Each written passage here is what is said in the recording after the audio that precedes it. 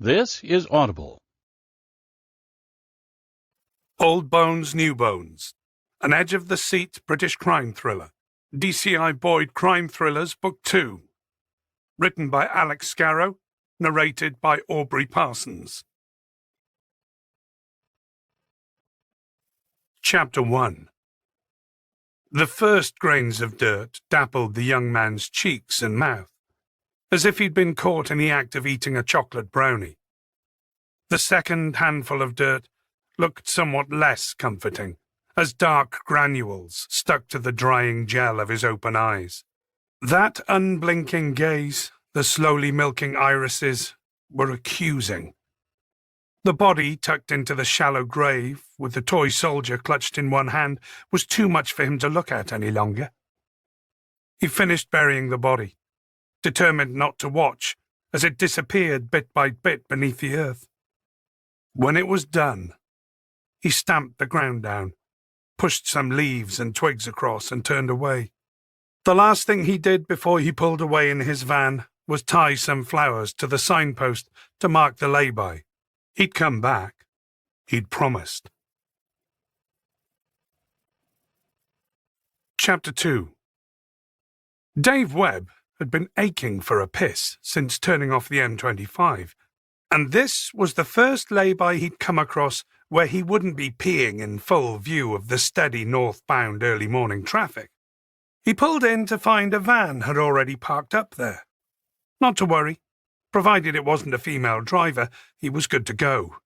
In fact, he'd reached the point of no return. He was going whatever. He jumped down from his truck in a hurry, raced across the overgrown picnic area, and charged into the scraggy patch of woodland beyond.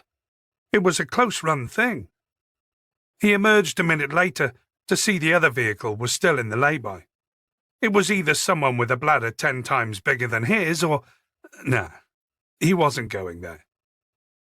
As he waded through the knee-high grass, he spotted the other driver coming out from the woodland ahead of him. Not striding out, zipping his flies or adjusting his belt, but taking slow as treacle backward steps away from the bushes and into the picnic area. "You all right, mate?" Webb called out. There was no response. The man looked as though he was in shock. "Mate, you okay?" This time the other guy reacted, jumped out of his skin, in fact. He turned to look at Webb, eyes out on stalks. "You okay?" Webb asked again. "What's up, mate? Seen a body?" he quipped. The man hesitated, then nodded. What?" "A body." He pointed at a dark space beneath some bushes. "You're shitting me." Webb strode forward, lifted up a low-hanging bough of a tree and shoved aside some stinging nettles. "Fuck me." He felt his legs shaking as he took in the unearthed human bones in front of him. He backed up, turning round to face the other driver, his eyes wide. "We need to call the police, mate." "What?" The man stared at him blankly, his eyes perfect O's in his chubby face. "Call it in?" Webb repeated, as he fumbled in his jeans for his phone. He pulled it out, and then tutted. "Shit. Shitty signal. You got a phone on you?" The other man shook his head. "No, it's in the van." "Well, let's get it and call. I gotta go," the man said, turning away from Webb and stumbling through the tall grass back towards his vehicle. "Mate," Webb shouted, "I think we're supposed to call the police and stay." "You fucking stay," the man replied. "I've got deliveries." Webb watched him pull the van door open. "Hey, mate!" The man flipped him a finger, turned the engine on, and ground the gears. Webb jumped back as the van lurched forward along the lay-by, hovering impatiently at the exit for a succession of trucks to pass before he had a safe enough gap to pull out. Wanker! Dave grabbed a quick snapshot on his phone of the van's rear number plate as he watched it recede southwards towards Hastings. Chapter 3. DCI Boyd watched Ozzy chase the sea away. The daft spaniel was convinced his ferocious barking was the one thing that was keeping that dangerous, big, frothy wet stuff from sliding all the way up the beach and devouring Hastings. He shook his head as Ozzy once again turned his back on the sea and sauntered up the beach with a cocky job-done swagger in his step, only to be doused from behind by another merciless wave. Boyd let his gaze rise up the gentle incline of the shingle beach to the old town. He had to admit this town was growing on him. It had been 3 months since the move, and their old place in London was starting to feel like someone else's past. He'd been to Hastings before, as a young boy on holiday. He had vacation memories of the place to compare with how it looked now. The seaside town was going through a personality change. In a way, much like Boyd, it was moving, through necessity, from one life into another. Hastings was trying to leave behind its slightly grubby, cheap-as-chips weekend B&B break reputation to become something more modern and hip. A budget Brighton, an easygoing Eastbourne. His pocket buzzed. He fished out his iPhone, then realised it was his police-issue phone that was ringing. Work, not Emma. He changed phones and saw DS Minter's name on the screen. Boyd recalled that Minter was on nights this week. It would be nearing the end of his shift right about now. He'd be getting ready to close down his computer and gather his jacket. Next, the crazy bastard would go and do an hour in the White Rock gym, then, and only then, head home to get his beauty sleep. Minter, said Boyd, not that it isn't great to hear your lovely Welsh singing voice, but can't this wait? I'll be in half an hour. Morning, boss. There's nothing lovelier than a Welsh accent to wake up to in the morning. Thing is, there's been a buried body discovered in a lay-by, and I thought I'd give you a heads up that it'll be waiting for you as soon as you clock on. What are we talking, old or new? Asked Boyd. Minter had his full attention now. Old bones, boss, up on the A21. The A21 was the main road that stretched from London to the south coast. It was an hour from one end to the other, provided you weren't caught behind a container truck or the interminable Sunday driver. How far up? 15 miles or so out of Hastings, up near Lamberhurst, where it goes dual carriageway for a bit, replied Minter. Okay, thanks. Anything else coming overnight? Apart from the usual pissheads? Nothing, said Minter.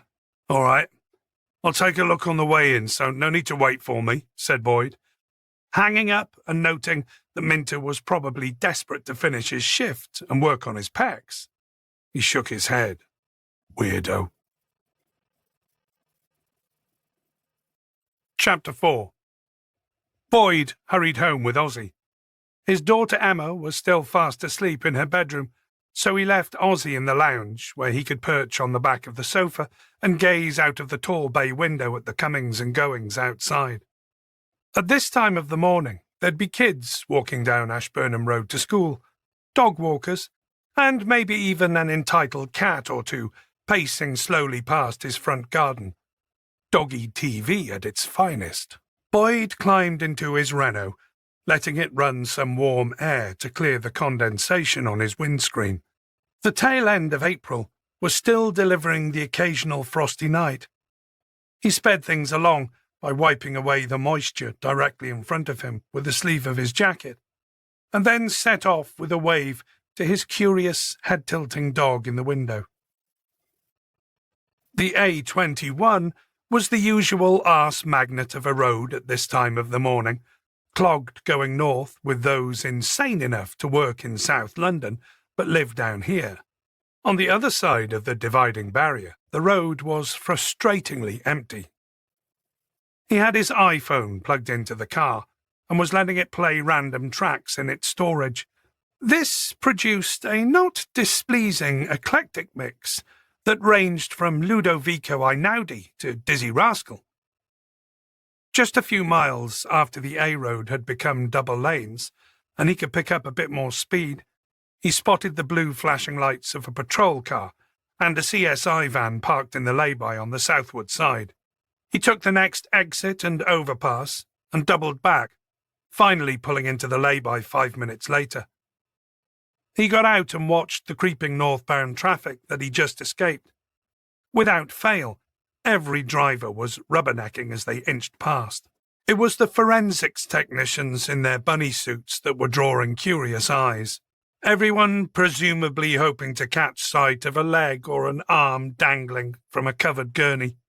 Glimpsing those inquisitive faces, he had an unwelcome flashback from little over 2 years ago.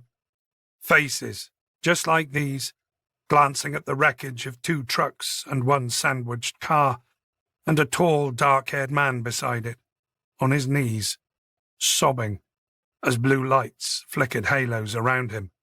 This morning's blue flicker was coming from a patrol car parked at the entrance to the lay-by, posted there to stop anyone southbound from pulling in to make use of it. Boyd flashed his warrant card at the traffic cop, then approached a stern-looking woman in a dark trouser suit who had a clipboard under one arm and a steaming thermos flask cap in the other. "Morning, Leslie," Boyd said to Leslie Poole, the crime scene manager. "Morning, sir." She handed him her clipboard. "Could you sign yourself in, please? I've just poured me tea." He scribbled his name, the date and time, below a short list of names. He could see Sully's name above his, and glanced over at the CSI van parked in front of a truck. He handed the clipboard back to her. "Where's the bloke who found it?" he asked. She nodded over towards the lay-by's overgrown picnic area. He could see a young female PC talking with a male civilian, the lorry driver, he guessed, and an older sergeant, who was nodding as they spoke. The sergeant spotted Boyd, left the PC to it, and wandered over. Boyd recognised his face, but couldn't for the life of him remember his name. "Just come on shift, sir?" the sergeant asked. Boyd nodded. "I've come straight from home, actually." "It's a very old body, sir." He pointed towards a row of bushes and stunted trees at the back of the picnic area. "I didn't think we needed to tape up an evidence perimeter over there." "Okay. Makes sense for now," Boyd said. He nodded at the sergeant, then headed towards the scene.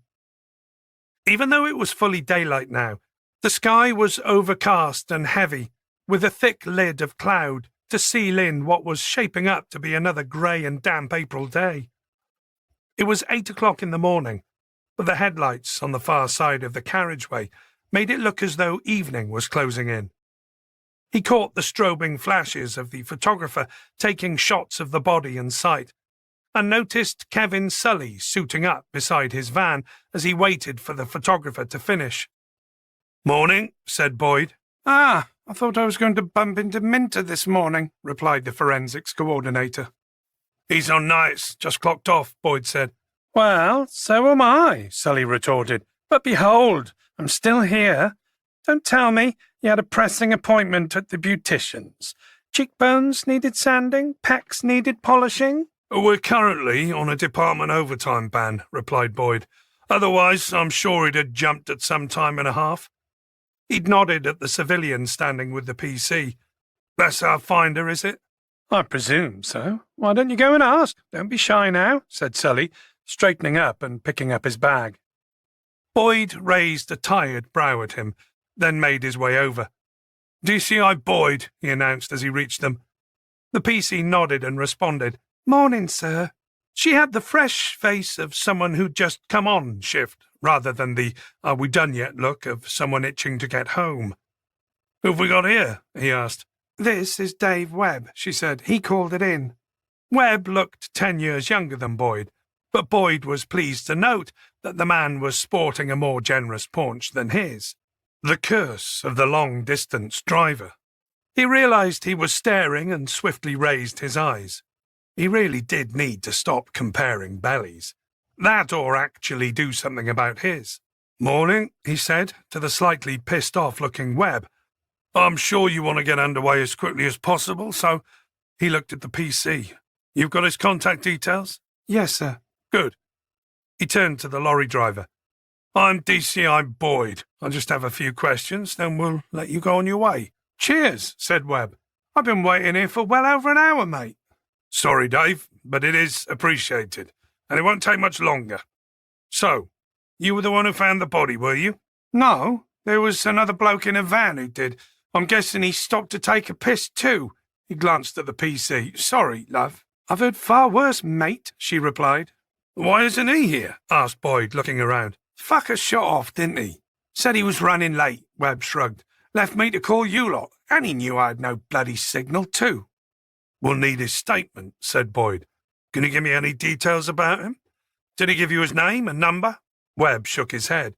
A description? Vehicle model, make? Boyd pressed. I can do better than that, mate, said Webb, grinning and pulling out his phone. Got his reg. Boyd squinted at the photo. Mind if I, he said, holding out his hand. The lorry driver handed over the phone, and Boyd spread his fingers to scale up the picture. Well played, Dave, he said, nodding. It's legible. Boyd returned the man's phone. Can you text that photo to this number? He asked, giving him one of his cards. Then can I go? Webb asked. I'm going to get in trouble, mate. Yep, then you can go, Boyd nodded. But we'll need you to drop into the station in the next few days to give us a formal statement. What? I'm heading to Kent tomorrow, said Webb, then France. That's okay. There's no big rush, Boyd said. Just some time in the next week is fine, when you're back. And thanks again. Webb huffed irritably. Right. Call me when you're coming in, Boyd said, indicating the card in Webb's hand. I'll have you in and out as quickly as possible. He watched as Webb turned and hurried back to his truck, then waded through the tall grass of the picnic area. He looked like the crime scene photographer had finished documenting the site. Sully was heading in Boyd's direction, with his bag of kits slung over one shoulder. They met beside the picnic table. The trees surrounding the site, stripped naked by the winter, were just beginning to bud. The bushes and brambles beneath looked like bundles of ochre razor wire. The only green came from the small clusters of eager nettles, looking to steal a lead heading into spring. How was our trucker? Asked Sully. A bit shaken, said Boyd, but keen to get on his way. Ah, well, maybe he did it, Sully whispered conspiratorially. Case solved. If only life were that simple, Boyd said with a sigh. Sully raised a hand at the photographer as he passed by. See you at Mally's Wednesday? Yeah, will do, the photographer called back over his shoulder. What's Mally's? Asked Boyd. It's a games bar, Sully replied. What, like a sports bar? Sully turned to look at him in mock horror. Board games, Boyd, please. You mean like Cluedo? Boyd grinned. Sully sighed and shook his head. Right, because we don't do enough of that all day long. You need to drag yourself out of the 70s, Boyd. Board games have moved on. Hungry hippos? Said Boyd, still grinning. Oh, good grief. You look as if you've spent a bit too long playing that one. No, chess is a board game, Boyd. That's what you play, is it? No, Sully said, slightly defensively. I played Dungeons and Dragons. Boyd tried to suppress a smile, with little success. Oh, smirk away. It's chess-like, strategic. It's complicated stuff, Sully huffed. Right. So not just grown men playing around with little action figures and weirdly shaped dice, then? Sully rolled his eyes. Whatever keeps you off the drugs and booze, eh? Boyd offered as an olive branch. He nodded at the area in the bushes that the photographer had been circling. Shall we? Chapter 5. The bones were located just beyond what would have once been the tamed grass around the two picnic tables with fixed benches. Through the bare branches, Boyd could see that the woodland went back about 30 feet to a barbed wire fence, with a farmer's field beyond, littered with crows hunting the fresh-turned soil for goodies. Their collective cawing was a continuous white noise, almost loud enough to rival the steady grumble of northbound traffic and the occasional whoosh of a lorry heading south. The picnic site had a forlorn feel to it, a mean-spirited little recess with knee-high grass that had rightly earned its place as a pee break for truckers and squalling kids, and little more. Anyone who'd pulled over here for a flask of tea and sandwiches, if anyone ever had, would have had little sunlight, little view, and little desire to linger. Sully stepped into the undergrowth, pushed aside a low, scratchy branch, and squatted down to get a closer view of the unearthed bones. Boyd remained standing where he was on the edge of the open picnic area, "Dem old bones," pronounced Sully, with an accent that Boyd had no chance of identifying. Not a pirate this time. Instead, something he presumed that was meant to sound like a grisly old Celtic soothsayer. Sully reached out with his gloved hands and lightly probed the loose soil, plant roots, and the bones that had half surfaced. Scratching around, he reminded Boyd of Gollum hunched over in his underground dwelling, surrounded by fish heads and hunting for his precious. Boyd gave him another minute or so before clearing his throat. "Well, what do the spirits tell you?" Sully sighed, clicked his tongue thoughtfully, then looked up.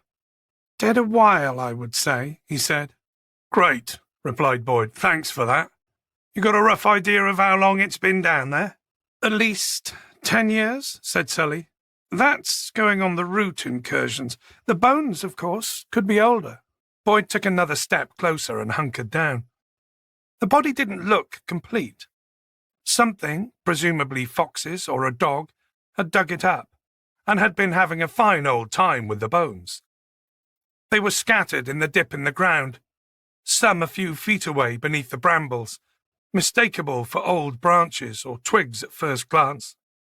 The ribcage, the skull, and the pelvis were the instantly recognizable pieces, and those had been kept together in the ditch, united and tangled up in the remaining dark threads of clothing. "Give me a ballpark, Sully. This century, last?" Sully had a pen in his hand that he was using to prod, poke, and lift pieces of the body. He pointed at the bottom of the skeletal remains. 1.5 legs were still in the ditch. The complete leg was bent at the knee and shrouded with a dark, wet, and threadbare material.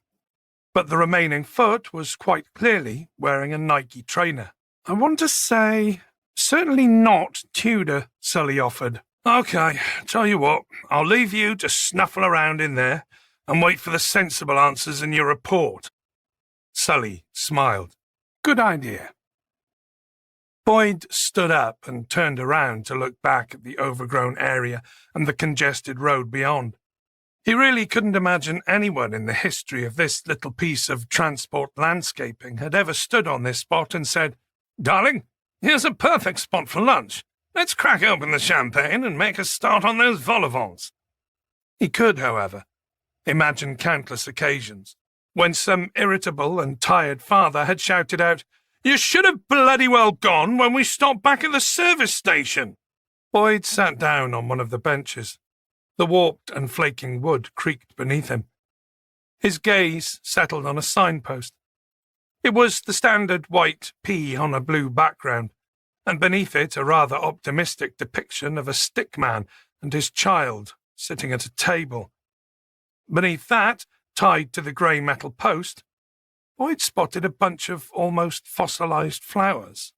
If it was possible, it made this slice of terra oblitus seem even more God-forsaken and melancholic. Roadside shrines.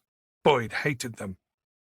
They broadcast a sense of aching loss, like forgotten radio beacons.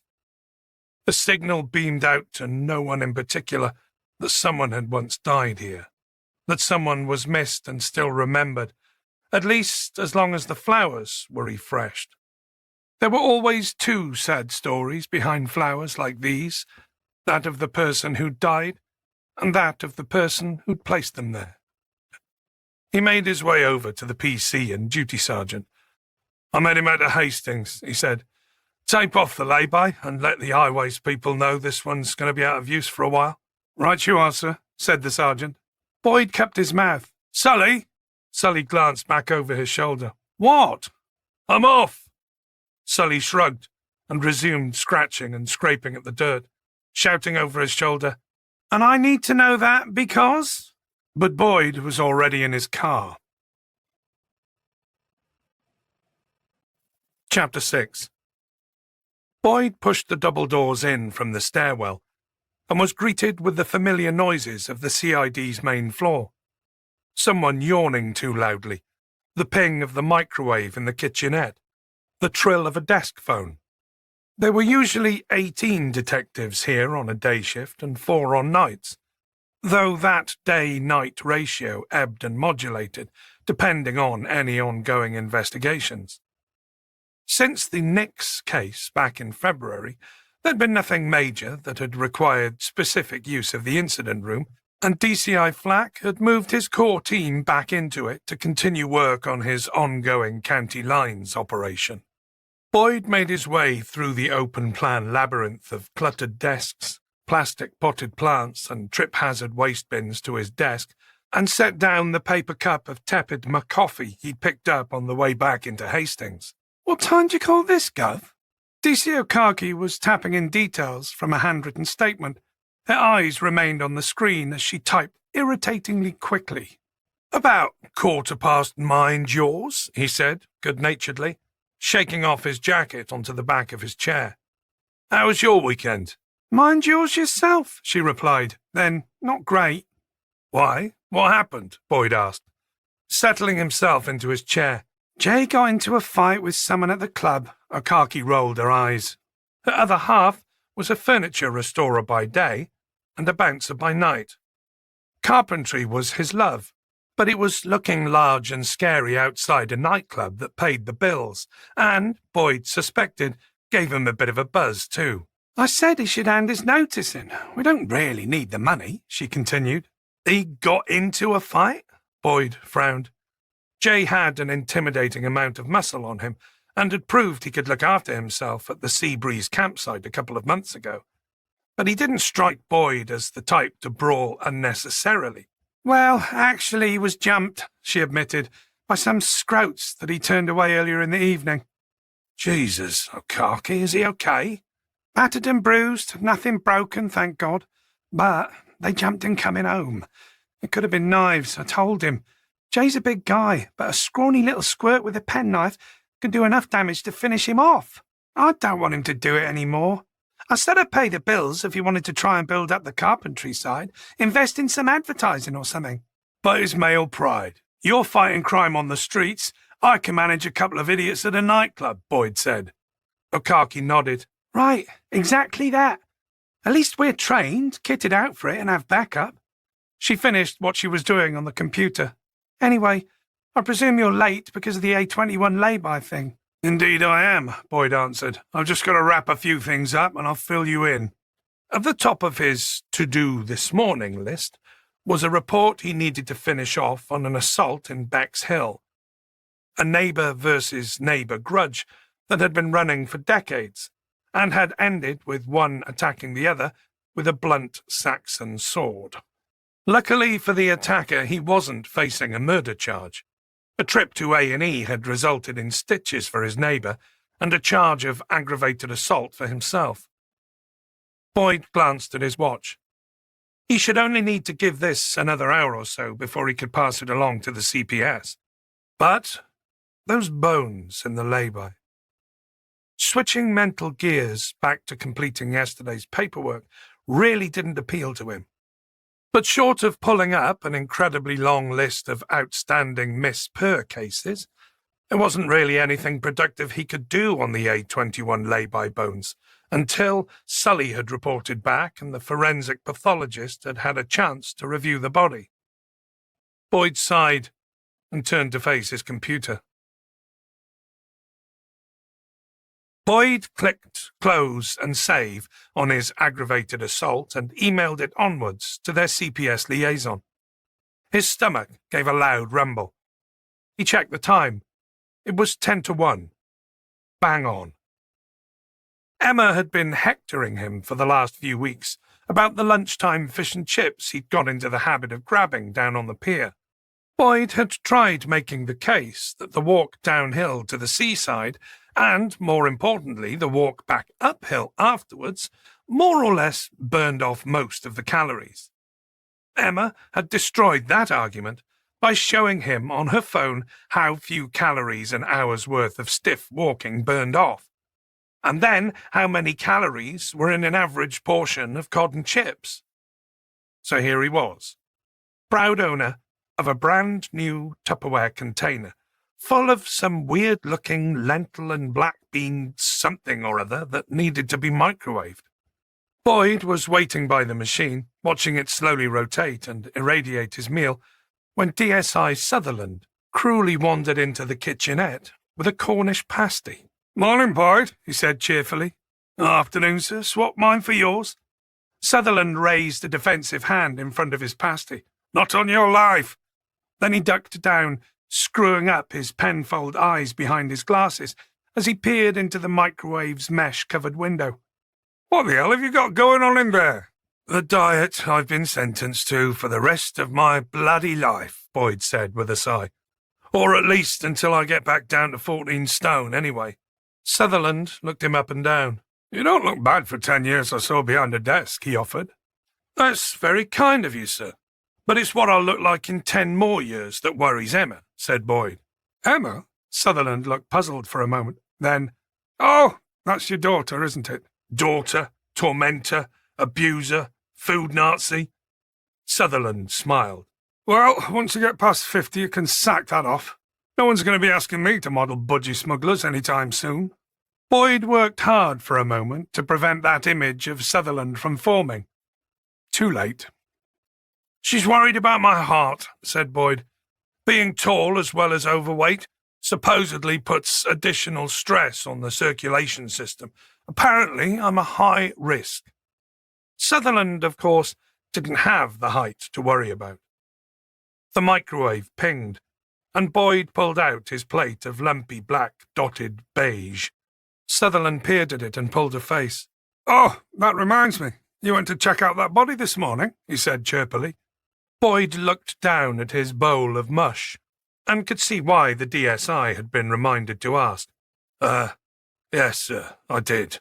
"And was it decomp old or bones old?" he asked, sliding his pasty onto a plate, then into Chef Mike. He tapped a few buttons, and the machine started whirring again. "Just bones, sir." "That'll be BBC South East tonight, I've no doubt. We'll have the Tyne team lot with their JCBs and jackhammers on that, I bet," Sutherland said. "Anything interesting?" "I'm waiting on Sully to get back to me. I suspect he's still out there playing archaeologist." "Do we know if it's male or female?" Sutherland asked. The clothes had just been dark shreds. There'd been no telltale clumps of scalp and hair on the skull.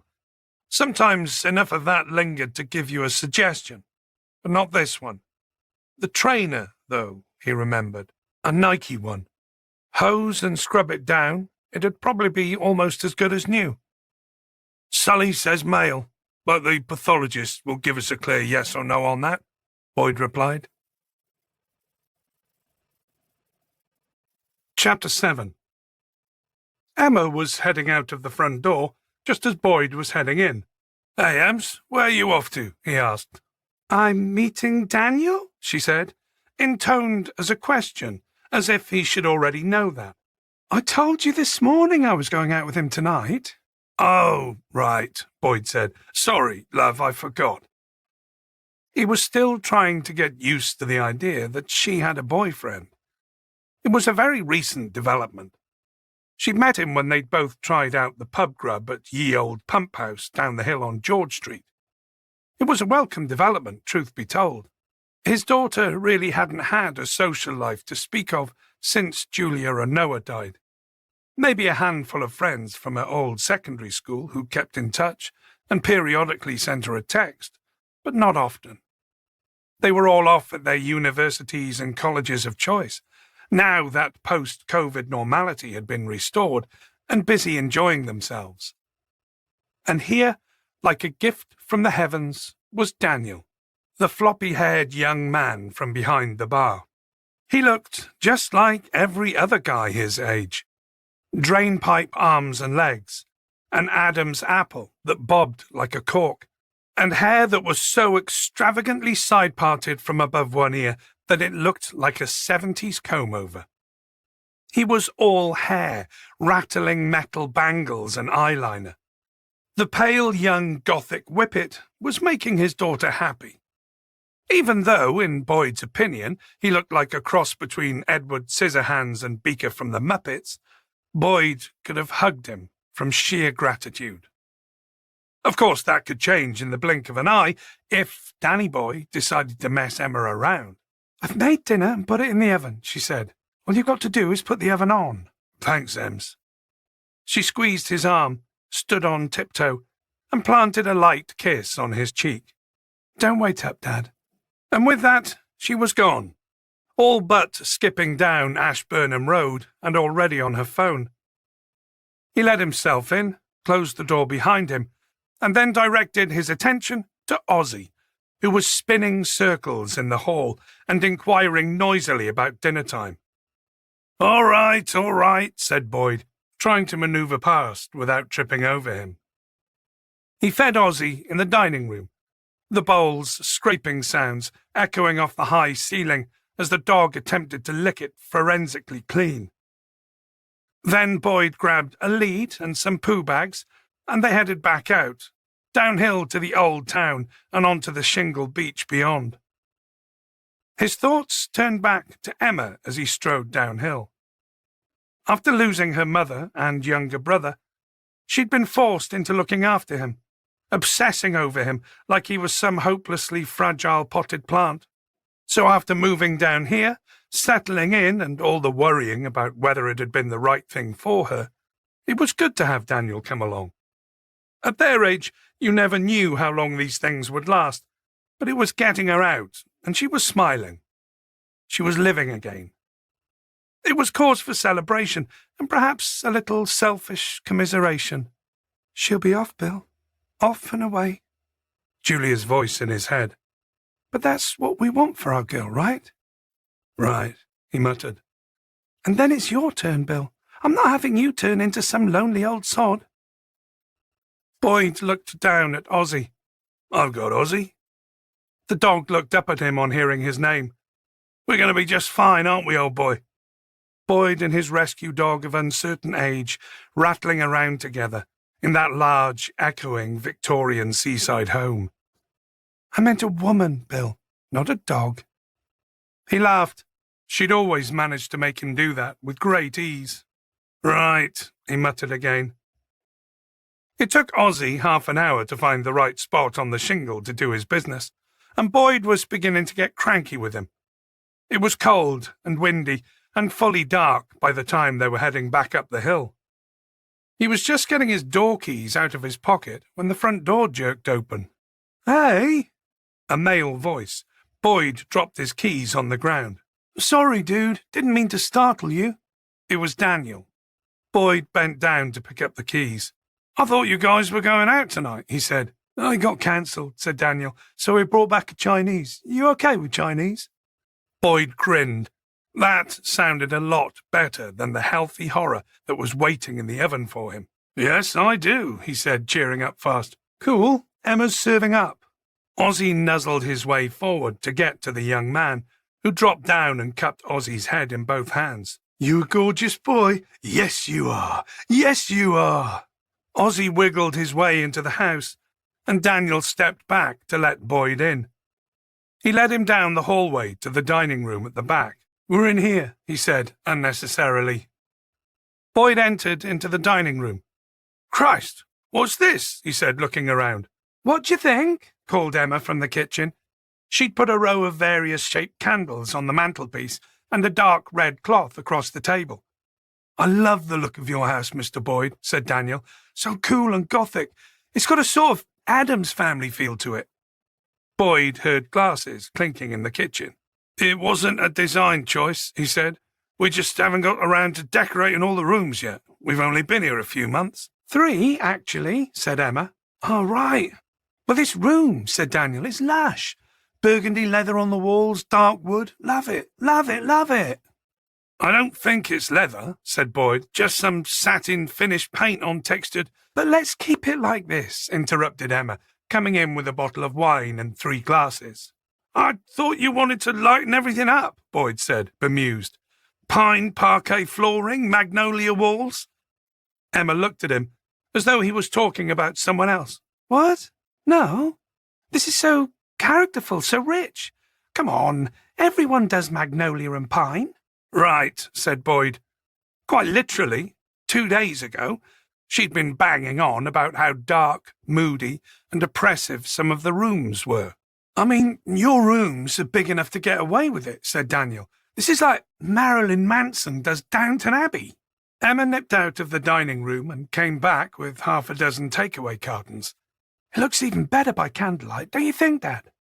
Boyd rewarded her with a heavy-lidded smile. Yes, you'd have to be crazy to want to splash boring magnolia over it all. She shot him a warning glance. Right. Then she smiled. I hope you don't mind I asked Dan back. Not at all. Good to have a chance to interview him, she cut in, a wry smile on her face. Meet him, said Boyd, taking his jacket off and hanging it over the back of his chair. Don't worry, I won't do a Jack Burns on you. Jack? Meet the parents, said Boyd. De Niro's character? Daniel shook his head. Sorry, not seen that one, Mr. Boyd. Boyd's fine, he said. That's what everyone calls me. Dad hates his first name, Bill. Daniel looked puzzled. Why? The Bill, said Emma, setting her plate down on the head of the table. Nickname for the police? Oh, right, yeah. Daniel nodded and laughed. And because people gravitate towards Billy, said Boyd. Billy Boyd sounds ridiculous. But it's William properly, right, on your birth certificate? Daniel asked. Yep, said Boyd. But 3 seconds after starting at work, I'd have been called Willie, and then it would have been an endless procession of knob gags. Even Mum used to call him Boyd. Only when she got really peed off with me, Ems. Oh, right, yeah, said Daniel. He suddenly looked awkward. Mr. Boyd, let me offer you my commis... Emma shook her head at him sharply. Daniel's mouth snapped shut. Wine? Offered Emma. They both nodded, and she poured a glass of red for all three of them. She got up. I'm just going to put some music on. She headed off down the hall to the lounge. Boyd could see the lad was squirming in his seat. I should tackle this now.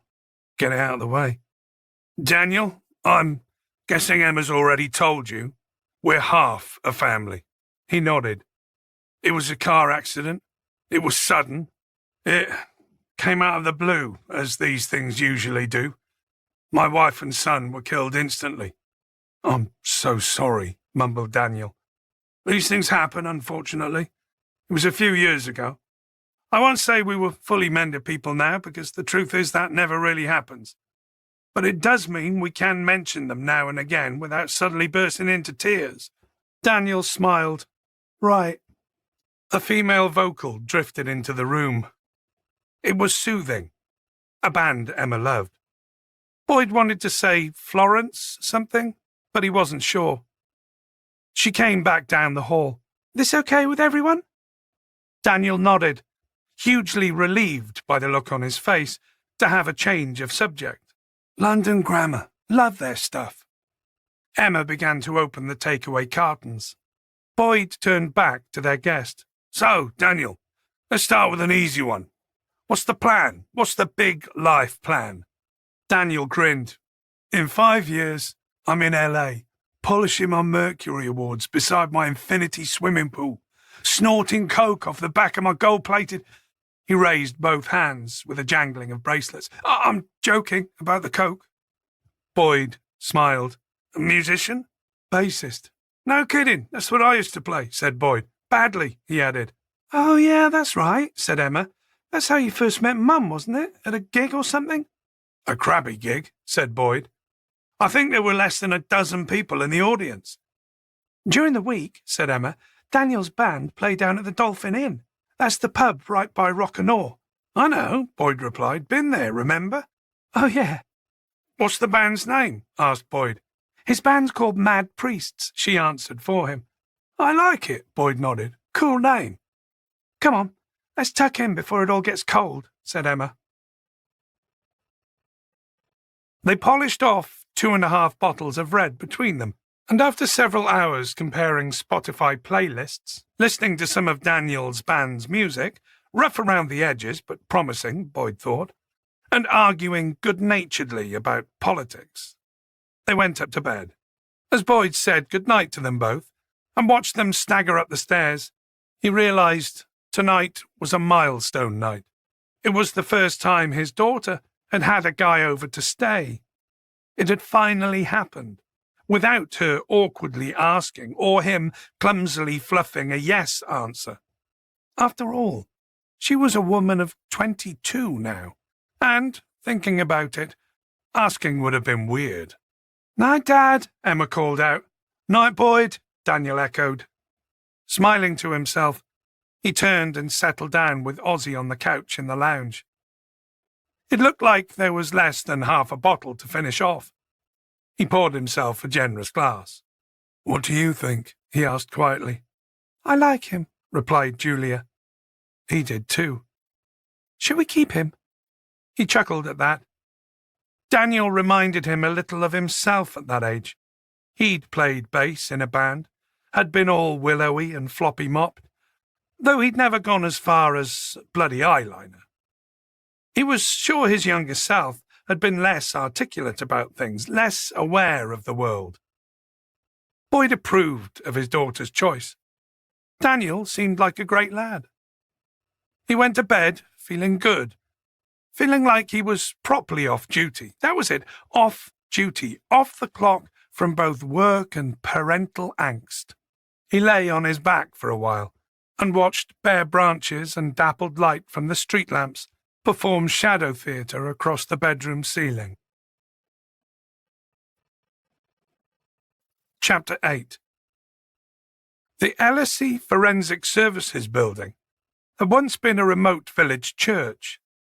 Its flint and clay walls featured tall, narrow stained glass windows, and what had once been the surrounding graveyard was now a gravel parking area and a well-kept corporate garden.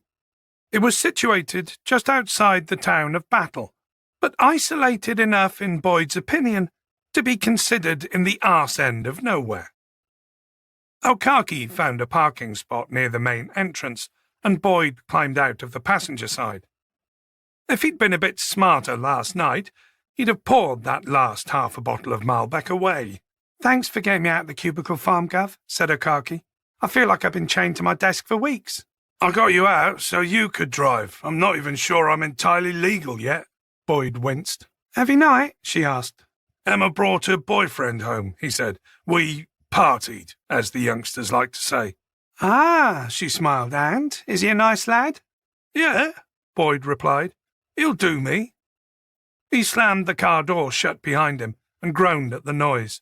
"Look, I'm not exactly match fit this morning." "You want me to take the lead?" she asked. "Yeah, I'm not great with cadavers on the slab." He had a flashback to the previous night's barbecue ribs in hoisin sauce. "It's probably better if I stand back a bit today." He pushed the glass door open for Okaki, and she smirked at him as she stepped past him into the reception foyer. The receptionist, a young man in a casual checked and collared shirt, looked up from his tablet. "Good morning. Can I help you?" he inquired. Boyd rested his elbows on the marble counter.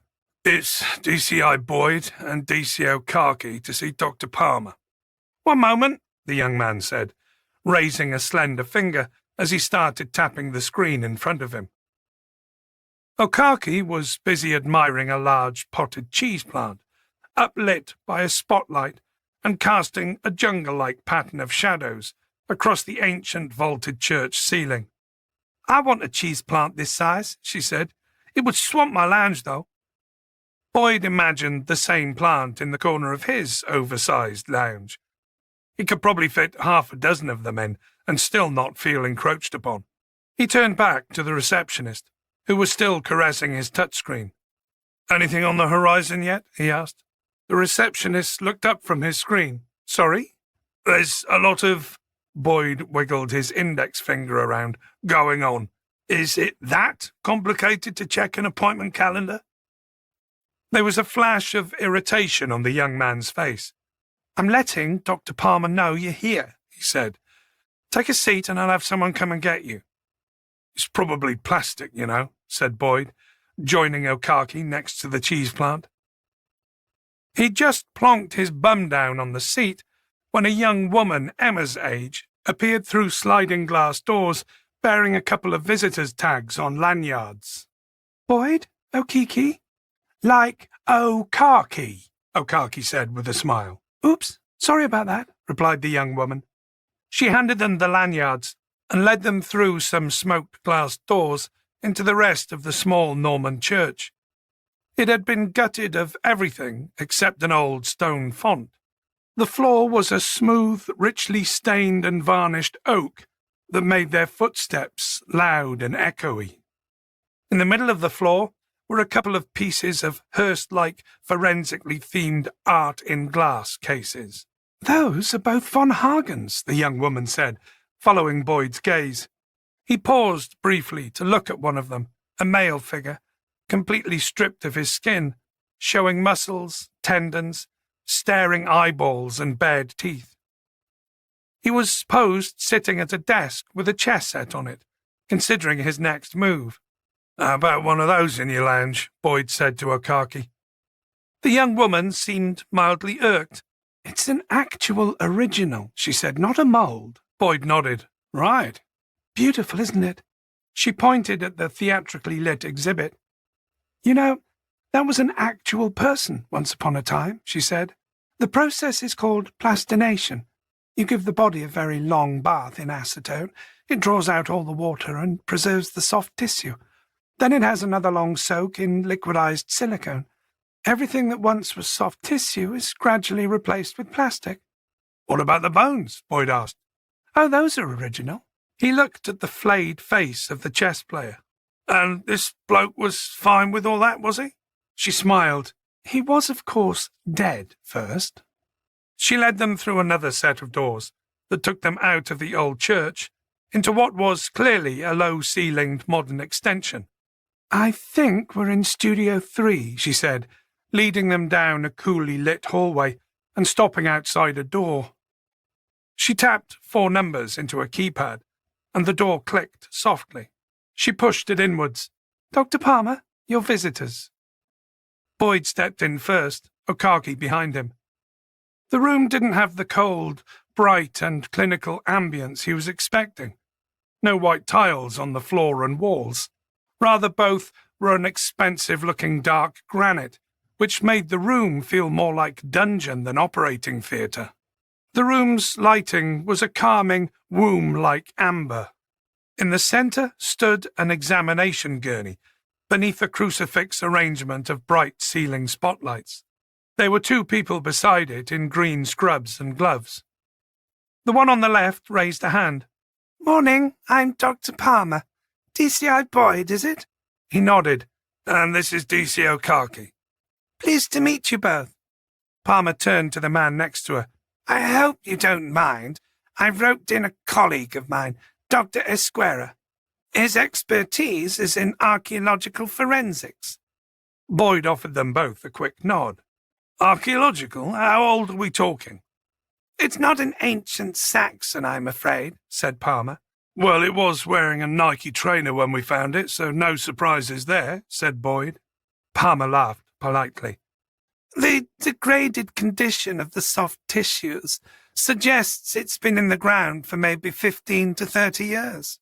"Is it male or female?" Okaki asked. "Male," said Palmer. "Adult, but young. Almost certainly between 17 and 20.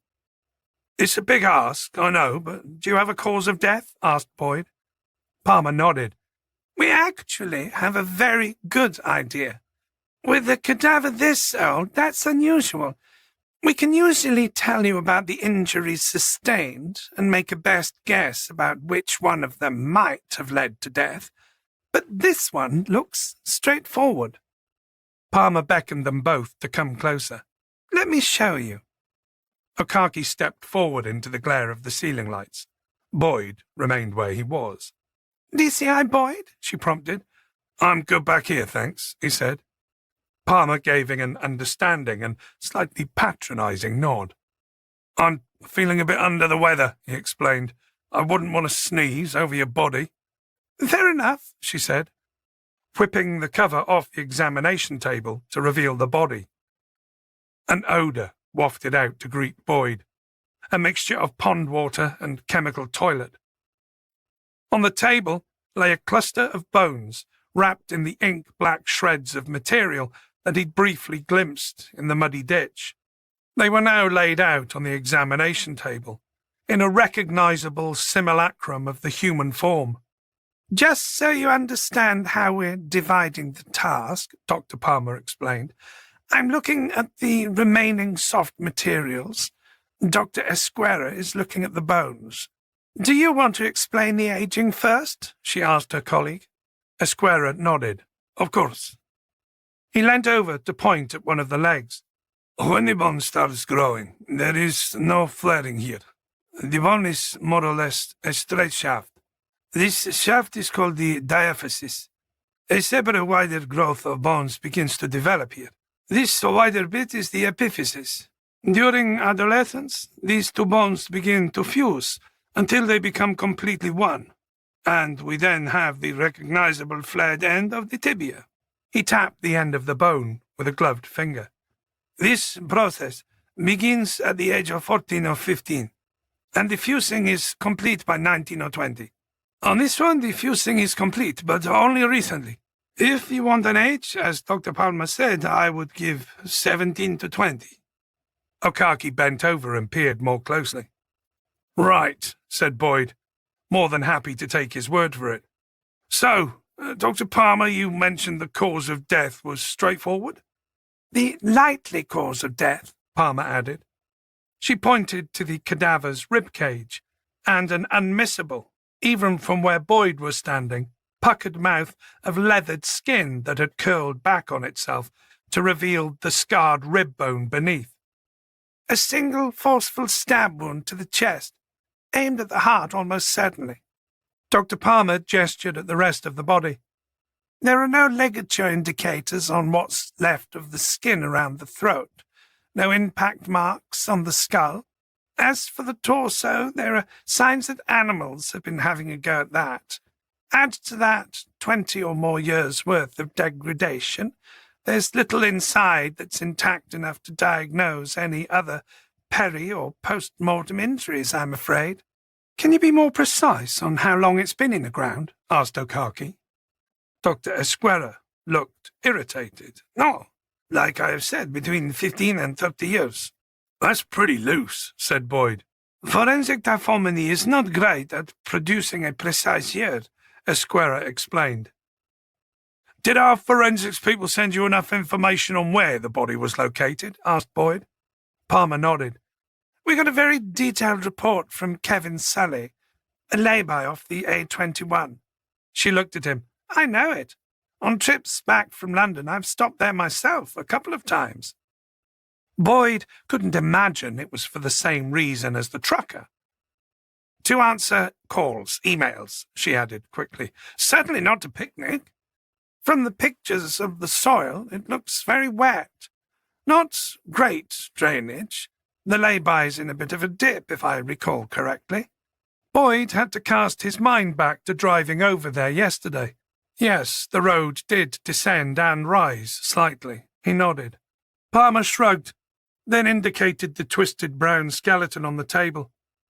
20 years, give or take 5 either side, is as precise as I can get with what we have. Carlos? Yes, I would agree with that, he said. Boyd clapped his hands together. Well, that's a bit better. Well, I'm afraid we're not going to get a lot more from these bones. Palmer gestured at a collection of sealed evidence bags on a table nearby. We're more likely to have luck with those items. What's over there? Okaki asked, wandering over.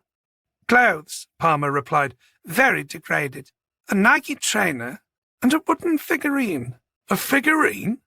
Boyd moved to join Okaki at the table. Yes, Palmer confirmed. It looks carved.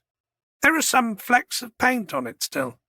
It looks a little like a chess piece. Chapter 9. Boyd placed the evidence bags carefully on the back seat, and then plugged in his seatbelt as Okaki started up the car. The noise spooked about a dozen rabbits that had been masquerading as molehills on the beautifully tended lawn outside the church facade of the EFS building. They scarpered en masse for the trees. How you feeling, Gov? Okaki asked as she pulled away. Rough but functional, he muttered. Getting outside and away from the smell of formaldehyde without running out early was a merciful win. With hindsight, he probably could have stepped forward with Okaki and been fine. "So, dead 15 to 25 years ago," said Okaki. "We're talking, what, mid to late 90s? "Jesus, that's going back a bit," Boyd said. He tried to think of some cultural markers. "Back in the time of Shrek and the Spice Girls." "Yes, that's the end of the 90s, said Okaki. She shrugged a little guiltily. "And yes, I was a little Spice Girls fan." He shook his head. Where had the time gone? "You getting all nostalgic?" asked Okaki, smiling. He grinned sheepishly. "I was, actually. I was trying to recall what it was like back then. It was all Cool Britannia and Millennium Bugs. Emma was only a thought. Jules and me were living in a flat in Hammersmith. What about you?" "I was 12, 13, totally loving Scary Spice's attitude." He laughed. "Do you remember Furbies?" she asked. "I remember the fight my parents had to get me one for Christmas." "Christ, yeah. The stuff of nightmares. Whoever thought a chirping, hairy dwarf bird with staring, homicidal eyes would be a great idea?" He snorted. "There were punch-ups over those, and now they populate landfill sites across the world." "You're kidding," said Okaki. "They populate eBay as collector's items, more like." She turned out of the grounds of LSE Forensic Services and onto a country lane. "So," Boyd recapped, "we got a male, 19 to 21, buried 20-odd years ago. What else do we know?" "Well, there's the wood figurine," said Okaki. "Is that going to help us, do you think?" He shrugged. "Perhaps it could be symbolic. Has to be important, right, for the killer to make sure it was buried with him." "Some kind of ritualistic thing?" she asked. "What, like some kind of voodoo doll?" Boyd shook his head. "I was going to say Christ on a cross, perhaps." He nodded. "Could be. Or it could be something belonging to the boy." "Do you think the killer would care?" she asked. "Maybe. Some sort of guilt reflex. Could even be remorse." They were quiet for a while, both of them running scenarios through in their heads. Okaki finally turned to look at him. "Okay, so someone knocked the boy down on the A21. And then, having run him over, they stabbed him to death?" Boyd raised a brow. "Stranger things have happened. Could have been a mercy killing. The boy was in agony and dying. He ended it quickly." "Eyes on the road, please, Okaki," he warned. She returned her full attention to the road as they approached a blind corner. "And the figurine?" he asked. "I'll try," she said, shrugging. They lapsed back into silence, both lost in their thoughts. It was after lunch, another microwaved Tupperware container full of some healthy lentil-based gloop that Emma had prepped for him, when Sutherland, responding to an earlier email, invited Boyd to his office for a chat. Boyd knocked on the office door, and Sutherland eagerly waved him in. "Take a seat," he said. Boyd pulled a chair out in front of Sutherland's cluttered desk and sat down. "So, let's start with the cause of death. A single stab wound to the chest. But it's an old body, almost completely skeletal. Whatever happened 2 decades ago. There's a clear knife mark on 2 of the ribs." Sutherland steepled his hands together, elbows on the desk. "How sure was the EFS pathologist about the age of the body?" "There were 2 of them, sir.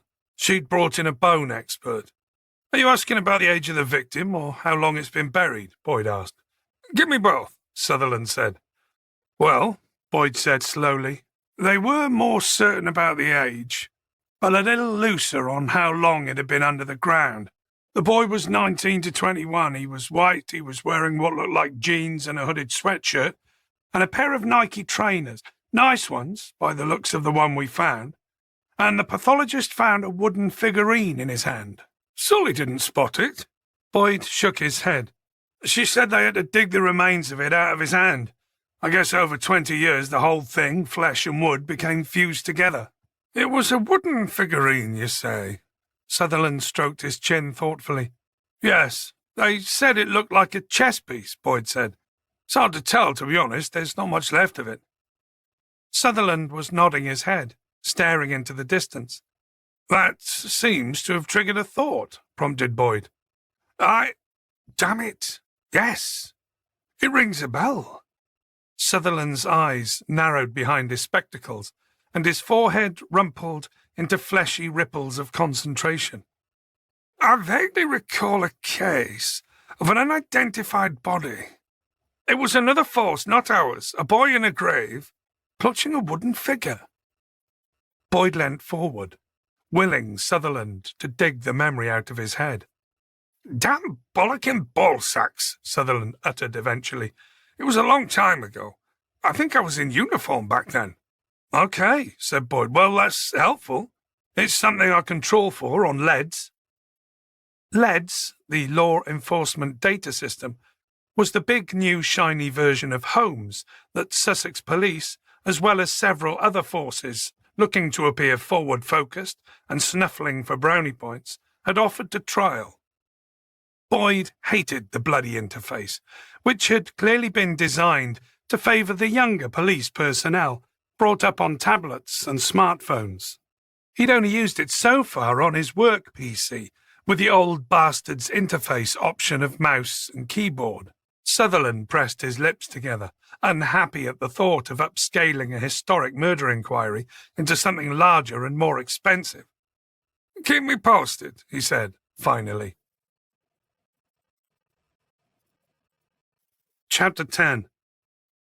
Boyd sat down at his desk, cracked his knuckles, and prepared to spend the afternoon wrestling with LEDs. The problem that came with software that prided itself on sophistication was the complicated options hidden behind meaningless icons and nested drop-down menus. However, he figured if he could navigate a Sky Plus settings menu, which was no mean feat these days, he surely had a fighting chance of sniffing out some of the more basic search functions. By about 3 in the afternoon, and after a long fight, he'd negotiated an agreement with the system that had it quivering, unhappily, on the very limit of his keyword inquiry budget. The keywords themselves were bundled along with a tick list of filters that included all the usual things: demographics like age, race, gender, location, nationality, and the typical MO indicators of manner of death, post-mortem tampering, and body disposal method. Boyd gave the search a broad canvas, 1995 to the present, which LEDs raised a metaphorical brow at. With a caution from the system that he was being a somewhat greedy bastard with computer bandwidth, he clicked on the search button and went to grab himself a coffee up in the canteen on the top floor. The canteen was pleasantly quiet. It was one of the few lull moments between shift ends and shift starts. He saw Warren waiting to be served at the counter and walked over to join him. "What are you getting?" Boyd asked. Warren glanced around at him. "All right, sir. Well, I realised I had need of a bacon sandwich." Boyd looked at his watch. "At this time? Your mum won't be pleased with you. Not if you can't eat her dinner." Warren opened and closed his mouth a couple of times, unsure how to respond. "Sorry, Warren, I'm yanking your chain. Ignore me," Boyd said, grinning. "Oh, right. Thanks for that, sir." "Look, I'll shout your sandwich for you. It's the least I can do," Boyd said, feeling a little guilty. "So I'm glad I bumped into you here. I've got a job for you before you clock off today." He dug out his phone and pulled up the photograph that Dave Webb had sent him. He zoomed in on the registration number. "Reckon you can run that through AMPR and get me the name of the owner?" Warren nodded, pulled a pen out of his jacket, and scribbled the number on the back of his hand. "Is it important, sir?" he asked. "Sort of. Could be. He's the bloke who found the body in the lay-by this morning and then buggered off, leaving it to someone else to call it in. I want to question him," Boyd said. "If I get the details, you want me to invite him in for you?" Warren offered. "Yeah, if you can get him to come in tomorrow, that'll be awesome. Then I can give him the bollocking he deserves." "Maybe he had another body in his van?" said Warren. "Let's not jump." It took Boyd a moment or two to realise Warren had said that with a glint in his eye. "Just jerking your chain, sir," he said, smirking. "Got a moment?" asked Boyd. Sutherland waved him in and clicked his mouse to close something down on the screen. Boyd was almost certain he'd had a game of solitaire up. "What is it?" "I've got 2 hits. One, an unidentified teenage male body found in North Wales. He was also buried in a lay-by. The words carved figure turned up in the scene of crime report. It was found along with the body, but not held in the hand." "When was that?" 2001. "And how old was the victim?" "Around 16. "All right. And the other hit?" Boyd had actually vaguely recalled the name when he'd seen it on the screen. "A Leon Martin. He was the suspected killer in the case above. But the evidence was all circumstantial, though the timing was spot on." Sutherland seemed to sit to attention at the mention of Leon Martin. "Ah! I know that name, I know that!" he exclaimed. Boyd continued. "I pulled up a potted case synopsis. The Sun dubbed him the Ken Doll Killer. I've put in a case file release request to the Cheshire Constabulary." Sutherland let out a wheeze of relief. "That's it, I remember. He got that nickname when the police inspected his house. They discovered he posed the bodies in his house like dolls. Then he'd taken photos of them." Boyd remembered the case too. It had been back in 2001 when he'd been a lowly PC. "What was all the posing and the photographing all about?" Sutherland grimaced. "Who knows why these weirdos do what they do? Gratification, attention. He wasn't in the headlines for long enough, though, because of the whole 9/11 thing. They found his vehicle parked conveniently by a cliff in the north of Wales, if I remember rightly," Sutherland continued. "There were a few of his belongings inside. He supposedly threw himself into the Irish Sea." "Are you not convinced by that?" Boyd said. Sutherland shrugged. "If I recall, the consensus in the media was that it looked too staged." Boyd nodded. He hadn't been as news-focused back then. He'd been a young man, training on the job, and recently married to Julia, and a new dad on top of that. His nose had been stuck in various Blackstone manuals, trying hard to make the police thing work, because, well, he had responsibilities. Sutherland shuffled the papers on his desk. "The Cheshire Constabulary weren't that convinced by the staged exit either. It was all too convenient." He looked at Boyd. "Why did the inquiry flag up the Ken Doll Killer?" "It was a hit on the term carved figure. I've only got 2 excerpt sentences from the case file. One is a listing of contents in a room, and the other is a reference to one of the killer's photographs of his victims. But his victims also match the profiles of our case and the other one, don't they?" Sutherland nodded. "Young lads." "Right." "Right. Well, I suppose you better get on and acquaint yourself with that case file, Boyd." Chapter 11. "Hello, Gov?" Boyd looked up from the case file and saw a khaki standing over his desk. She had a coat over one arm. "You look like you're a million miles away there." "Yeah, just having a look through this file," he said absently, eyes firmly fixed on the multiple printed sheets in front of him. "A few of us are heading down to the pub for a pint," Akaki said, noting that Boyd was still looking a bit spaced out. "A pub on the pier?" she added. "You want to come along?" Boyd checked his watch. It was gone 5:30. The rest of the afternoon had just slipped away from him. "1 pint won't hurt, I suppose," he said, shuffling the papers back inside their folder. 10 minutes later, she'd managed to round up those who were coming and herd them out of the building, down the hill to the White Rock Theatre, and across Verulam Place onto Hastings Pier. They were 8 in total, spread out in chatting, smoking, vaping pairs, with Boyd and Okaki bringing up the rear as they made their way across the decking towards the Beer Garden pub, situated halfway down the pier. "How's the case file reading going?" she asked. "You're too young to remember the Ken Doll Killer, aren't you? It was back in 2001. You'd have been how old?" He glanced across at her. She shook her head. 2001? So I'd have been 14, 15, busy reading Harry Potter. He laughed. "Right. And that's definitely our man, is it?" Boyd nodded. "I think so. It's looking that way." "So what's with the name, the Ken Doll Killer?" she asked. The police found photographs of his victims collected in albums at his farmhouse. He'd posed their dead bodies to look as though they were still alive, playing games, watching TV, that sort of thing. Boyd grimaced. Can't say I've ever seen anything like it before. Okaki pulled a face. Does this weirdo have a name? Leon David Martin, said Boyd. And is he interviewable? No, he's dead. Boyd looked at her. He threw himself off a cliff in North Wales. His body was never recovered. The police at the time were suspicious that it might have been staged, but that was over 20 years ago.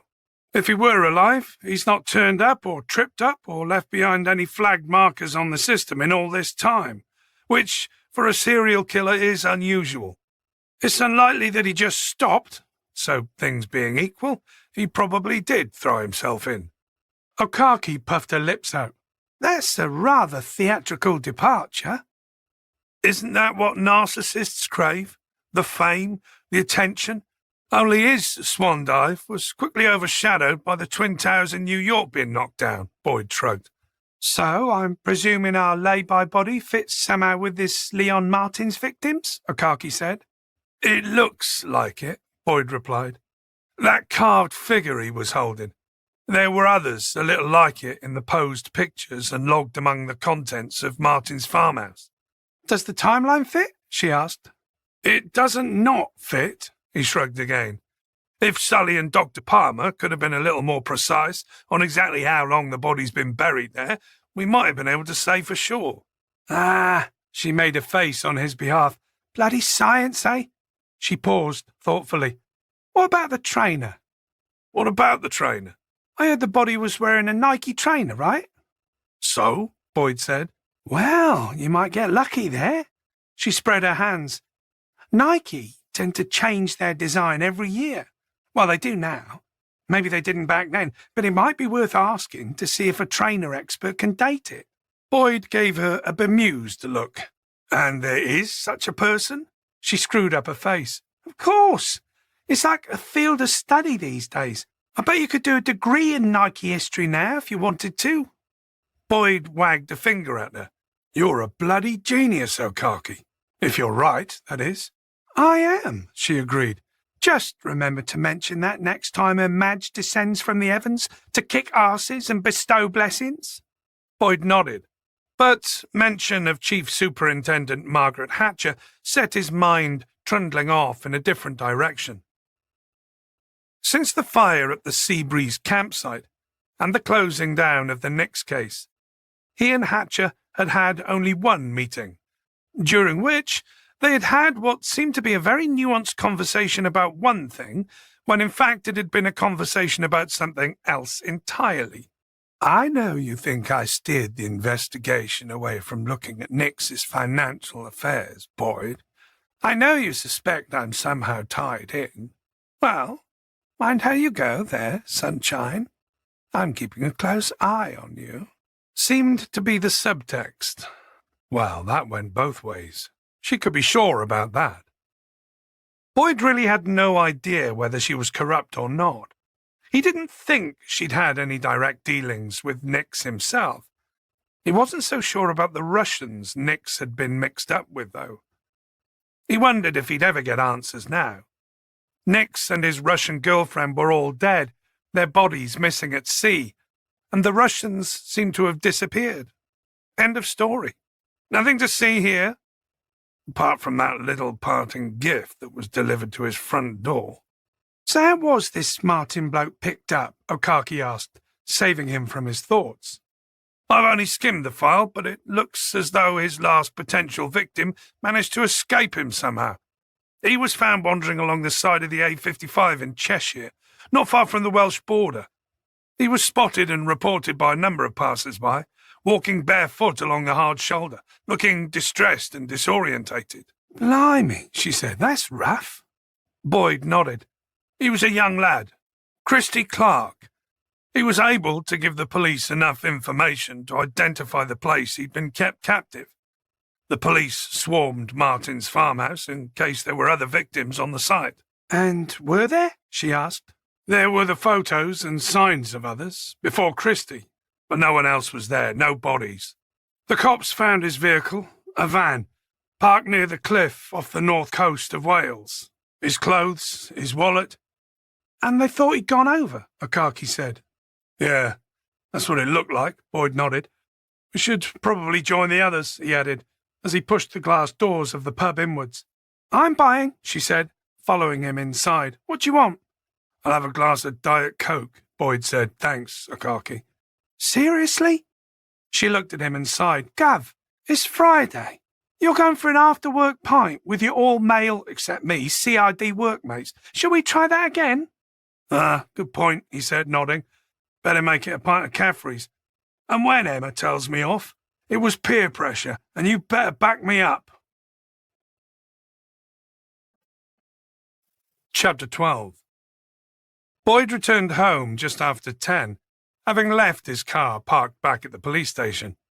He'd have to sodding well walk to work tomorrow morning. 1 pint of Caffrey's had become 2 that became 3. He had an unread text from Emma. She was out with Daniel again, who had a gig. The text said, Don't wait up. He reheated the meal that Emma had made the previous night and let Ozzy out into the overgrown back garden to do his business. Boyd regarded the scruffy, gone-to-wild garden. That was another job on his to-do list. The previous owners hadn't touched it in years, by the look of it.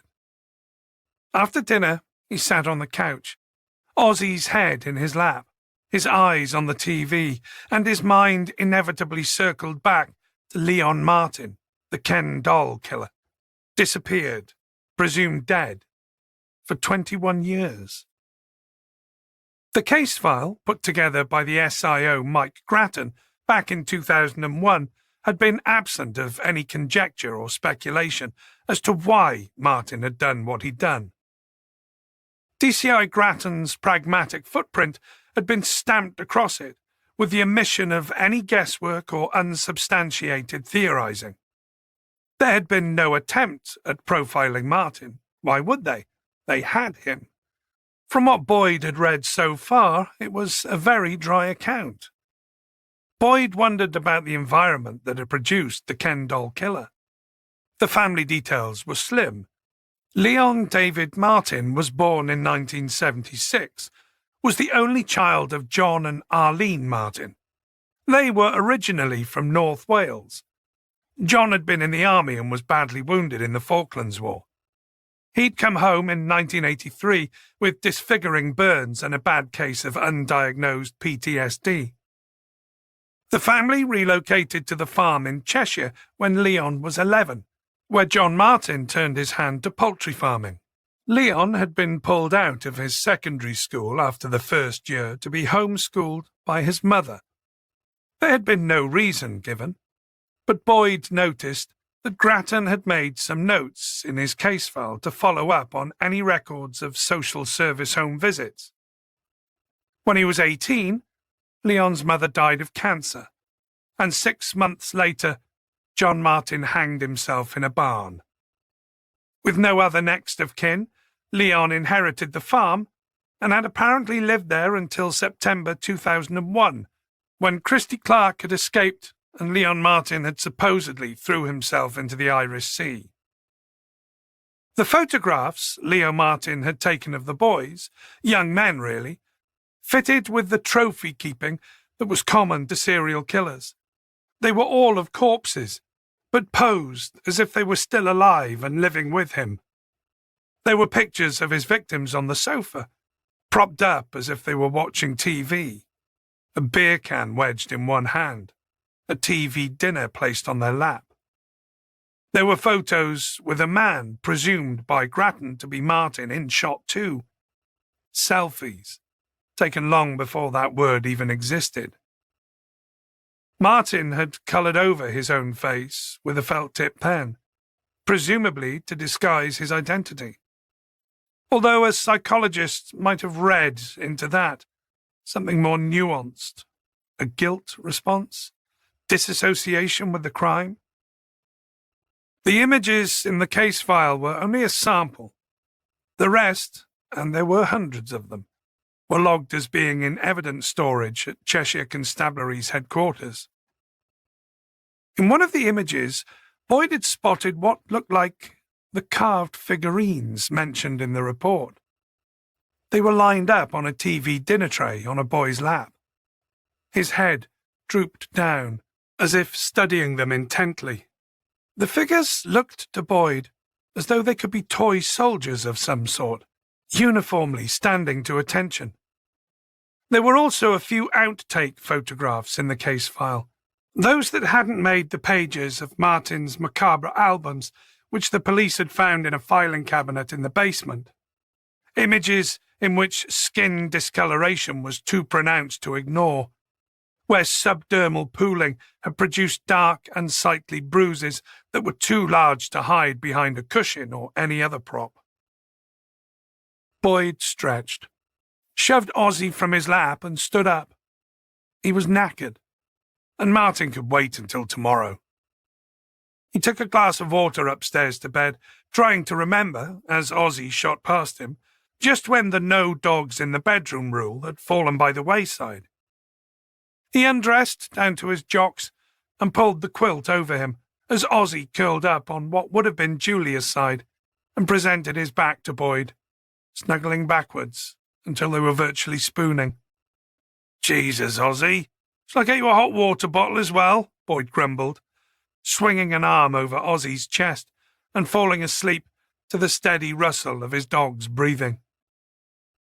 As he drifted off, he wondered whether the boy from the A21 lay-by had been in one of those photographs, and whether the little nub of rotten wood excavated from the tattered remnants of leathered flesh of the fist had been one of those figurines sitting on the TV tray. Chapter 13. "Mullen's waiting for you," said D.S. Minter, "and he's majorly pissed off we made him come all this way to give a statement." "Well, he shouldn't have buggered off when he was supposed to stay put," muttered Boyd. "All right, which room's he in?" "Interview room 3. "Have fun, boss." Minter carried on down the corridor, jacket slung over one shoulder. "What's his full name again?" called out Boyd. "David Mullen," Minter called back.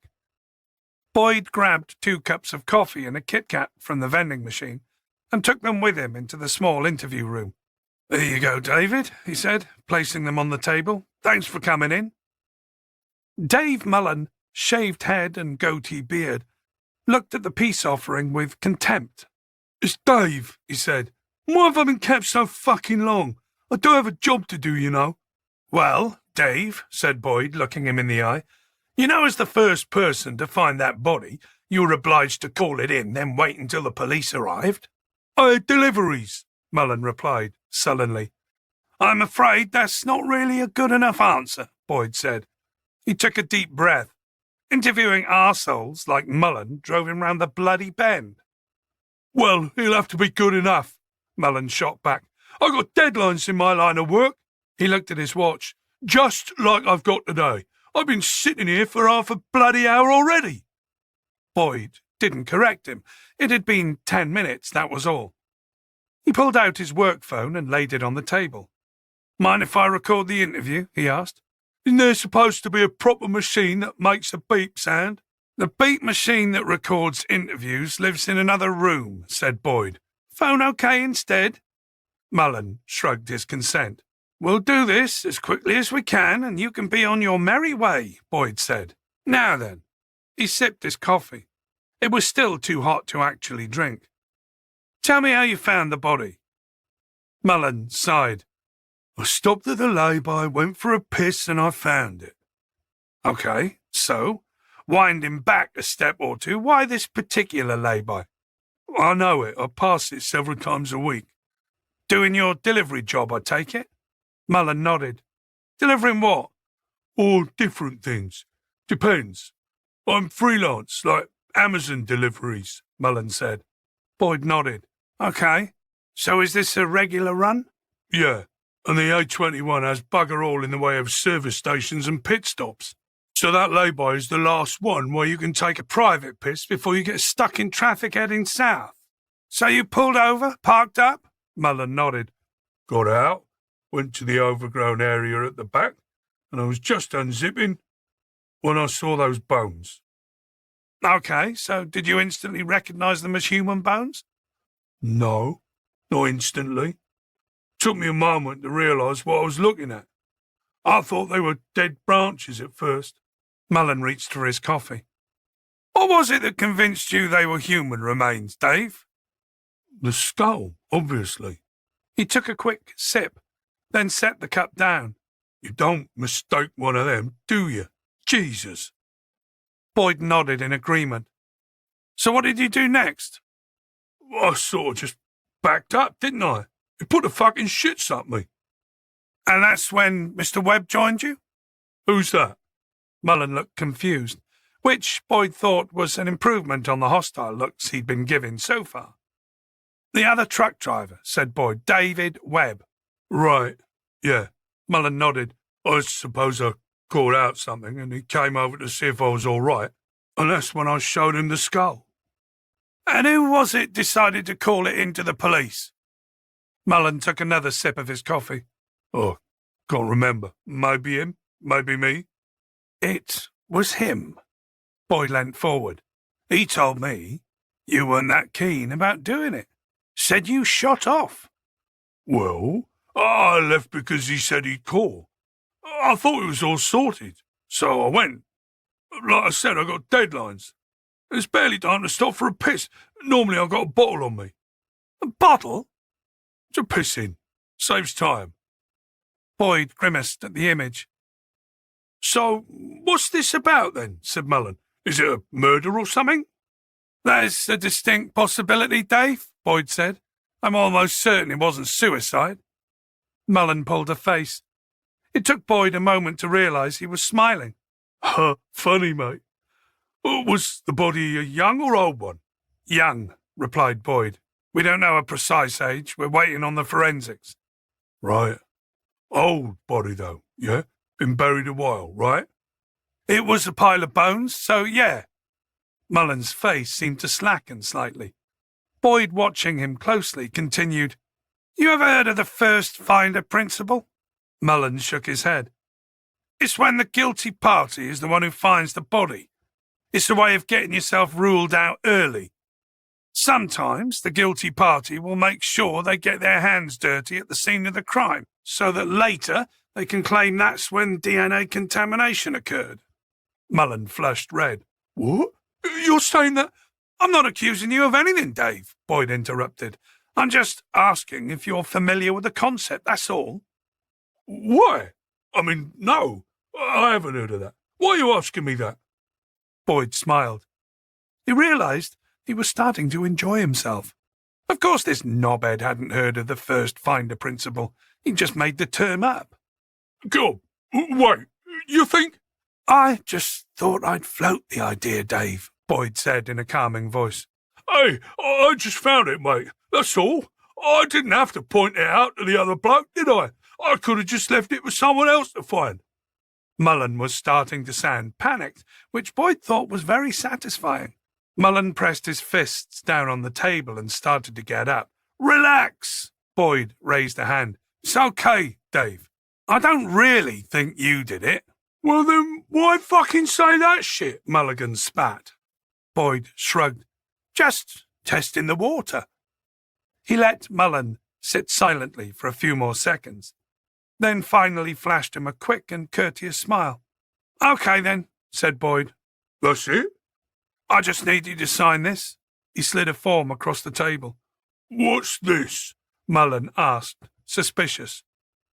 Your permission for us to transcribe the interview, and that you're aware the interview was recorded. Boyd pointed to where he needed to sign. Sign there, date there, and name in blocks there. Mullen did his bit, then pushed the form back across the table. And for your troubles, Dave, here's a free Kit Kat, courtesy of Sussex Police. Boyd walked him out of CID and pointed him towards the stairwell that headed down to reception. He handed Mullen a business card with his number on it. Call me if you can think of anything else that might be helpful, okay? Yeah, right, replied Mullen, tossing the card over his shoulder. Boyd watched Mullen descend the stairs before turning back through the double doors and into the muted hubbub of the CID floor. He just sat down when his work phone buzzed on the desk beside him. It was an unknown number. "DCI Boyd," he answered. "It's Dave." Boyd wondered whether the miserable bugger had left something in the interview room.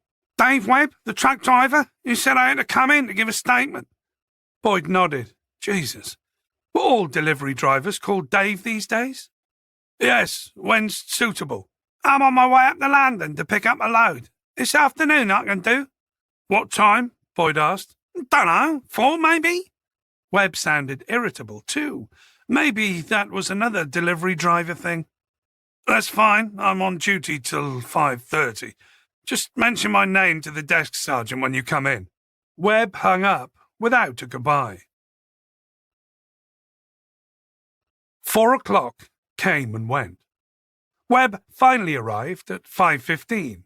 There was no bloody coffee and free Kit Kat for him. Boyd placed his phone on the table in the interview room. "Do you mind if I record?" "Dunno. Do I need to lawyer up?" "I don't know. Are you living in the United States?" "Huh?" Boyd shook his head. "You're not a suspect, Dave. You're just giving me a statement for last Friday morning's incident. That's all. I'm recording it because I'm the muggins who's going to have to type it up later on." He sighed inwardly. "Here we go again," he thought, as he pressed the screen on his phone to start the recording. Chapter 14. DSI Sutherland was perched on Boyd's desk, waiting for him to arrive for work. His arse cheeks had spread inside his beige office trousers like bread dough and completely engulfed the corner of the desk. It must have been uncomfortable for Sutherland wedged up there, Boyd thought, as he stepped around Sutherland's extended legs. He planted his coffee cup down beside his keyboard a little more loudly and territorially than was necessary. Sutherland, taking the hint, stood up. "Can I get you a seat, sir?" Boyd asked innocently. Sutherland didn't look his usual chirpy, round emojied-faced self this morning. "You all right, sir?" Sutherland pulled a local newspaper out from behind his back, as though he was presenting Boyd with a bouquet of flowers. "It's in the Argus already, for God's sake!" Boyd took the local paper from him and read the headline. "Missing victim of Ken doll killer?" It was on the front page, no less. There was a picture of the lay-by, complete with police cars and CSI van parked up. "At least they put a question mark in the headline," said Boyd. "It's not a statement of fact. They just ask—" "This is serious, Boyd," Sutherland snapped. "This should have been a spare tire case. But no, with a headline like this, we're going to have eyeballs on it. I'm going to have to put dedicated officers on it." He sighed. "I simply don't have the budget capacity to spend on a bloody cold case operation because the local paper's got itself all worked up." Boyd nodded. "Right. It's a bloody nuisance. There's enough actual policing to get done without this kind of nonsense." "Sir, it's just speculation that it's Leon Martin," said Boyd. "And he's long dead, so there's not much more we can do other than try to identify the body. Even the press will be aware that after all this time it won't be easy." That seemed to calm Sutherland down a little. "How quickly do you think you'll be able to ID the victim, Boyd?" he asked, hopefully. "Well, we've got an angle on his trainer that might give us the year he went missing. If we can review all the photos Martin took, then we might be able to match up the trainer in one of those." "Good, good. I want this done before the Argus starts attracting the attention of bigger national rags.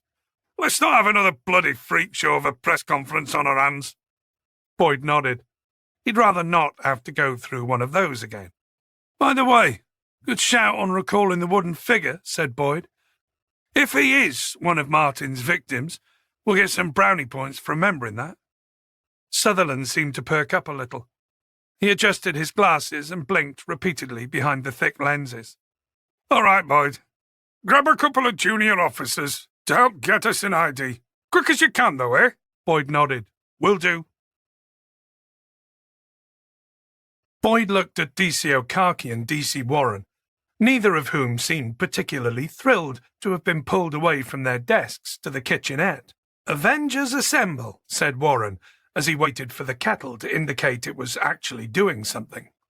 Okaki eye-rolled. "It's way too early in the morning for that." The freshly filled kettle finally began to gurgle softly. Boyd placed the contents of Grattan's case file on the small round table between them. "So, we got some old bones that need to be matched up to an old case. Warren?" "Yes, sir?"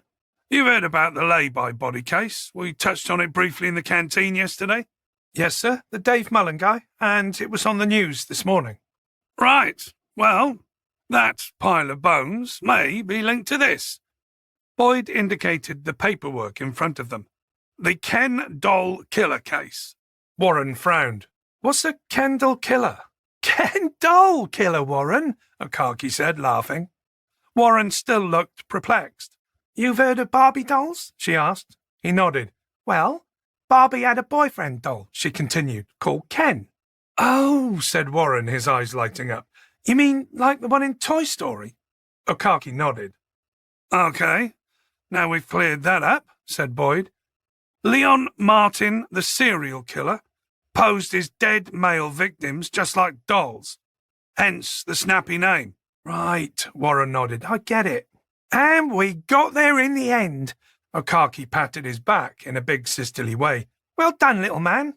He shrugged a hand off irritably. "I'm not 5, Okaki." "The one in Toy Story," she said in a high voice, smirking. "Piss off," Warren muttered, shaking his head and grinning. "So?" Boyd rapped his knuckles on the table to get their attention. "Unofficially, kids, we are now a probing team to see if these cases are, as I suspect, linked." "And officially?" asked Okaki. "You're still on general duties." He tapped the cover of the file. "I want you both to read this, cover to cover, but I'm going to get you started with the gist of it.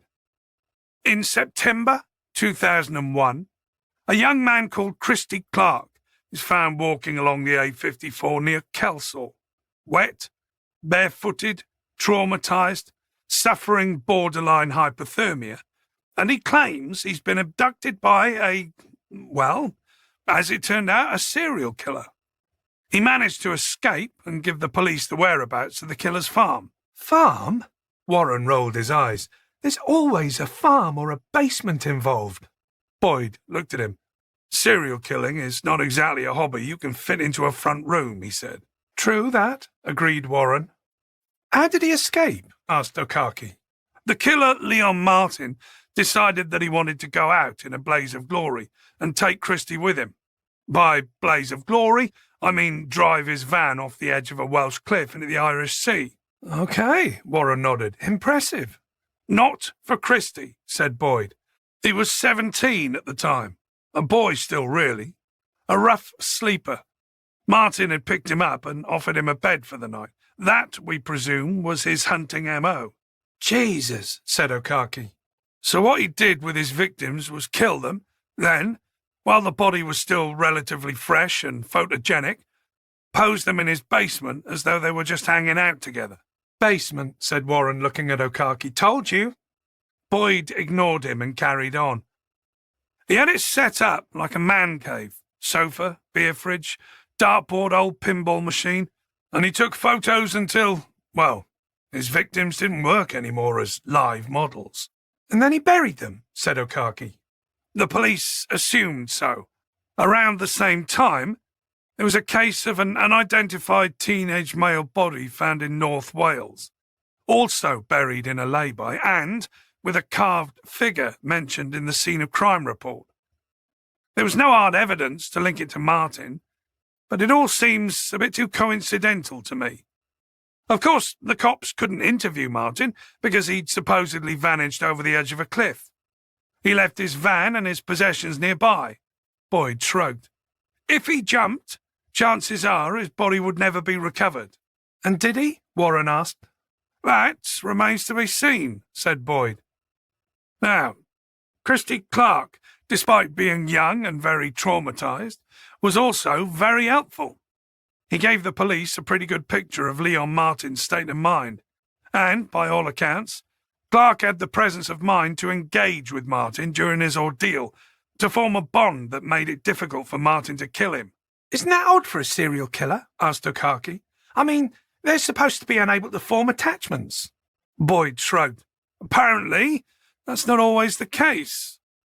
Anyway, according to the file, Christie thought something had spooked Martin, maybe a sort of Crime Watch appeal on local TV, tied in with the body discovered in that lay-by in North Wales.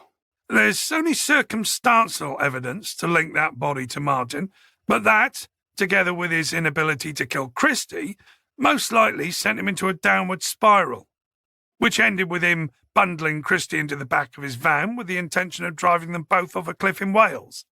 The kettle was beginning to gurgle noisily. So, that's the potted version anyway. Read the file carefully yourselves, though.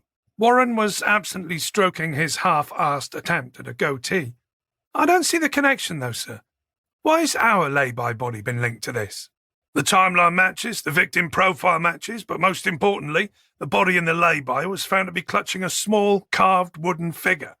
Warren looked up from the table with sudden interest. Yeah, it's a little creepy, actually. Both the 2001 body and our lay-by bones were found to be clutching a carved figurine. These figures also appear in the photographs taken at the farmhouse. They look like some sort of toy soldier to me. What kind? Asked Warren. Like a Second World War one? Napoleonic?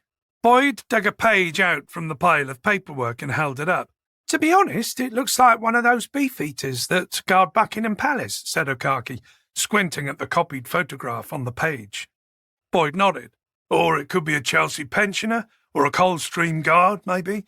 In any case, our primary job is to just ID the body, Boyd said, and hopefully bring some closure to a family that's been waiting for far too long.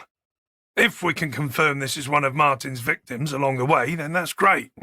But we're not going to be taking off general duties to focus on this, Okaki said, raising her eyebrows. Nope. It's just extra in-tray fun and games for you both, said Boyd.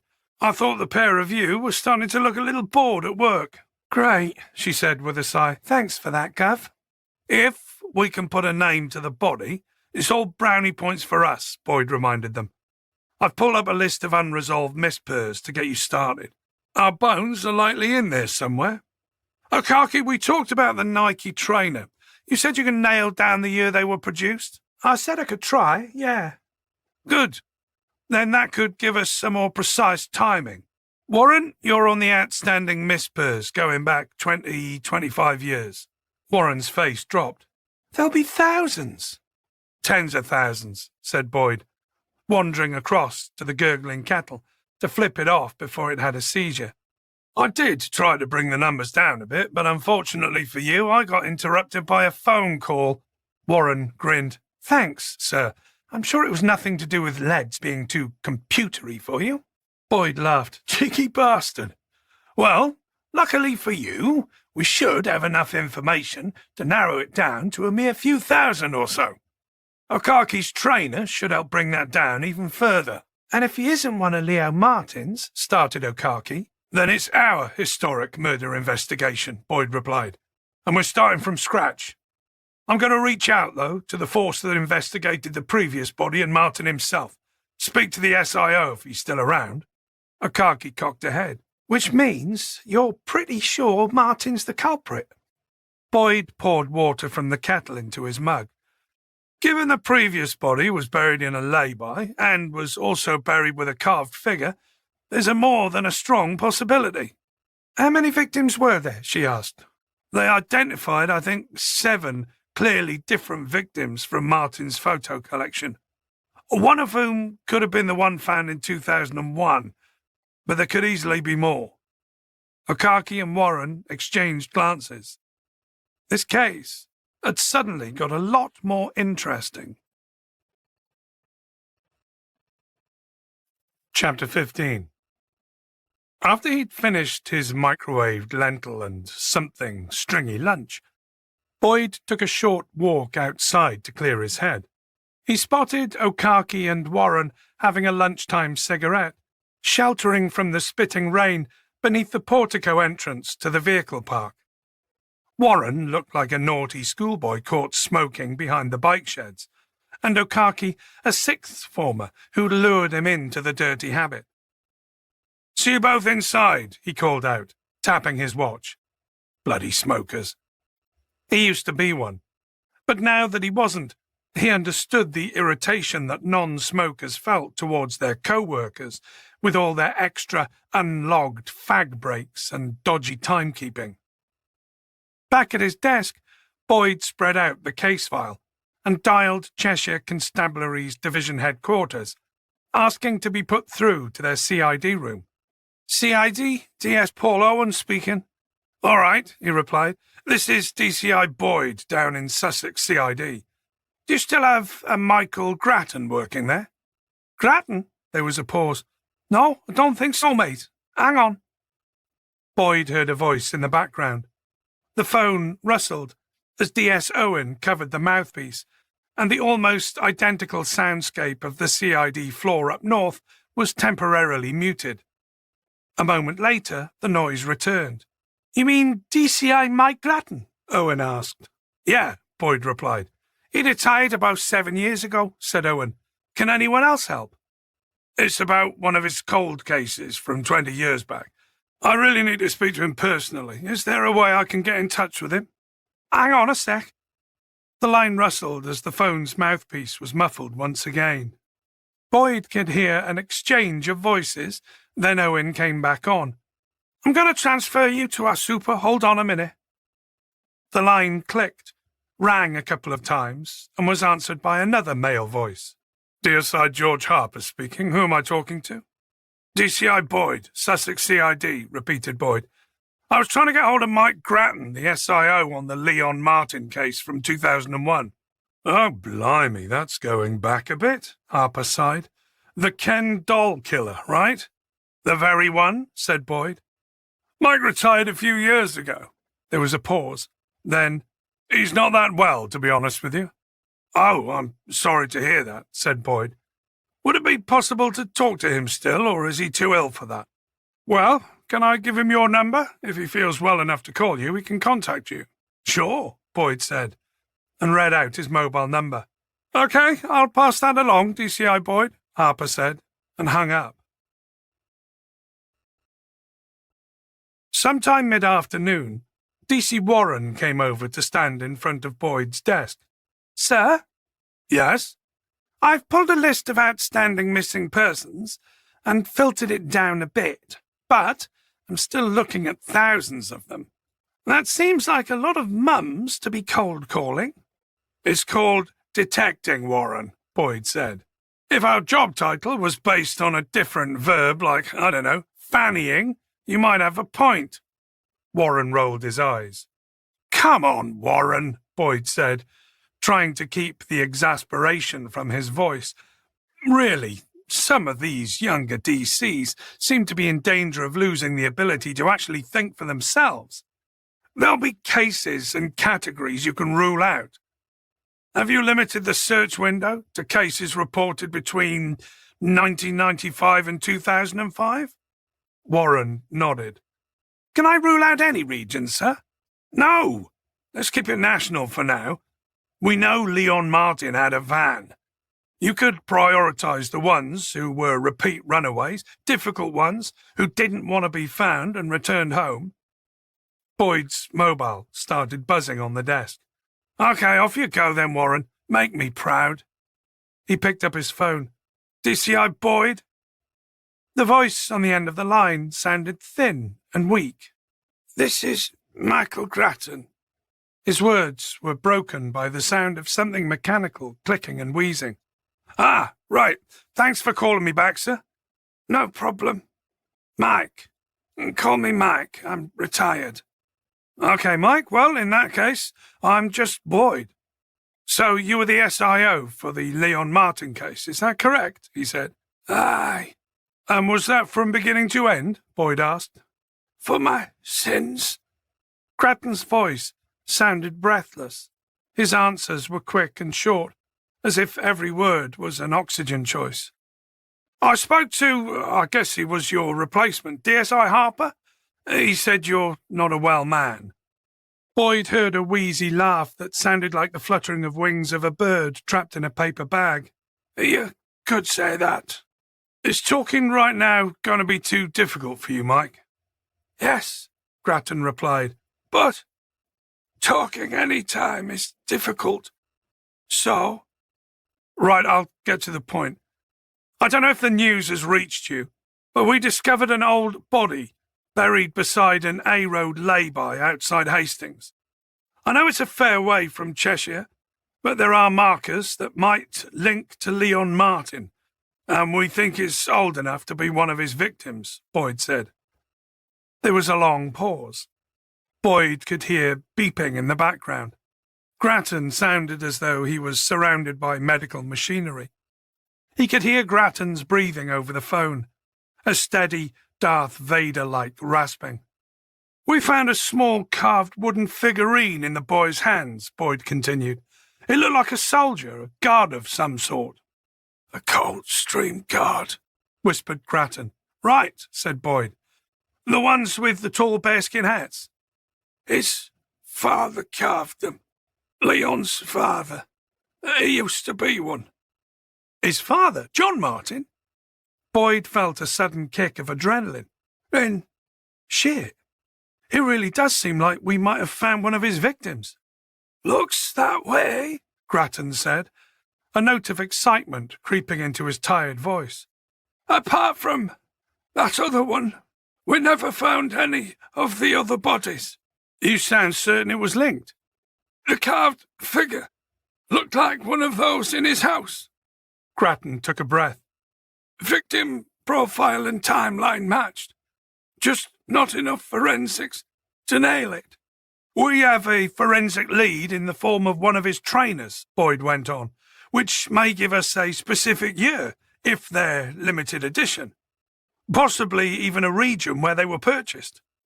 That's good news, Boyd. Wait, they can do that? I know. Modern technology, eh? Never ceases to confound and amaze me. Grattan wheezed out a laugh. It would be nice to finally give one of those poor lads a name. Yeah, said Boyd soberly.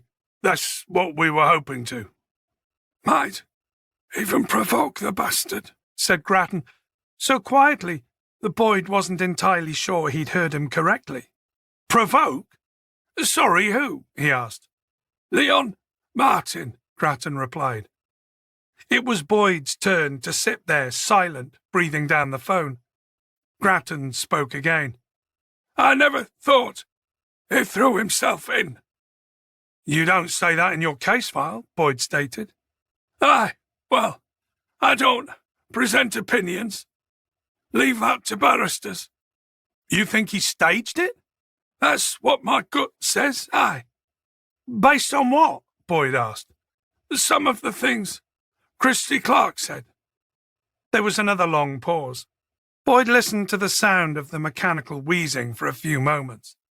It sounded like a ventilator. Might be easier discussing this in person, Grattan said, finally pulling in another long, rasping breath. Always nice to get a visitor, you know. You in a hospital? Boyd asked. In one of those you don't walk out of. A hospice. The last time Boyd had been in a place like that, he had been a teenager saying goodbye to his grandfather. The place had been designed carefully to gladden failing hearts. Warm colours, large windows with views of a forest, freshly cut flowers, and Vivaldi piped gently through the wall speakers. The irony was, the harder they tried to fill the place with cheer, the sadder it all felt. Right, so whereabouts are you? Boyd asked. St. Barnaby's Hospice in Boston. Google it for the address. I will do. Is there a good time for me to drop by?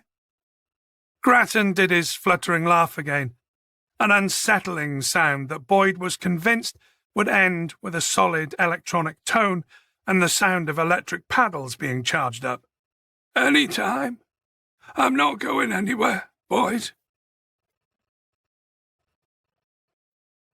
Chapter 16. Boyd drove up to Boston the following morning. His sat-nav had promised him a very doable 3.5-hour drive, but it had no idea about the extra time needed to allow for the slow northbound A21 traffic at that time of the morning. For the first 40 minutes, he found himself sitting in exactly the same shuffling jam he'd observed from the lay-by last week. He arrived at St. Barnaby's Hospice just before midday. The building looked like a converted Victorian warehouse and sat flush with and looming over the River Witham. Across the river, he could see St. Botolph's Church with its tall Gothic tower that was known locally as the Boston Stump. It looked like a piece of Hogwarts had been torn out of the wilds of Scotland and parachuted in on an unsuspecting market town in Lincolnshire. There was actually a police station in the turning just before the hospice, so Boyd parked his car in one of their staff slots and went to the front desk to make sure the desk sergeant was aware he wasn't a cheeky civilian trying to blag some free town centre parking. He walked up the road, turned into the entrance marked St. Barnaby's, and showed his warrant card at the hospice reception. "I'm here to see Michael Grattan," he said. The receptionist did a double take as she noticed the police ID he was holding up. "I'm pretty sure Mr. Grattan isn't the man you're after, Detective," she said without smiling. Boyd couldn't work out if she was joking or not, so settled for, "Well, obviously I'm not here to arrest him," while maintaining a straight face. She looked back down at whatever she'd been doing on the computer screen. "Is he expecting you?" she asked. "Sort of, yes, he is," Boyd replied. The receptionist picked up her phone, spoke quietly into it, listened for a moment, then nodded and hung up. "He's in room 9, she said, tipping ahead to the right. Boyd made his way along a hallway, passing several partially open doors, through which he glimpsed similar-looking small rooms filled with flowers, cards, and beeping equipment. The hushed ambience took him right back to that one visit to see his granddad. The door to room 9 was half open. Boyd rapped his knuckles on the door. "Is it okay to come in?" he called through the gap. A nurse came out of the room and answered on Grattan's behalf. "He's awake," she said. Then she disappeared into the next room. Boyd stepped in slowly, feeling that anything faster might be seen as inappropriate for a place like this. Mike Grattan, the retired detective superintendent, lay on a bed, surrounded by monitoring equipment, and wearing an oxygen mask over his nose and mouth. The wheezing and clicking Boyd had heard over the phone wasn't some mechanical ventilator as he'd suspected, but Grattan's own laboured effort to keep breathing. Grattan looked like an old, very old man, but Boyd had looked him up and knew that he was only 66. "DCI, Boyd?" Grattan wheezed. Boyd nodded. "I wasn't sure whether to bring grapes or a 6-pack of Carling," he said. The oxygen mask shifted subtly. From the wrinkles around Grattan's eyes, Boyd guessed he was smiling. "A bottle of Jack would have been bloody well appreciated." Boyd sat down beside his bed and looked around at the equipment. "This doesn't look particularly promising." I like to think of it as my evil lair." Boyd laughed. "Which button does the death ray?" Grattan grinned beneath his fogged mask. "Don't tempt me." There were half a dozen touchscreens and monitors, making it look, Boyd thought, very mission control. "Can any of these fancy screens pick up Sky Sports?" "Be handy," Grattan replied. Boyd got the impression that the retired DCI was the kind of person who called a spade, and not the type to tiptoe around a sodding great big elephant in the room. "How long have you got?" he asked. "A few weeks, if I'm lucky. The cancer It's bloody well everywhere, Grattan said. Boyd had never mastered the art of offering sympathetic platitudes. He'd be the first to admit he was utterly tone-deaf when it came to judging the right amount of inflection to put into his voice and the right words to say. I'm sorry to hear that, mate, he said. Aye. Well, it's self-induced. Had a 20-a-day habit most of me life. Me too, until I quit, Boyd said. Realising that he'd better get to the point, Grattan was looking tired after just those few sentences. He lifted the flap of the shoulder bag he'd brought with him. Grattan's eyes darted almost hungrily to the bag. Is that Leon Martin's case file? Yes, Boyd said, pulling it out and setting it on his lap. You're sure that your body's one of Martin's? Grattan asked, barely audible. Boyd nodded, pretty sure. He pulled a couple of glossy pictures out from the folder. The rotten stump of the carved wooden figure sitting beside a metric ruler, and a copy of the picture that showed the soldiers on parade on the TV dinner tray. Despite the damage due to 21 years of corrosion, the solitary soldier, pretty obviously, came from the same platoon. Like I said on the phone, your body fits the timeline and the victim pool that Martin was trawling. And there's the carved figure. Boyd leant forward, holding the photos closer to Grattan's face. He lowered his voice. You said on the phone that you had reason to believe that Martin didn't go ahead and kill himself. Grattan nodded. Staged it? What makes you so sure about that? Boyd asked, returning the photos to the file.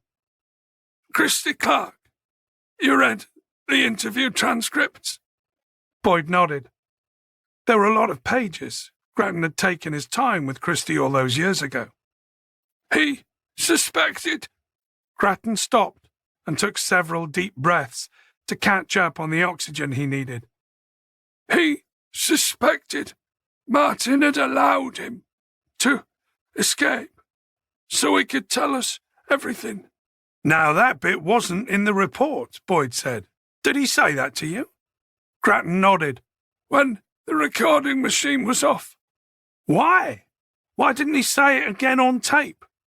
Worried it might implicate him as an accomplice, or if Martin was alive, he might come after him. Boyd took a moment to piece that thinking together. In the transcripts, it was very clear that Christy was in a fragile state of mind, terrified that Martin would somehow find a way to get to him, Freddy Krueger-like. So Christy thought that Martin had primed him with the idea he was off to Wales to drive them both over the cliff, then deliberately slipped up, giving Christy the chance to escape? Grattan nodded. It made some sense. It was clever, Boyd thought. Making your last victim an unwitting part of the escape plan. But young Christy, terrified and traumatized though he was, seemed to have seen through it. Any idea what made Martin decide to flee? Asked Boyd. I know that a body had been found, but was there anything to point towards him at that stage? Grattan shrugged. Not at that point. It was all over the news, and it scared him. He took a sip of oxygen. Made him think police were closing in. In the interviews, Christy mentioned that Martin's behaviour was already becoming erratic. Christy said he was scared Martin would top himself, leaving him shackled in the farmhouse. Grattan nodded. The body being found was the last straw. So you think, to avoid having to kill Christy and worried that the police were onto him, Martin left his van parked near the cliff and made it look like he threw himself over? I had my suspicion at the time, Grattan said. But you know what it's like. It's all tied up. Martin was gone.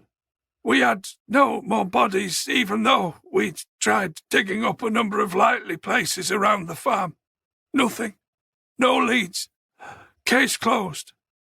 And then? Boyd asked. Grattan hunched his shoulders. Made a new life. Under another name. Who knows? That's not an easy thing to do. Boyd wasn't convinced. It was almost impossible to live off the grid for more than a few months. Grattan pulled the mask away from his mouth so that his words weren't muffled. We never recovered a body from the sea. He lowered the mask over his nose and mouth again. Right, said Boyd. Every word Mike spoke was an effort. He could see that. But really, not recovering a body meant little. The sea was lively there, battering away at Wales's northwest tip. The current was strong. Martin's body could just as easily have washed up on the Irish coast and become a John Doe for the Garda to puzzle over. Look, Mike, our interest on this case is primarily about IDing our body and working out whether he definitely is one of Leon Martin's. For the record, I think he is. The carved figure is pretty much the clincher for me. Boyd was beginning to feel hot in the small room. He took off his jacket. What do you think the deal is with those? I've no idea, Grattan said, taking another blast of oxygen. It wasn't explored. Those figures. We had to reallocate resources. 9/11 happened. Boyd nodded. There was no need to explain. In the wake of that September day, there had been a lot of pressure on the UK to cooperate with US agencies to round up sympathisers and hate preachers, and of course pressure to stay mindful that something similar might happen in the UK. Leon Martin did a thorough job of erasing his identity from the farm, said Grattan. What do you mean? He emptied the place of personal effects, photos of himself, his parents. Little there. Grattan reached for a glass of water. Boyd leant forward and helped him. Grattan sipped and nodded his thanks. Boyd set the glass back on a side table and waited for him to continue. We found ashes, a bonfire of family, photos, records. He left nothing behind about himself. There was no one for you to interview about him? Grattan shook his head. No family, no friends. Like a ghost, said Grattan. He smiled. I think he planned to disappear one day. One of the beeping machines in the room changed tone to a higher shrill note, drawing a nurse into the room like an angry wasp. Boyd got up from the visitor's chair and stepped back to give her some room. You're not getting enough oxygen, Michael, she tutted. Just breathe, deeply, slowly. That's it. She looked accusingly at Boyd. You really shouldn't be making him talk so much. I'm sorry, Boyd said reflexively. He needs to breathe, not gossip, she chided, turning back to Grattan. That's it, slow, deep, good, good. Boyd watched and waited. The nurse flicked a switch to reset the beeping alarm and lingered beside the bed. Good, she said again, more softly this time. You get some rest, Michael. No more talking, all right. Hold on, we're not quite finished yet, Boyd said. Her head whipped around. Oh, I think you are. He needs his rest. She had the steely eyes of Nurse Ratched and the no-nonsense expression of Hattie Jakes. All right, Boyd raised his hand submissively. He stepped forward and looked down at Grattan over the nurse's shoulder. His eyes were getting heavy, slowly closing. Hey, Grattan? His eyes opened. Do you happen to know how I can get hold of Christy Clark? Grattan nodded. He fumbled with his hands at a side table. What do you want, mate? Boyd asked. Pencil? Another nod. Boyd reached across and grabbed a pencil off the Sudoku book that Grattan had been working through and pulled a notepad out of his own pocket. Here you go, he said, handing them both over. Grattan scribbled something down, then let go of the pencil and the pad and slumped back into his pillow. Nurse Ratched picked up the pad and thrust it towards Boyd. There, you got what you wanted. I think it's best you leave. She had a look on her face that suggested if she had to say that again, it would come with slightly more colourful language. Okay, I'm going, Boyd said, tucking his notebook into the case file. He put the file back into his bag and shouldered it. Thanks for your time, Gov, said Boyd, turning at the door. He saw Grattan's eyes crease with a smile. Well, since I've been called that. Never gets old, does it?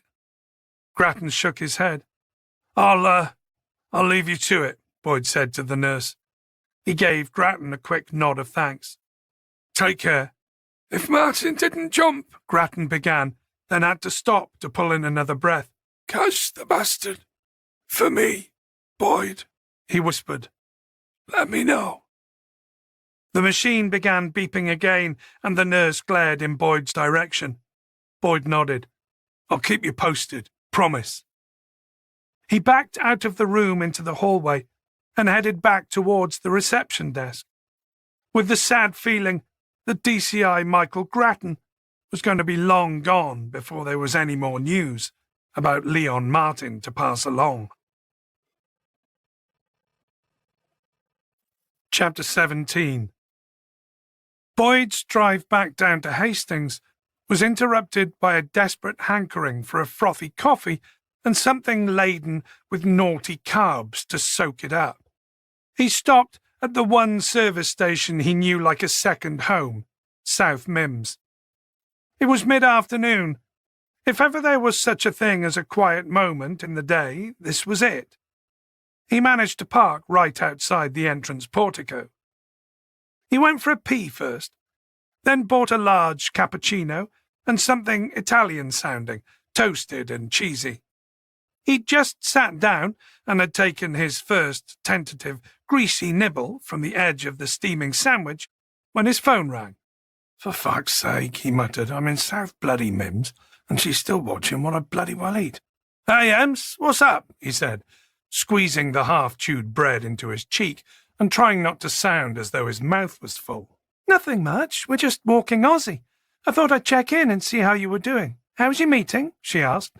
I'm on the way back now, he said, finally managing to swallow the bread. That was quick, she said. Where are you? Sounds like a service station. Are you eating? Busted, he said, crossing his fingers behind his back. I bought a banana to have with my coffee. I'm going to be back about 6. Are you going to be in or out? We're out later on. Dan's got a gig tonight. Oh, right, good for him, Boyd said, staring longingly at the sandwich on the table in front of him. He heard Dan's voice in the background, then, he said you should come, Dad. Boyd smiled. That's kind, but I'm not up for going to some thumping rock club surrounded by Red Bull-fueled teen. It's not a thumping rock club, Dad. It's in the Nelson pub, Rock'n'Aw, near the Net Huts. It's a small gig, she continued, more laid back. There's no drummer, it's an acoustic set. He stalled. Come on, Dad, please. It is Friday. Oh, the power of that extended word in the hands of an expert. All right, he said, I'd love to come along. He hung up and was about to properly test his cheesy, toasty thing for mouthburn when he remembered the other reason he'd stopped. He pulled the case file out of his bag, located his notebook, and flipped to the last page to look at what Grattan had scribbled down. Capital Reach, Central London. It sounded like some financial company. He Googled the name and discovered it was a small charity group.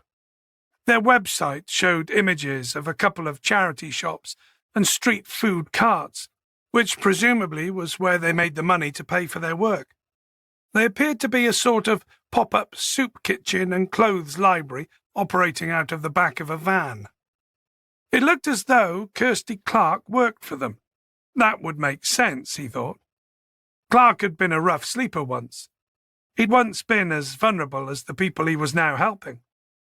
It seemed to fit well with what he'd picked up from Grattan. Kirsty Clark could empathize, seemed intelligent and capable. Somebody who would want to do some actual good in this world. Boyd called Okaki. She answered on the first ring. How's it going, Gov? I'm on my way back down. Look, can you or Warren do me a favour? Sure, she said. What do you want? Martin's last victim, the one who escaped? Kirsty Clark. Yep. Grattan thinks he works for a homeless charity called Capital Reach. Could you look them up and find out, subtly, whether he still does? Subtly? She asked. As in, not... Boyd kept his hands around the phone's mic and rasped, "This is the police."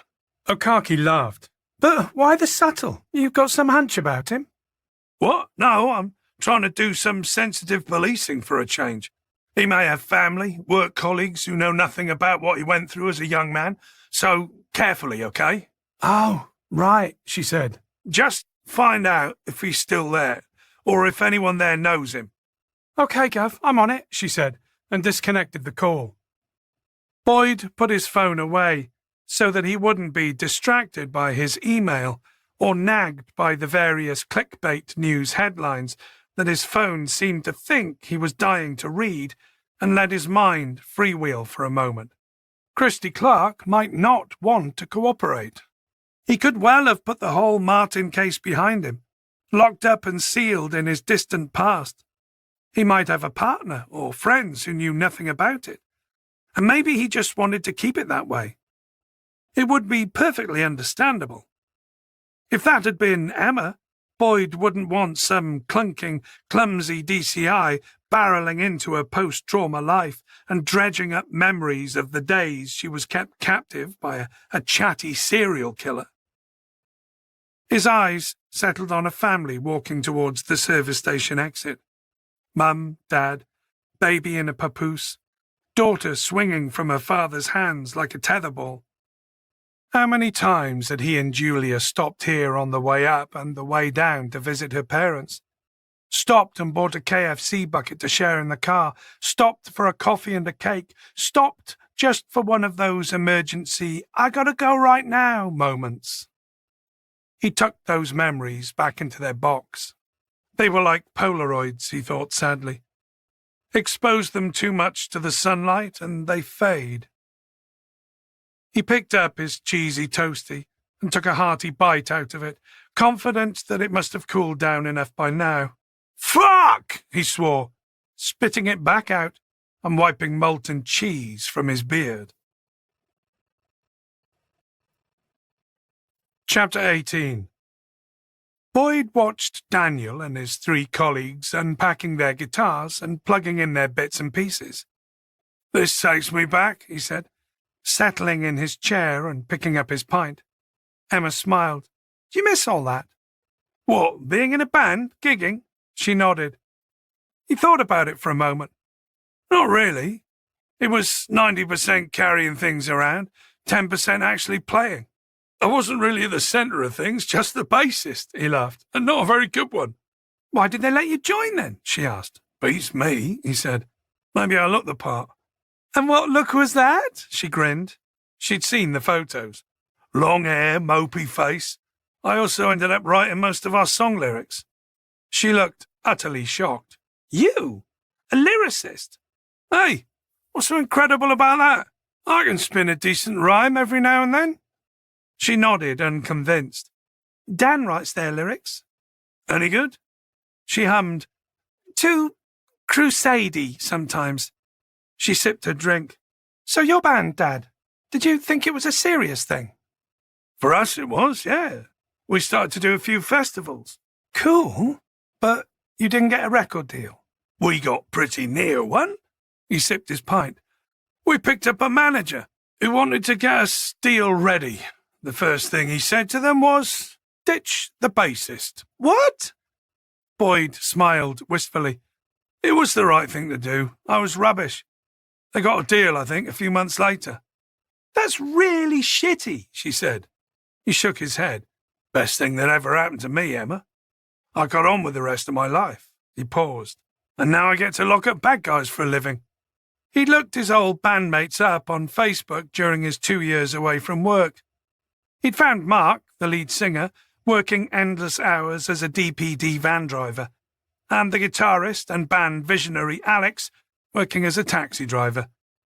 He'd exchanged a few messages with them and learned how they'd had their record deal and bombed. The record failed to earn out on the advance, and the sales were pitiful. Boyd had got the distinct impression they still thought that a second chance at success might be just around the corner, even though they were in their 40s. Those guys never made it, Ems. Most don't. Only the lucky few become rock stars, and even then I'm not sure how lucky they are. They usually end up addicts or alcoholics, or dead. Geez, Dad, she mimed, tying a noose around her neck. Way to put a downer on things. He laughed and sat up straight. Sorry, love, didn't mean to. She shook her head. You should definitely share that anecdote more often, Dad. It's fun. He pulled a mock angry dad face and swatted her arm. I'm sorry, daughter. Can I get you another whatever the hell that is to make up for ruining the fun evening you had planned? Oh, that'll help, thanks. Cider and black. And Dan'll have a pint of Stella. They'll know what one of those cider things is, will they? He asked uncertainly. Emma raised a brow. Okay, he said, getting up and making his way across the room. It was beginning to get busy in the pub, and he had to hunt for a gap at the bar. He finally found one and ducked so his head wasn't obscured by the shelf of pint glasses. Eye contact was critical if you wanted to have any chance of being served. Oh, hello, said a female voice next to him. Boyd turned to his left to see a vaguely familiar face smiling at him. All right, he replied, buying himself a few more seconds to try and work out where the hell he'd seen her before. Are you here for the beer or the band? She asked. Bit of both, he replied. And some nuts. So what about you? A smile was spreading slowly across her face. Boyd wondered if he had something stuck in his beard, or if Emma had snuck up and was doing bunny ears behind him. He couldn't help a quick glance over his shoulder to check. You haven't got a clue who I am, have you? She said, grinning. Of course I do. The lie slipped out before he could stop it. That only made her laugh. Go on then, she said. Where do you know me from? Bollocks. He tried to marshal his thoughts. It had to be someone at the police station. He'd been there nearly 3 months now, and he'd been introduced to so many faces it was all he could do to keep the CID lot in his head, let alone the uniformed ones. She shook her head. I'll let you off the hook. I'm the idiot who keeps picking up your dog's poop, she said with a mock, reproachful glance up at him. Oh, God, yes, he said. I didn't recognize you without your dog. She laughed. Yes, I'm Mia's mum. He smiled back. Then I guess I'm Ozzy's dad. And I'm sorry about the poop thing. I'm getting to grips with being a dog owner, but it's all a bit of a learning curve. Should have rescued a bloody cat. Or an easier breed, she said. Spaniels are quite high maintenance, but that's why I love them. They're crazy and needy in equal measure. Well, that's definitely true, he said. Look, can I buy you an I'm sorry drink for the poop gate? No, I'm good. I'm just getting ready to go before it gets noisy, she smiled. But thanks. Another time, maybe. He nodded. Sure. She pointed a finger. See you on the beach sometime. Right, yes, on the beach, he repeated. Armed with your own poo bags, she added, yes. For some reason, he found himself saluting, as if her words were a flag being run up a pole. Poo bags, gotcha. She nodded a good evening to him, turned and weaved her way between pub tables to the door. He watched her exit and walk outside past the window. The blustery cold wind spitting dashes of diagonal rain against the glass as she tugged at her coat for good measure. Chapter 19. Since the weather that had been so nice over the weekend was lingering into Monday, Boyd considered walking to work along the cycle path between the shingle beach and Pelham Place parking. On the one hand, he thought the exercise would burn off that second helping of pudding he'd gone back to the fridge for last night after Emma had gone to bed. It was a chocolate brownie, something or other, that Daniel had given to Emma from the pub's kitchen. Apparently it would have gone into a bin if Daniel hadn't rescued it, and it would have been criminal to waste it. However, he reasoned the weather was forecast to change later on, meaning that not only would he have to walk uphill, at the end of the day it would be raining, probably. The decision, he decided, was a no-brainer. Boyd tossed the car keys onto his desk and set his coffee down. "Good morning," he called out to the CID floor in general. Okaki was on her phone and threw him a quick nod. Minter was just in, back on days, his hair still wet from his post-gym shower. "Morning, boss," he offered, as he squeezed his annoyingly slim waist between two desks to get to the photocopier. "Have a nice weekend?" Apart from walking Aussie along the beach 4 times, and a bit of badly executed DIY, it hadn't been the busiest of weekends. "Not too bad, Minter. You?" "Training mostly," Minter said, glancing down at his body. "For what? The Olympics? You're already ridiculously fit." "I'm training for the Ironman challenge, aren't I?" he said. "Right," Boyd said, looking down at his own stomach. "Of course you are." He could still hide his spare tyre inside his loose office shirt, he reassured himself, and the tie he wore, long, Trump length, Emma often teased, helped camouflage the paunch when he sat down and leaned forward. "When is it, this challenge?" he asked. Minter hit a button and the photocopier started spitting sheets of paper out. "My one's scheduled for next month." He patted his perfectly flat stomach. "It'll be tough. It's not just looking the part, it's being the part." "What does that even mean?" Boyd grumbled. "Sounds like something off the front of a bloody JD Sports shopping bag." "You have to have inner strength, boss." Minter tapped his temple. "Endurance. Crushing the pain. Smashing the wall. Killing the challenge." "Right, okay, well, that's good," Boyd said, turning towards his desk.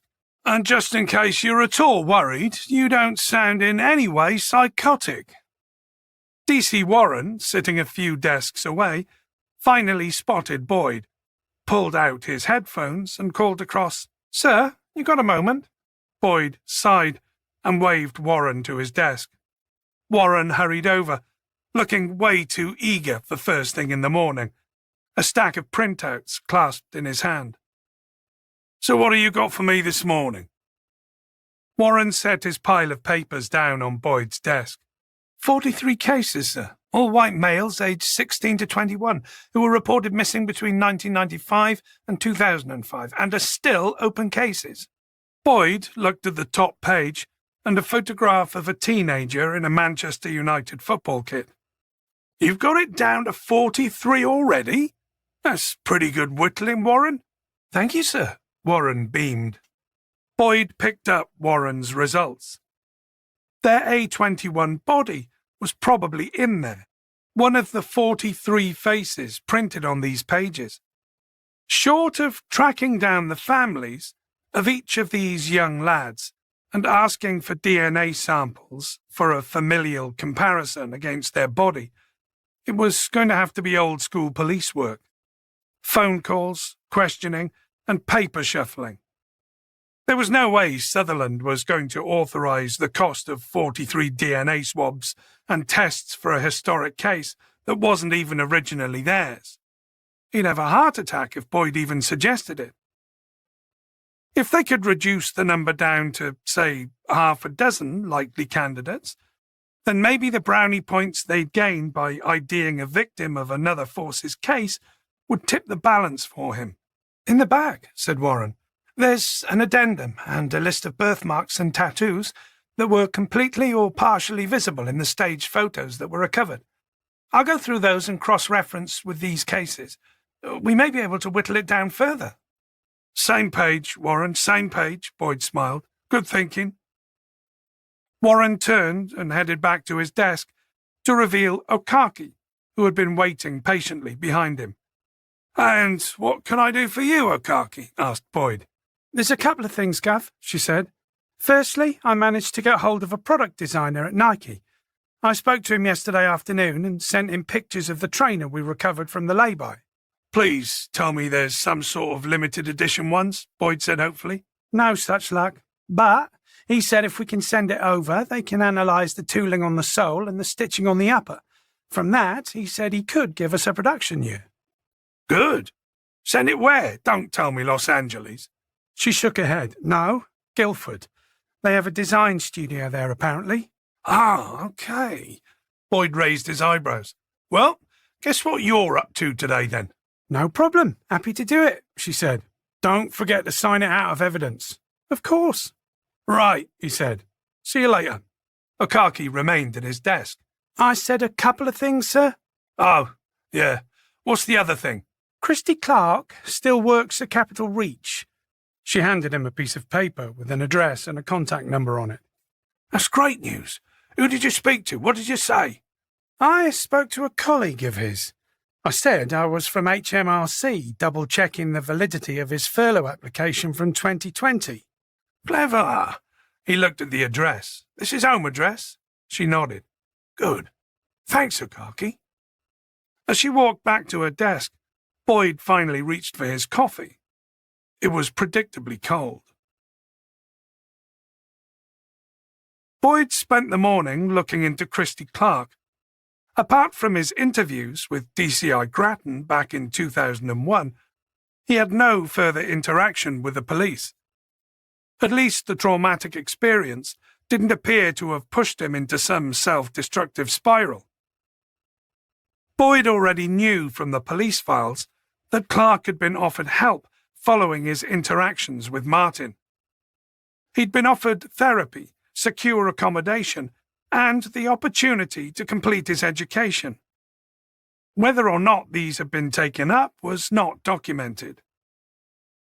His thoughts turned to the homeless charity Capital Reach, whose name Grattan had written in Boyd's notebook. Their Facebook page had a mission statement: to provide an emergency service for young, rough sleepers. Food, clothing, support, and advice was, informed the write-up, just one call away.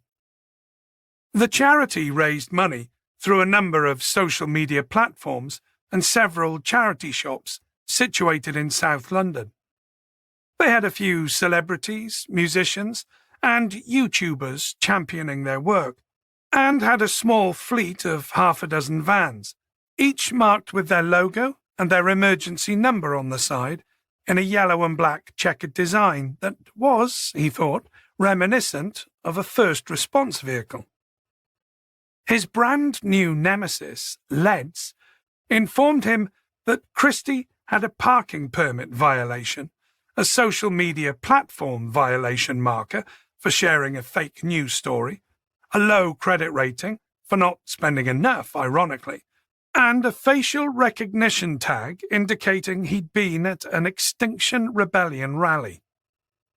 Boyd grudgingly admitted to himself that he was beginning to warm to LEDs. For deeper background police work, data mining, it was a godsend. Despite its clunky interface and chirpy help boxes that offered explanations that only its coders had a hope of understanding. And LEDs was the main reason that Boyd was beginning to think that if Leon Martin had faked his suicide, he'd had to have died sometime since. There just weren't the gaps anymore in which a person could easily hide. Certainly not for 21 years. Even data going back 10, 15 years was all linked up now. Sure, there were exceptions, but Boyd was sure that if Martin had been involved in another murder, or even charged with a much less serious crime, his DNA would have been entered on the National DNA Database. And there'd be a hit. But there wasn't. Boyd's attention circled back to Christy Clark. Scrolling through the Facebook comments, he came across a user by the name of KLC. That could be Christy. KLC was an admin on the account. Boyd tapped the initials into the search box at the top of the screen and scrolled through the posts that came up. He'd posted pictures of London street scenes and of food and new clothes piled into the back of vans, but there was little else. Clark's current address was north of Ashford in Kent. Not so very far away, then. Boyd decided it could be worth his while to drive over and to have a chat with him face to face. He was keen to find out, firsthand, how Leon Martin had crossed paths with him. It would be very helpful to hear Clark's version of how and where Martin had originally picked him up. It might help them get a better idea of Leon's methods, and perhaps help them to understand where their boy in the lay-by had come from. In the absence of a name, there was every chance Boyd was going to end up calling him Nike Boy.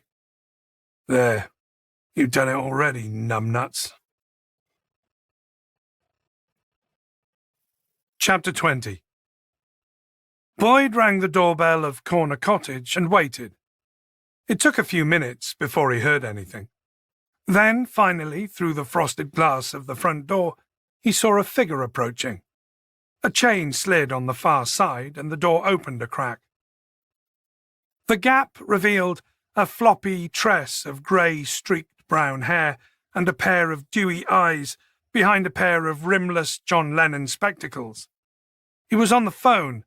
He cupped it with his free hand, leaned towards the gap in the door and said, "Just leave it on the porch, thanks." Boyd flashed his warrant card.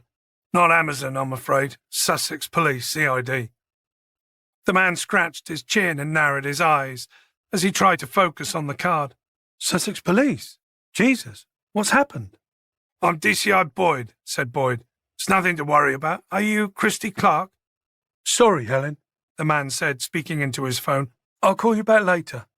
He hung up and pulled the door wide open. "Yes, I'm Christy. What's this about?" "Mind if I come in for a chat?" Boyd checked his watch. It was gone 2:00. He wanted to be back in Hastings before the roads got clogged up with commuter traffic. "I won't be long." "Sure," Christy nodded. "But please don't tell me this isn't about Leon Martin, again." Boyd made a face. "Unfortunately, it is." Christy rolled his eyes and backed into the small hallway with a sign. "You better come in, then." Christy led him down a gloomy hallway and into the sitting room. He pointed Boyd in the direction of an old armchair. "Can I make you a cuppa?" he asked. "I could measure a coffee," Boyd said. "Only green tea, I'm afraid," Christy said. "Green tea it is, then, thanks. White and 1 sugar's fine." "With green tea?" said Christy, with an "are you sure" look on his face. "Yeah," Boyd nodded. "Milk and sugar, thanks." "Okay. Well, take a seat and I'll be back in a minute," Christy said, disappearing back out of the room. Boyd sat down in the armchair. It had a faded floral pattern and wooden arms that had been worn and smoothed by decades of use. He looked around the lounge. It had a very old-fashioned feel to it. It was decorated in what Emma would have called Laura Ashley chintz, flowery wallpaper and display cupboards full of dusty porcelain figurines. There was a dining table in the corner, and it was covered in paperwork. Also on it was a laptop and a phone. It looked as though Christy Clark worked from home. "Is this cottage yours?" Boyd called out. "I rent it," Christy called back, "for the charity I work for. They charge me a nominal amount." He came back a moment later with a cup and saucer for Boyd and one for himself. Boyd looked him up and down as he placed the tea on a small wooden table. Christy was wearing an office shirt, unbuttoned at the top, with a loose tie and baggy jeans. Tidy up top, casual down below. He had a bumbling, almost apologetic, Hugh Grant-like quality to him. "Given we're on the outskirts of Ashford and there's the train link to London, what I pay to live here is a gift," he said, taking a seat in an armchair opposite Boyd. "Do you go into London often?" Boyd asked. 2 or 3 days a week. To touch base with my colleague, Helen, and then I do some outreach work in the evenings. I work for a charity called Capital Reach, but I'm sure you know that already. I work from home the rest of the week." Christy paused. "Now then, tell me, did Mike Grattan send you?" "You remember DCI Grattan," said Boyd. "Of course, he sends me Christmas cards every year." Christy smiled. "He's one of the good guys. I'm not a big fan of the police in general, sorry. What was your name again?" "DCI Boyd." "Boyd? Like the X Factor winner?" "That was Boyle, wasn't it?" Christy shook his head at his own idiocy. Of course." "You say you're not a big fan of the police, Christy," Boyd said, hoping to dig a bit deeper. "Not a huge one, no. The Met are way too heavy-handed with rough sleepers. Some of the thugs they have in uniform, but Mike Grattan, Mike's a good guy. Boyd nodded. How is he? Christie asked. I'm afraid he's not doing so well these days. He's retired now, isn't he? Christie said, sipping his tea. Retired and dying, Boyd said somewhat bluntly. He's in a hospice. He's got cancer. Christie frowned, looking down at his tea. Well, I'm very sorry to hear that. He was gentle with me back when... I've read the transcripts, said Boyd. I think he was very worried about how the experience would affect you. I know. He was very good to me, replied Christie. I mean, in the beginning it was fine. I wasn't aware of what Leon Martin was capable of until a few days after he brought me to this farm. He pulled the tea bag out of his cup and settled it in the saucer. So, why are you here, DCI Boyd? Just Boyd is fine. He tried his tea. It was bloody awful. We may have found another one of Martin's victims. We're still trying to ID the body at the moment. I thought I should let you know before the national media get wind of it, and thought it might help to hear your story directly from you. It might shed some light on how he found our boy, where he snatched him from, that sort of thing. Oh, he didn't snatch me, Christie said, shaking his head. He was kind, gentle. He looked over at Boyd. When you've been sleeping on the streets for a while, you become invisible to normal people. It's as though you're not even human sometimes. So, when someone actually stops and talks to you, like you matter, it's hard not to be won over. And that's how it was for you? Boyd asked. Christie nodded. It was on a freezing cold night. He took me to a cafe, brought me tea, something to eat, and we talked. This was in Manchester, said Boyd, making notes. Right. And how did he convince you to go back to his place? He offered to give me a bed for a few nights while the cold snap was on. As I said, it was freezing.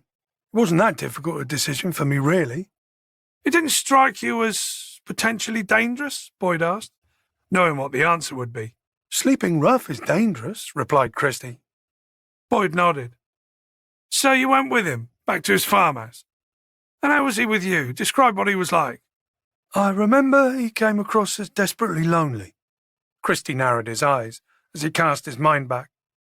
It was almost pitiful, how he wanted to please me, to make me feel at home. Were there any, warning signs? Boyd asked. That he was psychotic, you mean? Christie said. Boyd nodded. Until I stumbled upon the stuff in the basement, not really. I mean, he was a little odd, the way he behaved, awkward, It was as though he was unused to interacting with people, but then that suited me just fine. Christie paused, trying to find the right words. Looking back, he was on a self-destructive tangent. Christie placed his teacup carefully back on its saucer. I think he was on a path to taking his life, even then. And what happened when you found the stuff in the basement? Boyd asked. Is that when things changed? Christie nodded. He had a sofa down there, a fridge boombox thing, a TV with a Nintendo. It was like a lad's pad. I was obviously drawn to it. Then I found his photo albums. Christie lifted his cup, and Boyd could see the slightest tremor in his hand. There were, he continued in a low voice, at least 7 other boys who came before me. I didn't know that at the time. I didn't know what he was back then. I'm not going to ask you to go into detail there, Christie. It's all on file. Christie nodded, relieved. He sipped his tea. Well, anyway, he came down, found me looking at them. He shrugged and changed instantly, like a Jekyll and Hyde thing. He knew the game was up, Boyd said. And that's when you became his captive? Christie nodded. Right. And from that moment on, he knew he couldn't let me go. He had a shotgun, forced me to go upstairs to a bedroom, and that's where he shackled me, to the bed frame. They'd been used before, the handcuffs. They had dried blood on them, in the grooves. You said in your interview with Mike that he attempted to kill you. Several times. He came into the room with this shotgun, and I thought, this is it, His voice was shaking. Christie is okay, Boyd said, realizing how hard he'd been pushing him. I've read the interviews you had with Mike. We don't have to cover those details again. Christie smiled gratefully. I haven't thought about it in a while. It's still so clear. Boyd nodded. I know what you mean, he said. The images of the crash, of Julia and Noah, were so vivid sometimes. It was as though he was there all over again. He pulled his attention back to the present. Christie frowned, his trembling hand repeatedly stroking his scruffy, threadbare beard. Leon became increasingly erratic over the next couple of days. At one point he even came into the room, aimed the gun at me. Couldn't do it, then aimed it at himself. Jesus, Boyd said. He didn't do it, obviously. If he had, I'd be dead now. Boyd reached for his tea and took another less than enthusiastic sip. Christie smiled. Milk and sugar don't really go well with green tea. Boyd pulled a face and nodded as he set his cup back down. Yeah, he said. I might have to rethink that next time. Christie, tell me about your escape. How did you get away? Mike seemed to think that you thought maybe he'd let you escape so that you could tell the police he was planning to kill himself. Christie took another very deep breath. Well, he came into the room with a shotgun. I was terrified. I thought he'd suddenly talked himself into shooting me dead, but he grabbed me, got me in the van, and we took off. To Wales? Boyd asked. Right, said Christie. He said it was all over now. The police were going to find us, and that the best thing was to end it. By which you thought that meant? Kill us both, with his shotgun. Halfway there, he explained there was a place he knew from when he was a boy, a cliff, that he was going to take us there. But you escaped before he got there? Christie nodded. He pulled into a forest lay-by on the way over and went for a piss. That's when I managed to escape. How? I wasn't manacled to anything. He just told me not to move, then got out. He just told you to stay? He took the gun with him, but yes. As soon as he was in the bushes, I opened the door and ran. Okay, said Boyd. You ran. And Leon did what? I don't know. I disappeared into the woods and just kept running. I didn't look back. And you think that was his doing? He was letting you go? At the time, I just thought I got lucky, very lucky. But later on, I began to suspect that he'd planned it, to let me go, to let me tell police about the other boys, and that he was going to top himself. You think that was his escape plan? Christie nodded and shrugged. Clever, when you think about it. Mike told me about the body they'd found. It had been on the news, and they'd had a partial registration for his van. I think it had spooked him, and this was his way out.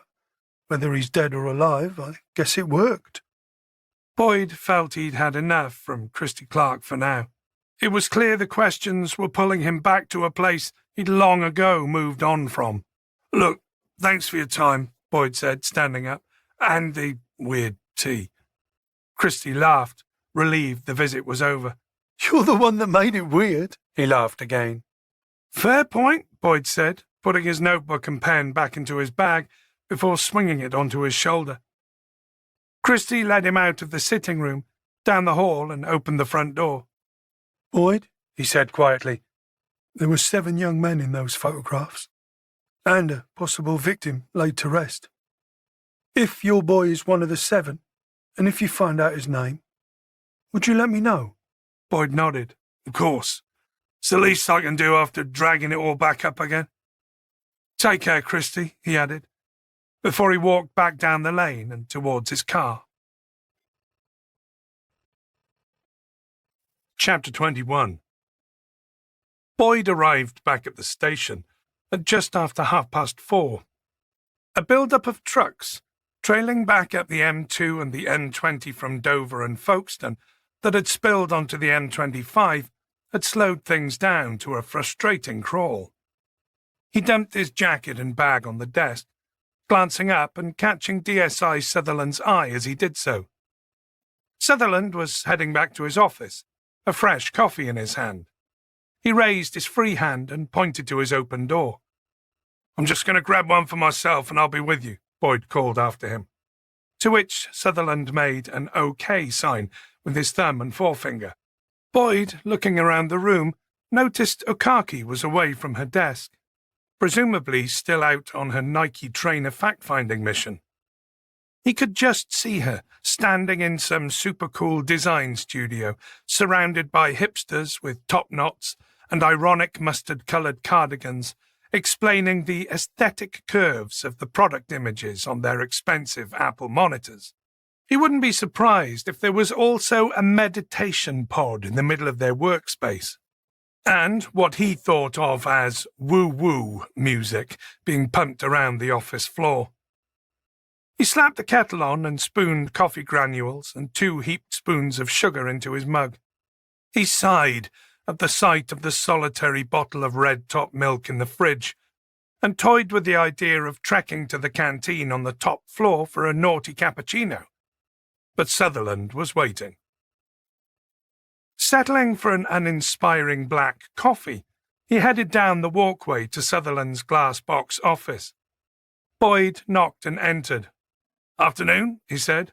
"Afternoon," Sutherland replied, pacing briskly around like a restless fish in an aquarium. "Everything okay, sir?" Sutherland nodded. "Just trying to get my 10,000 steps in." He raised an arm to show off a Fitbit. "I'm so close, just wanted to get the fireworks in before I'm done at work today." "Ah, I see," said Boyd. No idea what he was on about. "Take a seat, Boyd. You don't mind if I keep going, do you?" "No, it's not at all distracting, sir," said Boyd, sitting down. "So, how's it going with our unidentified body?" Sutherland huffed. "Still unidentified. DC Warren's working away at narrowing down a list of open Miss Purr cases. I'm pretty confident our A21 lad is lurking in there somewhere." Sutherland puffed past Boyd, slightly pink in the face. "I heard from McCarkey you went to interview the last of Leon Martin's victims, the one that got away." "Christy Clark? Yeah. I'm just back, actually," Boyd said. "And?" Sutherland rounded his desk. "What did you get out of that? Anything useful there?" "Christy seems like a very resilient man. He spent the last 20 years trying to deal with what happened to him. I like him," Boyd said. "That's lovely, heartfelt stuff, Boyd. But how does it advance your investigation?" "I thought letting him know about the latest discovery in person was the right thing to do. The previous SIO, Mike Grattan, and Christy Clark himself both voiced a theory that Leon Martin might have allowed Christy to live in order to help orchestrate Martin's staged exit." "The supposed suicide?" "Yeah. Neither of them is convinced he jumped." Boyd rubbed his neck, sore from the drive and from tracking Sutherland on his mini-marathon around the office. "So, what are you saying? You think Leon Martin's alive still?" said Sutherland, pacing beyond Boyd's peripheral vision. "No, I suspect it's unlikely that he's another Lord Lucan. I'd say he's dead somewhere, or possibly serving prison time under another name, but certainly not at liberty." Sutherland stepped into view. "Can you link our bones to the Ken Doll case?" "I hope so. If the trainer fits the timeline, then I'm almost certain he's one of Leon Martin's. Warren's Miss Purr list will hopefully get us the rest of the way over the line." "But so far away." "He had a vehicle. Makes sense to put some distance down." Sutherland came to a halt behind his desk. He remained standing, pondering something. "Speaking of distance, how many steps?" Boyd asked. "What?" Boyd nodded at the Fitbit. 9,417. "And you look great on it, sir." Sutherland registered the sarcasm. "Up yours, Boyd. At least I'm doing something about it." He shot Boyd's midriff a meaningful glance before sitting down in his chair and gazing at his steaming coffee. "But if Leon Martin got away—" "Then yes," Boyd said. "There could be more recent undiscovered victims. If his compulsion to kill, pose his victims and take photographs persisted. But I don't see how. Back then he had a remote farm, a vehicle, his parents' savings, no criminal record, and a lot of privacy. After Clark, he had none of those things. And whatever compulsion was making him do what he did, that sort of thing doesn't just switch itself off because it's inconvenient, does it? If there were more, we'd have heard." "Oh, so that's why he's swimming around in there like a goldfish," said Okaki, grinning. It's about time he did something. He's as round as a bloody football. Boyd laughed as they headed down the stairwell to the ground floor, her voice echoing off the walls. After his interviews with Grattan and then Clark, it was a refreshing tonic to be back in the office with the others. "When did the trendy Nike guys say they'd get back to you?" he asked. "They need 24 hours or so to compare the treads on ours with the batch sample," Okaki said. "They have those for every production run, you know. They keep one set sealed in an air-conditioned archive." "Right, of course they do." Boyd shook his head. "Lucky for us, eh?" "Not only can they give us the production year, they can give us the production month," Okaki continued.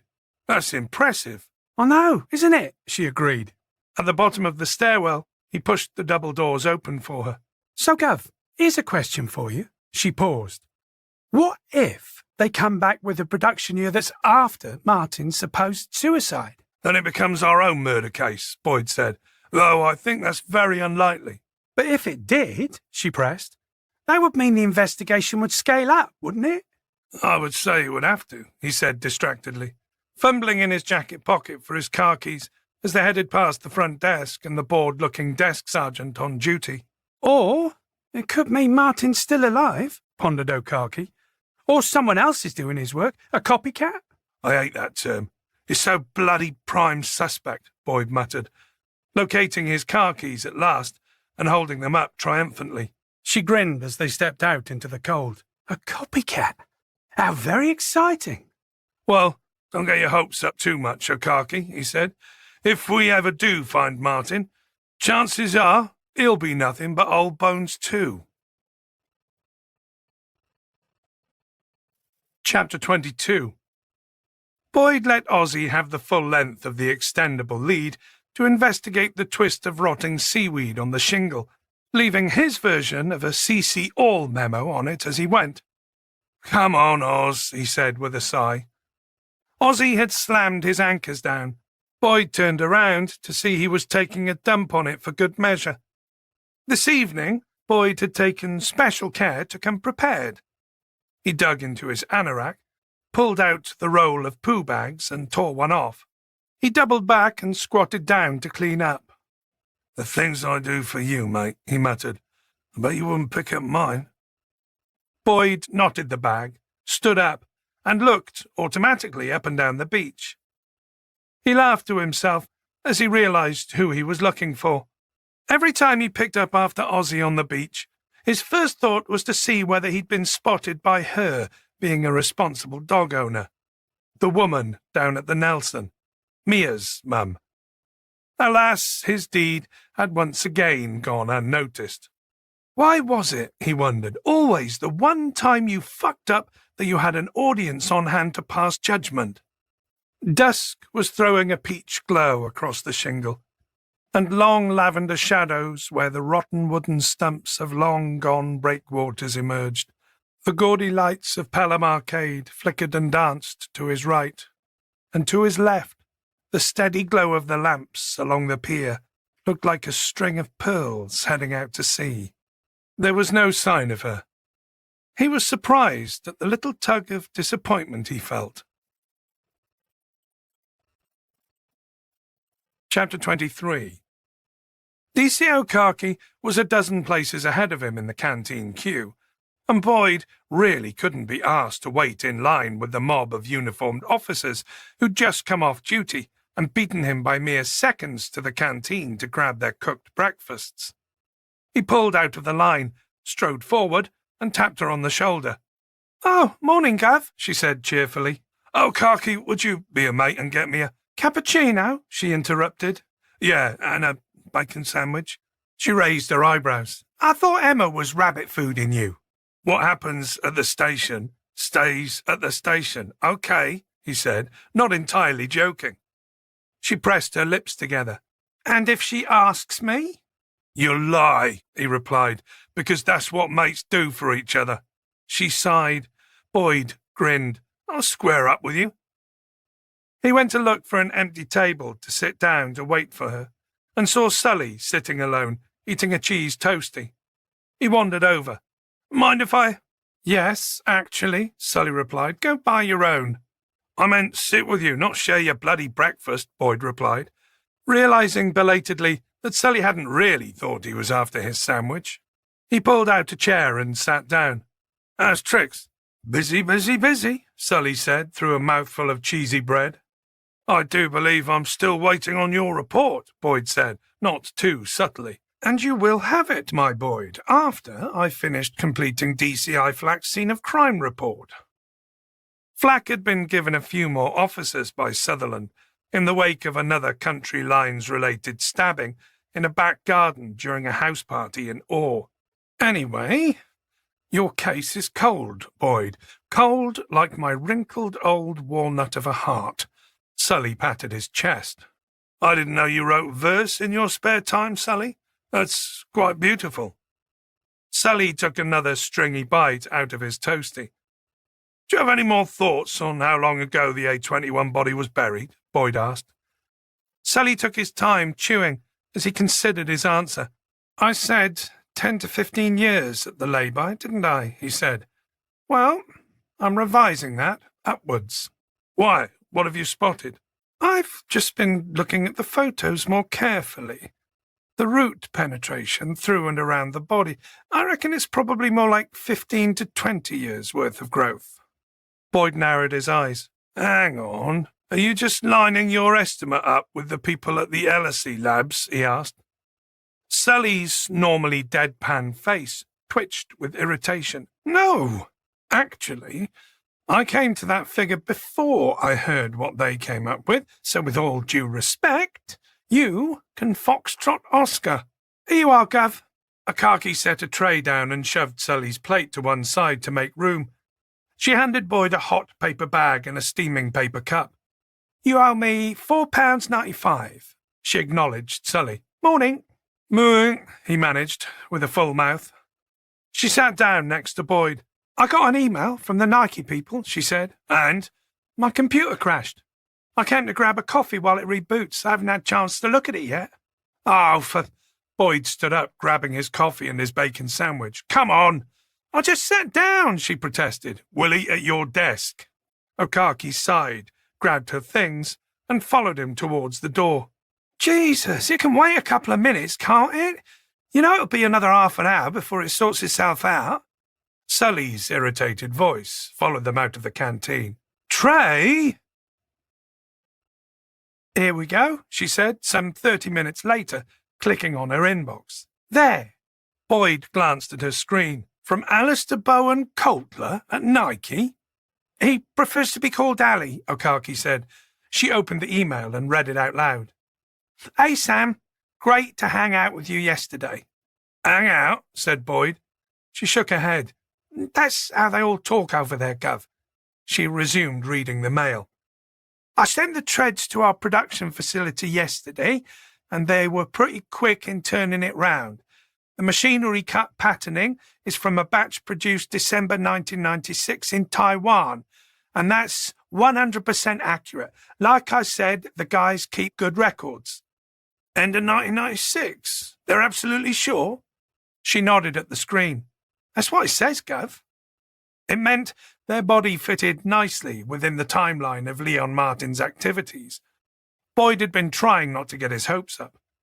As Akaki had pointed out the other day, if the trainers had been dated after Martin's suicide, then that would have been a whole new investigation.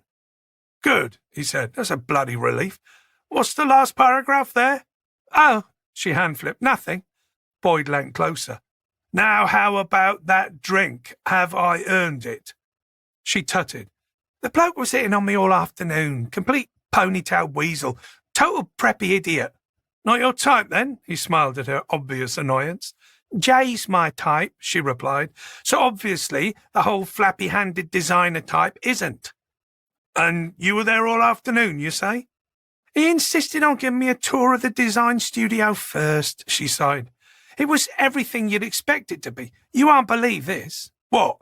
They have a ball pool and a soft play area in the middle of their floor. I'm serious. They bring their kids into work? Boyd asked incredulously. Okaki rolled her eyes. I don't think it was for the kids, Gov. Chapter 24. Mark Richmond wasn't particularly keen on walking the dogs this late in the evening. It was 7:30 and the sun was just about clinging onto the horizon, but it was going to be almost dark before he got back home. His shifts at Pound Bargains were all over the place. They tended to be whatever shifts were left over after everyone else had taken their pick. It made planning anything virtually impossible. Like this evening, it had been scheduled to be a Call of Duty clan night, but at the last moment he'd had a call telling him to go in for 8 for shelf stacking. So there was no clan gathering for him tonight, and, to top it off, his mum had reminded him that the dogs both needed to be walked before he went out, which was a total pisser. Watson and Max were up ahead of him, doing what dogs did best, rooting around grotty bits of undergrowth and getting dirty. He usually called out to them once every couple of minutes to get them to report back in if he couldn't see them. Mum was constantly reminding him that dog napping was an actual real thing, and, according to her, even happened at knife point. She'd drilled into him, "Keep them in sight, Mark. Always keep my boys in sight." He swore she loved her 2 fur babies more than she loved him. For fuck's sake, they got Christmas stockings. They even got K9 chocolate Easter eggs. "Watson! Max!" he called out into the gathering gloom. Up ahead, he could see the dark form of something moving slowly, out and away from the wooded area that ran alongside the A-road. It was too dark to see which one of the 2 dogs it was, or even if it was a dog. It could be a deer. It was something on all 4s at any rate. "Watson?" he called. The dark shape stopped moving. As he drew closer, it became more defined against the greyed-out, darkening backdrop of the field. He turned the torch function of his phone on and aimed it. 2 eyes glinted back at him. "Watson." "Where's Max, mate?" he asked. Watson was too busy to go looking for his partner in crime. He had found something far more interesting to play around with. "Oh, God, please. Not fox shit," he prayed. That stuff stank. Watson was the worst for it. He rolled in it first, really putting his back into it so the stuff got firmly meshed into his fur. Then he ate what was left on the ground. He pranced around afterwards, a smug look about him, as if he'd just discovered the mother lode, and the smell of shit lingered even after a thorough hosing down with anti-fox poo shampoo. "Drop it!" snapped Mark. Watson looked as though he was going to be an arse about it. He picked up whatever it was, ran a dozen yards further away from Mark, then carried on chewing his find. "Little sod." "Right, come here now!" Mark used the angry voice, the one that made his breaking voice go shrill and high-pitched, and made him sound like a total idiot. But it worked. Watson dutifully padded towards him, head low, tail low, but still defiantly hanging on to his prize. "Drop it!" growled Mark. "Now!" With great reluctance, Watson opened his jaw and dropped what he had on the ground a few feet away. It looked like a pale mouse, maybe? Or perhaps it was more likely a baby rat. They came out hairless, didn't they? Little pink, squiggly, squirmy things. Mark stepped over, squatted down, and was about to reach out and prod it to see whether the poor thing was still alive, when, at the last moment, he stopped. The little baby rat had a fingernail on the end of it. Chapter 25. "I'm sorry, that's actually not how it works in real life," said Boyd. "Oh no, here he goes again," said Emma. "I'm just saying, you can't use anything the suspect says as evidence until after they've been cautioned." Boyd shook his head at the TV. "It's utter bollocks, that is." "You'll have to forgive him, Dan," Emma said. "This is precisely why we don't watch police procedurals. Dad tends to moan all the way through." Boyd sighed. "It's just irritating when they don't bother to try and get it right.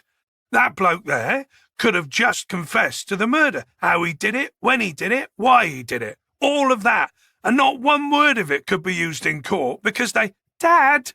"All right," he huffed.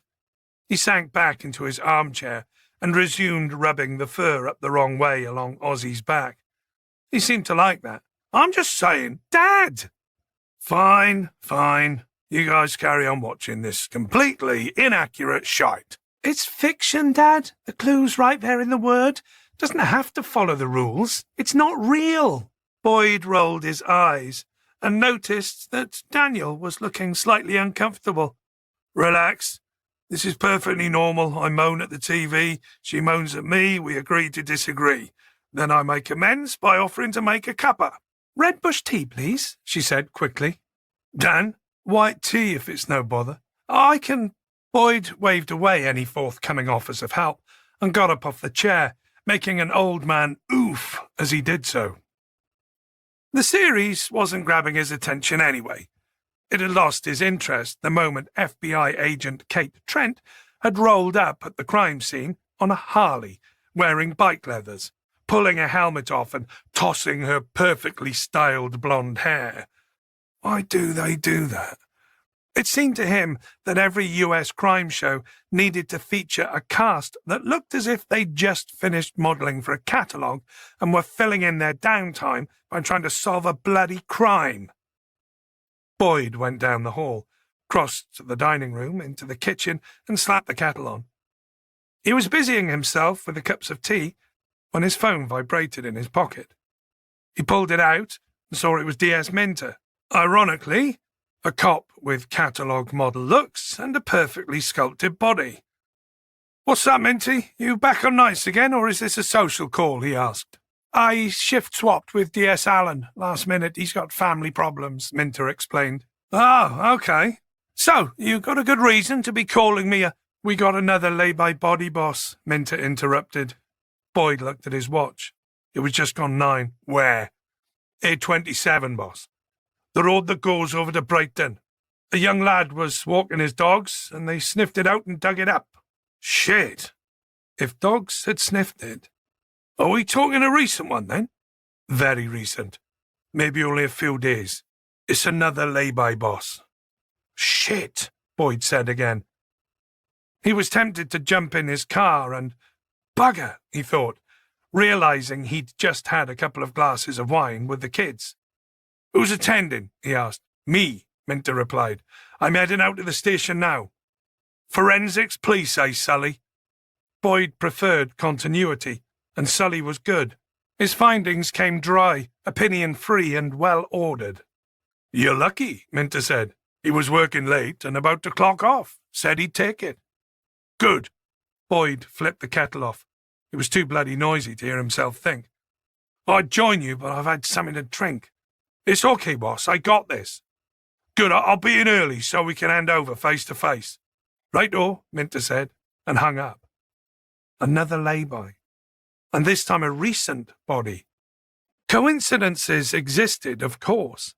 It wasn't beyond reason that some other murderer had decided a lay-by would make a convenient place to dispose of a body. There was, though, another possible explanation. One that made Boyd feel slightly queasy. That both Mike Grattan and Christy Clark had been right.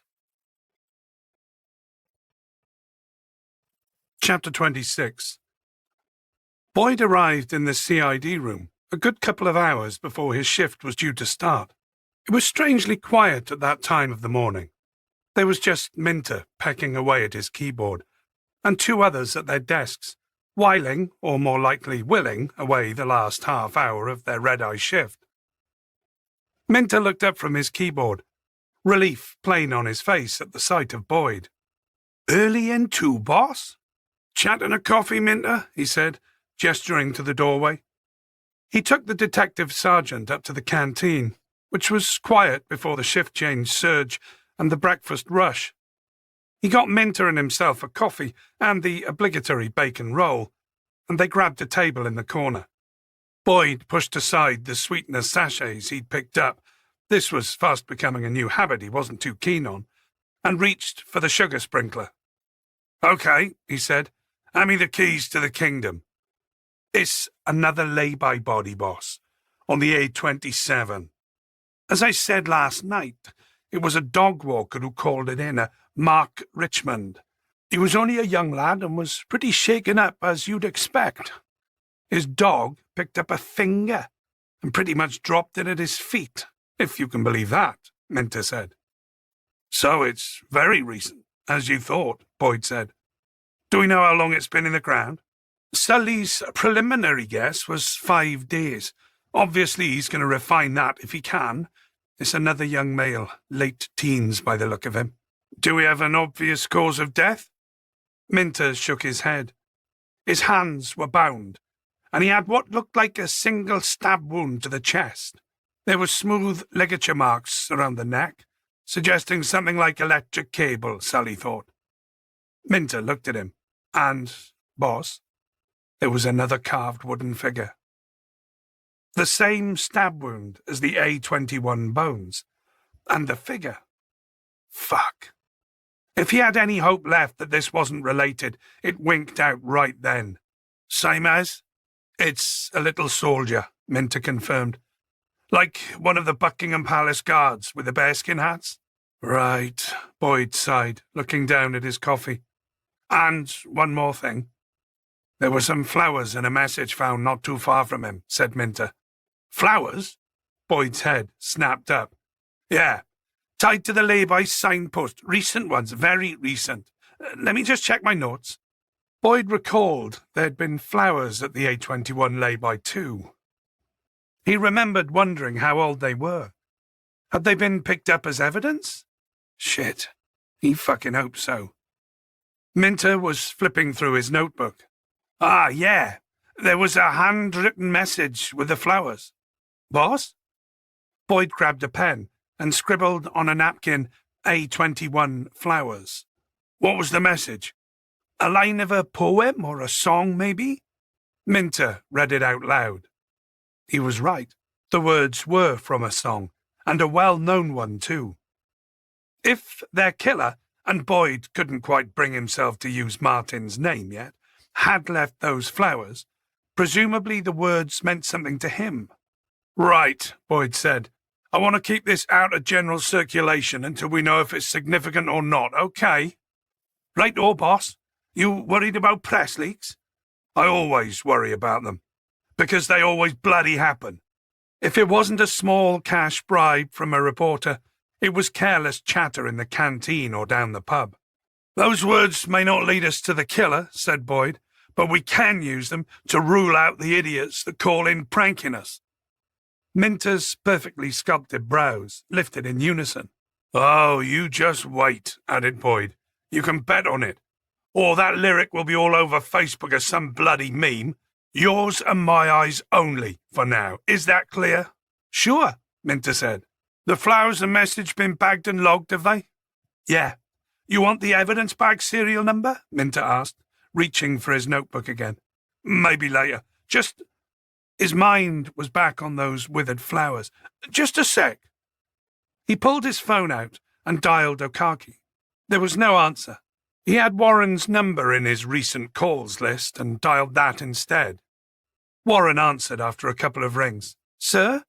You on your way in yet? Boyd asked. No, not yet. I'm just having me cereal. I'm not due to... Right, well, finish up. Can you go to the A21 lay-by? The body one? Yes, the body one. Boyd heard a spoon clink against a bowl and the muffled sound of a woman's voice in the background. It's the Gov, Mum. The phone rustled as a hand went over it, and Boyd listened to a muted exchange. Another rustle, and Warren was back on. Sorry about that, sir. What do you want me to do? On the picnic signpost, there are some old flowers. Evidence bag them if they're still there, will you? Right. Thanks, Boyd said. And Warren? He paused for a second. Say hello to your mum. He hung up and looked at Minter. If the same thing's written on those, then...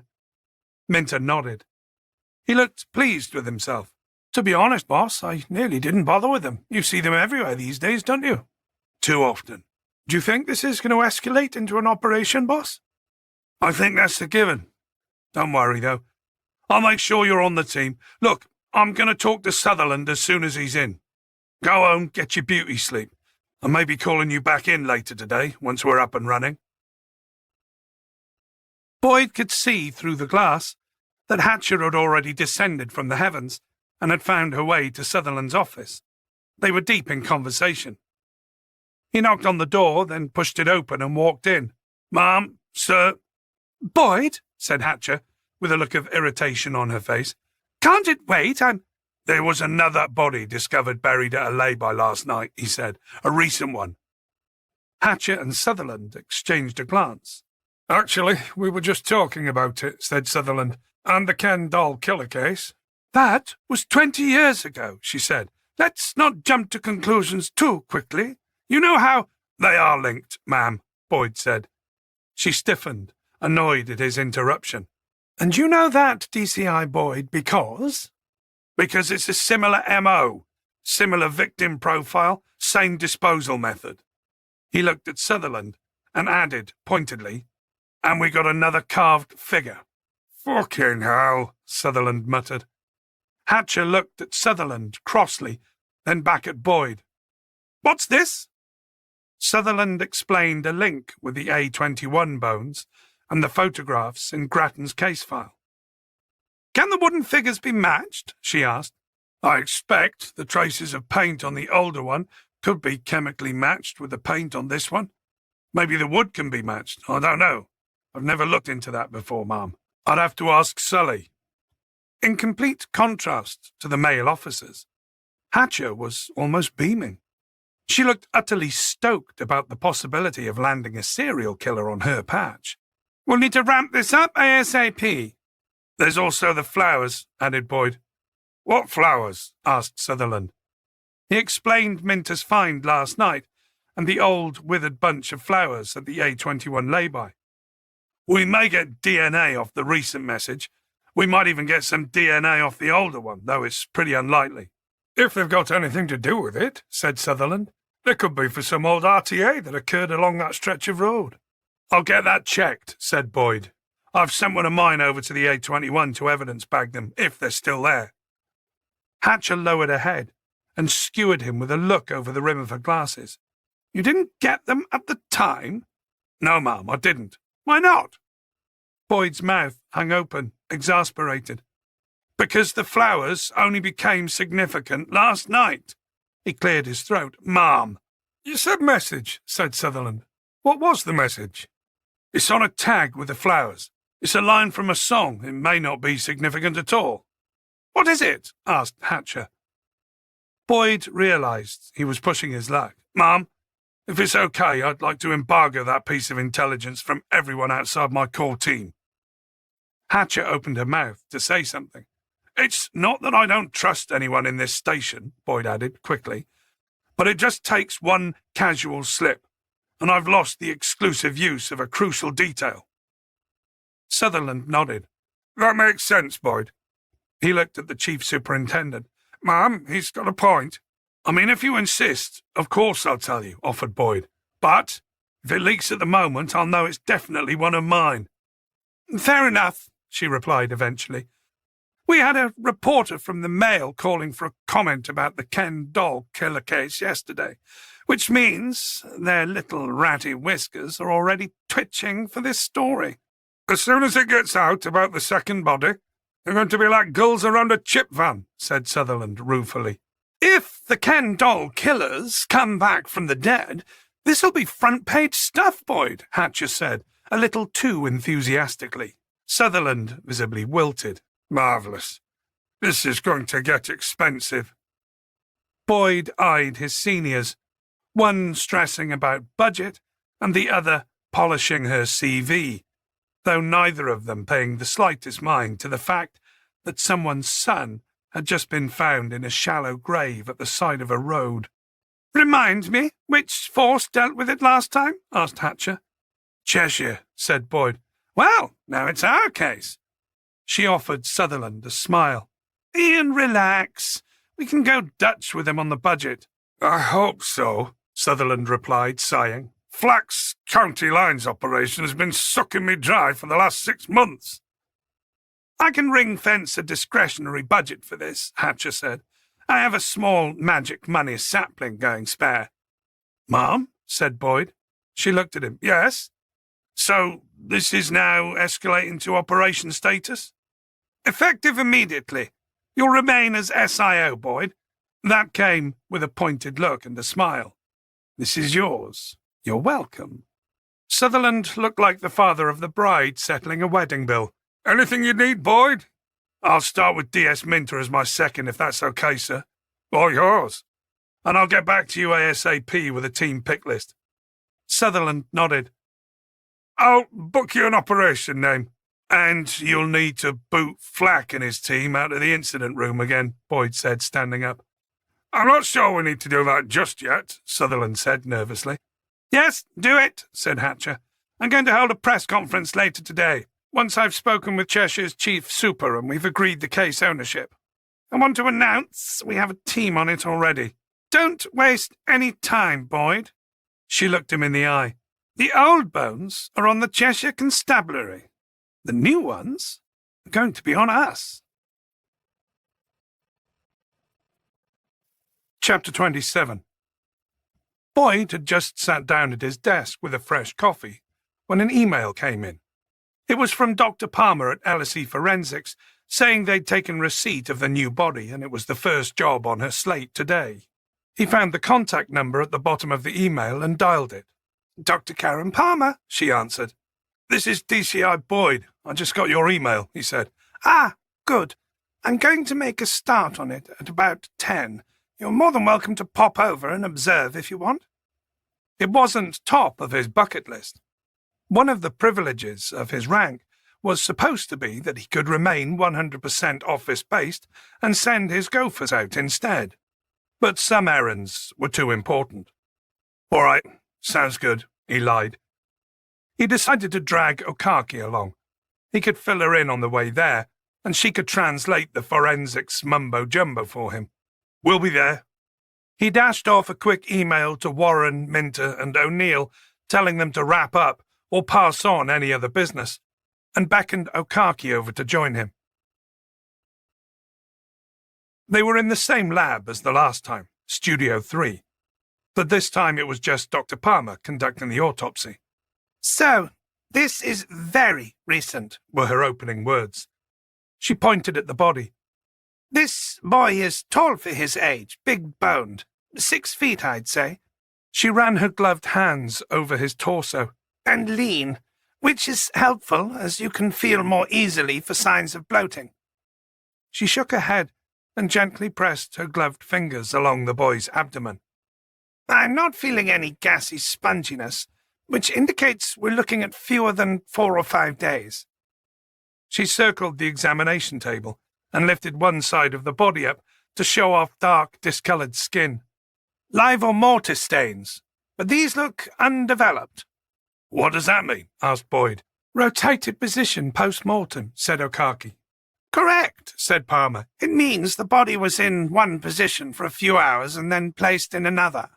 Once blood stops circulating, it drains down to the lowest points, which gives you the bruising effect. This body rested on its back for a while, then was buried with the left side upwards.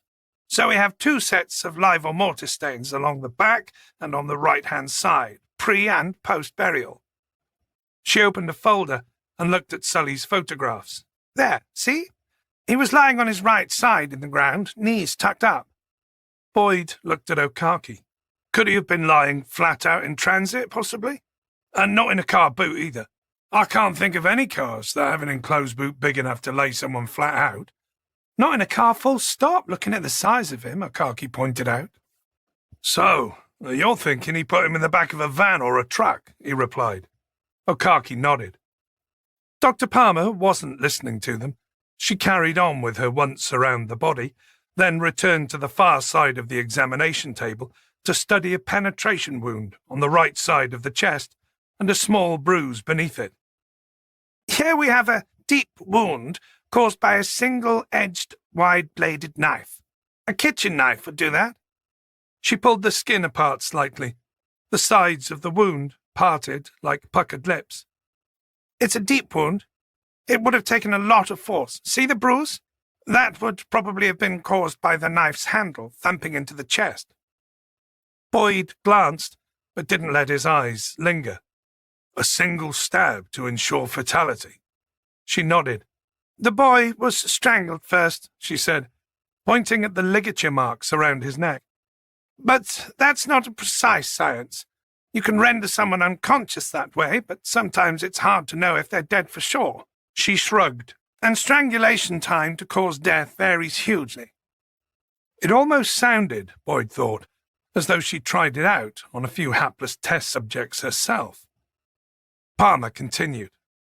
I mean, that Saudi journalist, Khashoggi, the audio tapes recorded 7.5 minutes of strangulation before they concluded that he was dead. The stab wound would probably have been for the killer's peace of mind, to check that the victim wasn't faking it. She pointed at the red lines around the boy's neck. The ligature marks are completely smooth, not patterned, so not rope or chain. I'd say electrical cable of some kind. She leant over and lifted one of the boy's eyelids. Petechiae on the conjunctiva, eyelids, cheeks. Evidence of death by asphyxiation, said Akaki quietly. You get pinpoint surface hemorrhages. I know what that is, Boyd said. You said you wanted me to translate, she muttered. Palmer's gaze slowly descended from the face, the neck, to the chest, then down the left shoulder and arm. What are you looking for? Asked Boyd. Defense injuries. I was hoping for skin under the nails, but this lad has hardly any nails. He was a chewer, I think. Any chance at all of skin scrapings? He asked. I've swabbed them, so if he did manage some fingernail-to-skin contact, we might get some transference of DNA. She straightened up.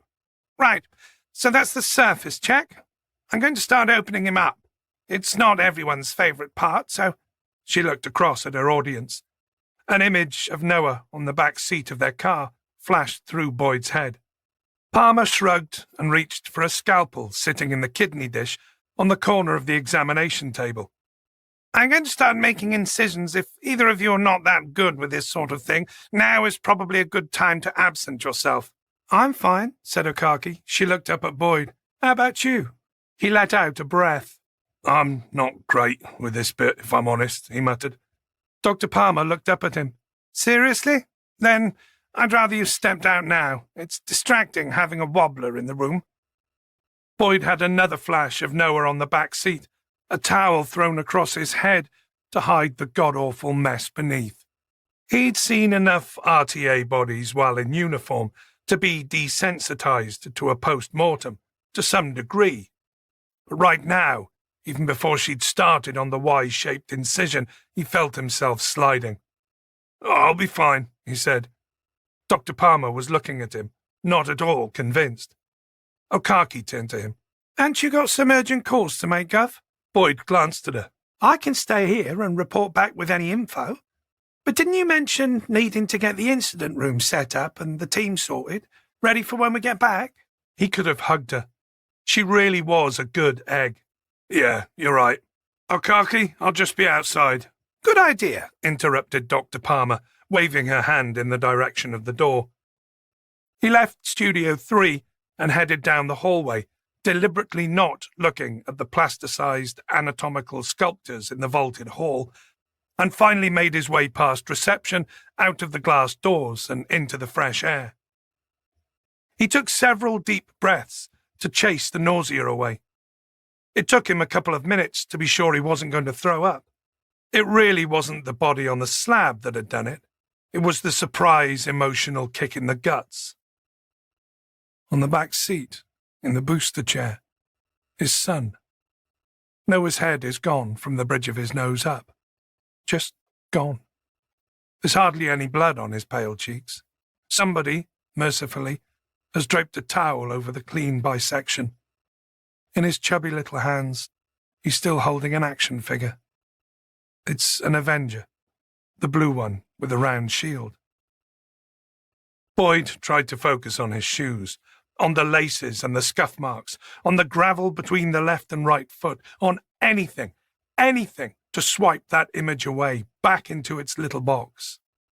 Shit, he whispered, softly. Chapter 28. Half an hour later, the glass doors swung open and he heard footsteps on the gravel as Okaki approached him. You all right, Gav? Yeah, I'm good, thanks. Just had a bit of a moment back there. We noticed. Boyd shook his head, disappointed with himself. Has she finished already? She's taken some brain and liver samples to check for toxicology tests. She says the boy might have been drugged before being strangled, but she won't know until she gets the toxicology reports back, so she's wrapping up. Right. She did wonder if you needed to sit down and a cup of tea or something before we go. He already felt like a complete idiot. A cup of tea and a biscuit actually sounded quite good. This was beginning to feel like a carb wobble. A sodding great big pastry with lashings of white icing slathered on top would be even better. He sighed. Probably best we get going. Although if there's somewhere to pull in and grab a coffee and something sugary, she asked, eyebrows raised. He nodded. I'm thinking this might be a carb wobble. She smirked. Sure, if that's what we're calling this. It is, Okaki, he replied testily. I've done autopsies before. She dropped the bantering tone and gave him the benefit of the doubt. I get the carb shakes too, she replied. The trick is not to go crazy and eat 10 Mars bars. A banana will sort you out. Come on, I'll drive.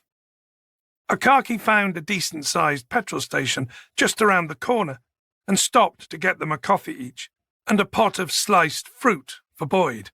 No pastries? He asked, feeling more than a little irritated as she handed the fruit over. You're as bad as bloody Emma. I don't need two mothers on my case. Okaki sighed, reaching into a jacket pocket and pulling out a solitary Snickers bar. There you go. But eat your fruit first, she said, waving a finger at him. Jesus, he said, grinning at the sight of the chocolate bar. Yes, Mum. As they pulled out of the forecourt, he was already tucking into the fruit pot. So, this boy was holding the same kind of wooden figure as seen in the Martin case file photos, began Okaki. Same MO and burial method as our Nike boy. That's what I've started calling him, Boyd muttered. The sooner we have a bloody name for him, the better. He finished the fruit and poured the juice left in the pot into his mouth, and quickly fumbled to unwrap the Snickers bar. So, the takeaway from the autopsy of Okaki? His mouth was almost immediately full again.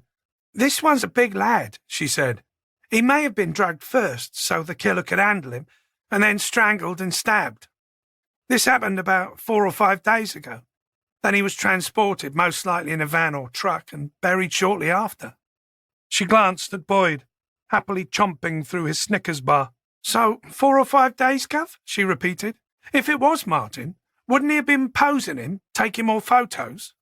If he's still doing that 20 years later, he looked at her. So it could be a copycat then, she said, adding smugly, I said that earlier. Boyd finished his mouthful. We found Nike Boy 12 days ago. It was in the news 11 days ago, so maybe he got spooked and got rid early. But it's not a copycat, Okaki. The carved figure, remember? True. So Leon Martin is alive then, she said. We'll see, he replied. The sooner we get DNA results back on our new victim and the soldier, the sooner we'll know. Keep in mind, Gov, Leon Martin would have had a major compulsion to do what he did. That's something he'd have to keep a lid on for 20-plus years if it was him. Maybe he just wasn't caught. Most serial killers manage to go about their lives without alerting a scramble team of psychiatrists. She laughed. But they're still not wired up, right, are they? Most serial killers need 2 things, to be able to kill and to have a need to kill. He wouldn't have been able to stop for that long, would he? To be able to kill and to have a need to kill. That's catchy. We should put it on a staff mug, Boyd said dryly. There are plenty of people who are able to kill, Okaki. Ex-soldiers, for one. The need? Well, what's your choice? Anger? Resentment? Disenfranchisement? Revenge? Boredom? He looked at her. Christ, wasn't that Dennis Nielsen's motive? Boredom? She shook her head. I don't think even he knew why he did what he did. Boyd's phone buzzed. He finished off the Snickers bar and ditched the wrapper in the passenger well. Boyd? It's Warren, sir. Ah, did you manage to bag those flowers? Yes, sir. And? They're with CSI right now. Kellen Sully's looking over the plastic wrapping for any possible fingerprints. Was there a message card with it? Yeah, but I couldn't make out what was written on it. The ink's faded. Looks like it's been taped up there for a while, sir. Boyd nodded. Okay. we're on our way back." He hung up. "Well," said Okaki. "Well, we got another bunch of flowers." Chapter 29. Boyd assembled his team in the small conference room.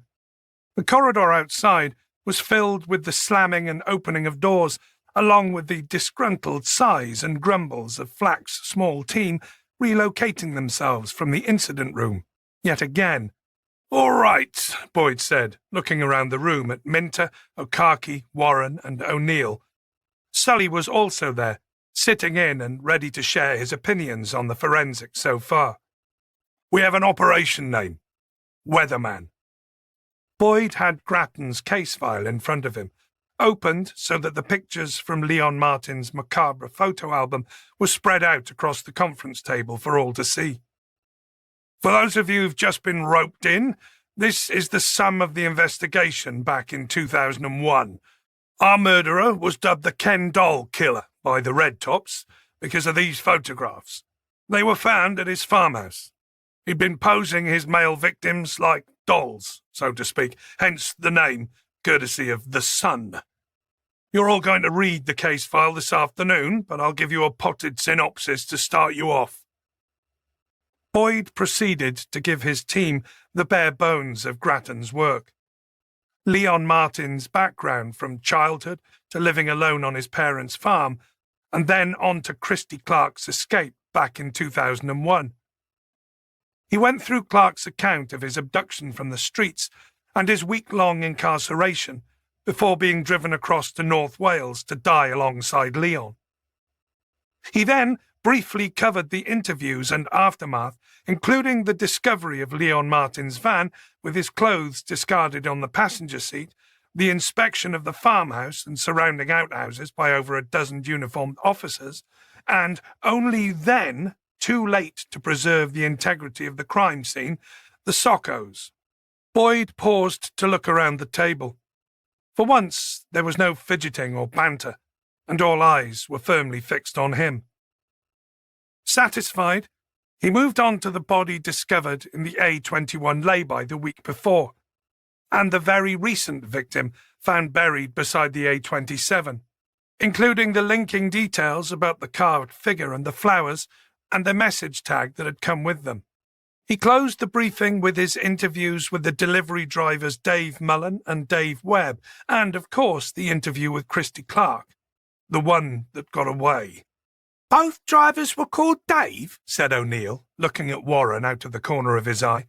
"Yes," replied Boyd. "Dave and Dave." "I think it's been a legal requirement since Brexit," said Sully. "Seriously? You're not allowed into France with a truck unless you're called Dave?" Minter chuckled. "My dad's called Dave," he said. "See, he could drive a truck quite legally." "I'm a Dave," added Warren. "Middle name." "I'm Dave," said Sully, "and so's my wife." Boyd rolled his eyes. "Life for Brian, right?" said Minter. Sully nodded. "Well spotted, Dave." "It's David, actually," Minter grinned. "Although I'll let you call me Davy if you buy me some chips." Okaki sighed loudly. "Are we done, boys?" Boyd pressed his lips together, suppressing a smile. "Yes, you're quite right, Okaki. There's enough arsing about." He settled back in his chair, raised his arms and cupped his hands behind his head. "Okay, so then, that's where we're at. Let's deal with some of the theories." He gazed up at the bland tiled ceiling. "The way I see it, it boils down to the following two scenarios.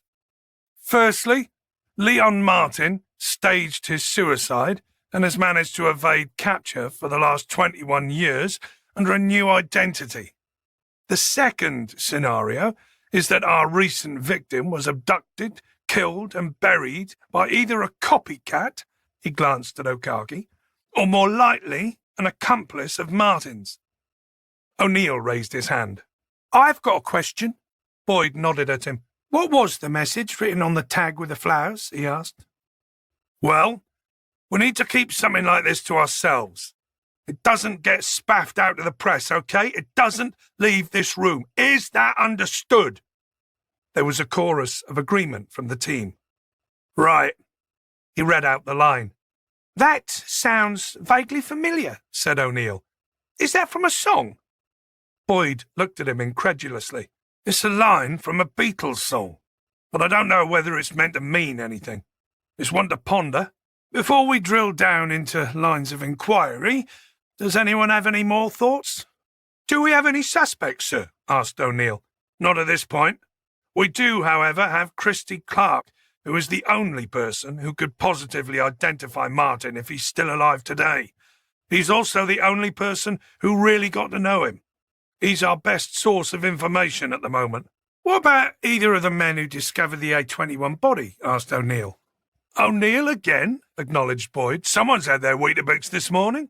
Well, we know it's not unheard of for the guilty party to present themselves as having stumbled across the body and not knowing what they were dealing with. It gives them a valid reason as to why their DNA is present at the scene. So, yes, given the discovery of our most recent victim, I'm going to call them back in and get them swabbed and re-interviewed. Do we have any evidence from 2001 that might suggest Leon had an accomplice, Gov? Asked Okaki. Nothing that was flagged up, Boyd said. Christy Clark was quite clear that Leon was acting entirely alone. In fact, in the interviews with the original SIO, he stated he thought coerced companionship was one of Leon's motives. Boyd shrugged. He wanted a friend. More like a pet lamb to the slaughter, said Minter. Do we trust Christy Clark's account, boss? We trust nothing, obviously, but... Boyd spread his hands. The documented forensic evidence supports Clark's account. His DNA was found at the farm, on Martin's parents' bed, on the shackles, and in the back of Leon Martin's van. He was in pretty poor shape when he was discovered, and he had abrasions round his wrists from the shackles. What about this case file? Said Okaki. Do we trust that? Didn't you say forensics were a complete mess? They were. It wasn't the SIO's fault. It's just the boots went in too early. They were turning the farm over, expecting to find other captives or bodies. For that reason, we have to view the contents of this case file as helpful, but not the Holy Bible. Now we're scaled up to operation level, this is our case. We're the active force, and Cheshire are in a supporting role, so we're starting over. The old case file we can use to ink in any gaps, but where we can, we're going to source. Okay then, I'm going to parcel out some tasks. Minter? Boss? I want you to head up to Cheshire and dig into Leon Martin's childhood. Search through Cheshire's evidence archive, interviews with the locals who might not have been interviewed at the time. What I'd really like is a better bloody photo of him. Also, any possible clues as to what Martin's life would look like under an alias. If he couldn't tap whatever savings his parents left behind, he'd have to work. What was he qualified to do other than drive? Gotcha! There's no good photo of him anywhere? Asked Warren. We have one school end-of-term photo and that's it. He's 11 in that, and in the back row. It's no bloody good. The original Socko free-for-all at Martin's farm recovered no family photos. It seemed Leon made a pretty good job of burning almost everything there was about his parents and himself. Boyd turned to Okaki. You can go with him. We need whatever forensic samples Cheshire Constabulary have in their evidence archives back here so we can examine them again. DNA work is 20 years better now than it was back then, said Sully, and cheaper. Quite, agreed Boyd. Let's get everything we can off them, particularly anything that might still have Leon's DNA and that of his parents. We need to make sure they picked out the right profile from all the swabs they took to identify as his. Then we'll get a job lot of testing done at the EFS. Maybe they'll give us a discount with all the work we're giving them. He pictured Sutherland disappearing meerkat-like down a burrow hole with the department checkbook clutched tightly in his little paws. Warren, I want you to continue work on IDing our A21 victim. I know you've done pretty well at whittling down the Miss Per candidates. I reckon it's time to start doing some home visits. Yes, sir. Take Leon Martin's photos that show identifying marks and tattoos, Boyd added. And a picture of the trainer, too. The trainers were new when the victim died. Parents would remember things like that. If we can get an ID, we may get a clue as to where he was picked up by the killer. But for God's sake, Do it sensitively and take a family liaison officer with you. He's definitely a Martin victim in my book, so let's get his name." As Warren collected photos, Boyd turned to O'Neill. "O'Neill, you're working on new body. We'll need to ID that as soon as possible. You've got a lot more to play with there. If there's a Miss Purr report, then it'll be recent. You got DNA. Our lad might just be on the NDNAD, or his fingerprints on the PNC for something. You never know." O'Neill nodded. "Yes, sir." There were the official roles to hand out too. "Minter's my second and action log manager. O'Neill, your exhibits officer. Okaki, forensics liaison with Sully and EFS." He paused to look out through the glass wall at DCI Flack carrying out his Nespresso machine and gave him a cheeky wave. Flack's hands were full, but Boyd suspected he'd have loved to reply with a middle finger. Chapter 30. "Sausage and chips, please." Boyd decided to take his lunch off the pier and down onto the shingle beach. It was a nice day today, and he wanted to get his food as far away as possible from the circling gulls before they picked him out as a clueless tourist and descended on him like the pack of thugs they were. Plus, he wanted some headspace. He was well aware that half his team was scattered along the queue leading into the cafeteria. He picked the point down the beach, where high tide tended to shove the stones up into a steep ridge, and plonked himself down. He pressed his coffee cup into the shingle so that it wouldn't tip over, and started to pick at his chips, keeping one wary eye on the lookout for any feathered scroats hovering nearby. He set the carton of chips down between his feet, sheltered from prying eyes. Stepping up to Operation Weatherman was going to attract press attention. Again, there were no two ways about it. The A-27 body, so far, hadn't triggered much in the way of interest up to this point, simply because nobody had leaked yet that it was linked to the A-21 bones, and thus to the Ken doll killer. But that was sure to happen, and sooner rather than later. Hatcher seemed happy to deal with the press this time round, and she was welcome to them. The trick was keeping the toy soldier and the flowers out of the story. More importantly, the short message that had been left with the most recent flowers. As for DNA, was there any chance at all that there'd be something still usable on the flowers O'Neill had been sent to grab from the A-21 lay-by? It was far more likely that there'd be something on the A-27 flowers and message tag that Minter had spotted, bagged and logged yesterday. The question that Boyd kept asking himself was why the killer, for argument's sake Leon Martin, had left them there. They were potentially a forensic gift, and if there were more bodies out there marked by the same thing, wasn't he in danger of flagging up where all his victims might be buried? It occurred to him that he only had to put out a press release asking everyone to check the next roadside shrine they saw for a card with that little message on it, and presumably within weeks they'd have located all his buried bodies. And inspire hundreds of idiots to copy it as a prank, or post those words on Facebook as some macabre meme? Maybe not, then. As with the first flowers, any card found would have had its message washed off long ago, and they couldn't very well promote the idea of taking flowers from what would probably be very real tributes to loved ones. So, anyway, he dragged his thoughts back to the question, why leave the flowers? Was it an act of contrition? Was Martin saying sorry to his victims? Or was it an act of bravado? Leon Martin sticking two fingers up at them.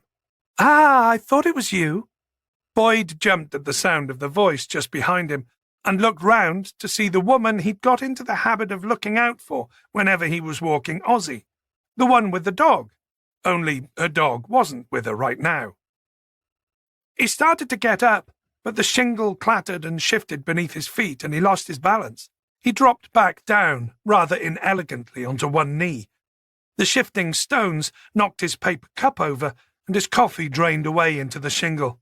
"Bollocks," he muttered. "Oh, God, I'm so sorry," she said. "That was my fault, sneaking up on you like that." He picked the cup up. There was a mouthful left in the bottom, which he swigged for some reason. "Can I get you another?" she asked. "No, it's fine," he said. "Not the greatest coffee in the world, truth be told." She smiled and looked up at the looming bulk of the pier. "The Pier Cafe?" "Yeah, but the chips, on the other hand, are—" He turned to gesture at the takeaway carton he'd set on the shingle, only to see a gull was already picking its way through it, tossing out chips that were still too hot. "Oh, for fuck's sake." Boyd took a step back towards his lunch and threw out his hands to scare it off. "Yeah!" He was successful, but only after the second, closer, louder "yeah." The bird fluttered noisily, shedding feathers and dragging his carton a few feet across the stones before giving up and flapping away. "They really think they own this town," she said, her mouth quirking up at the corners. "I'm beginning to think they actually do," he said, picking up the scattered remains of his lunch. "I really do owe you an apology," she said, "and some more chips." He gathered the greasy paper and cardboard and left the food. Already the sky above them was busy with noisy, hovering, curious gulls. She pointed up the sloping beach to the White Rock Theatre. "There's a nice cafe in there. Would you let me buy you a coffee and something warm?" The cafe was called the Sea View Lounge, a long, curved front balcony window above the grand and whitewashed Doric columns of the theatre's entrance looked out across the beach, the pier and the channel. It had the feel of the rear end of some vast cruise ship, the curved wall of windows, the view of the sea, the chandeliers. "Very nice," he said, as she returned with their order. "They refurbished it during the lockdown. It was beginning to look a little tatty," she said, setting the tray down on the table. "Coffee in a porcelain cup rather than a paper one, and a sausage sandwich." "That's very kind of you." She sat down. "No problem. I keep bumping into you and telling you off. It's a peace offering."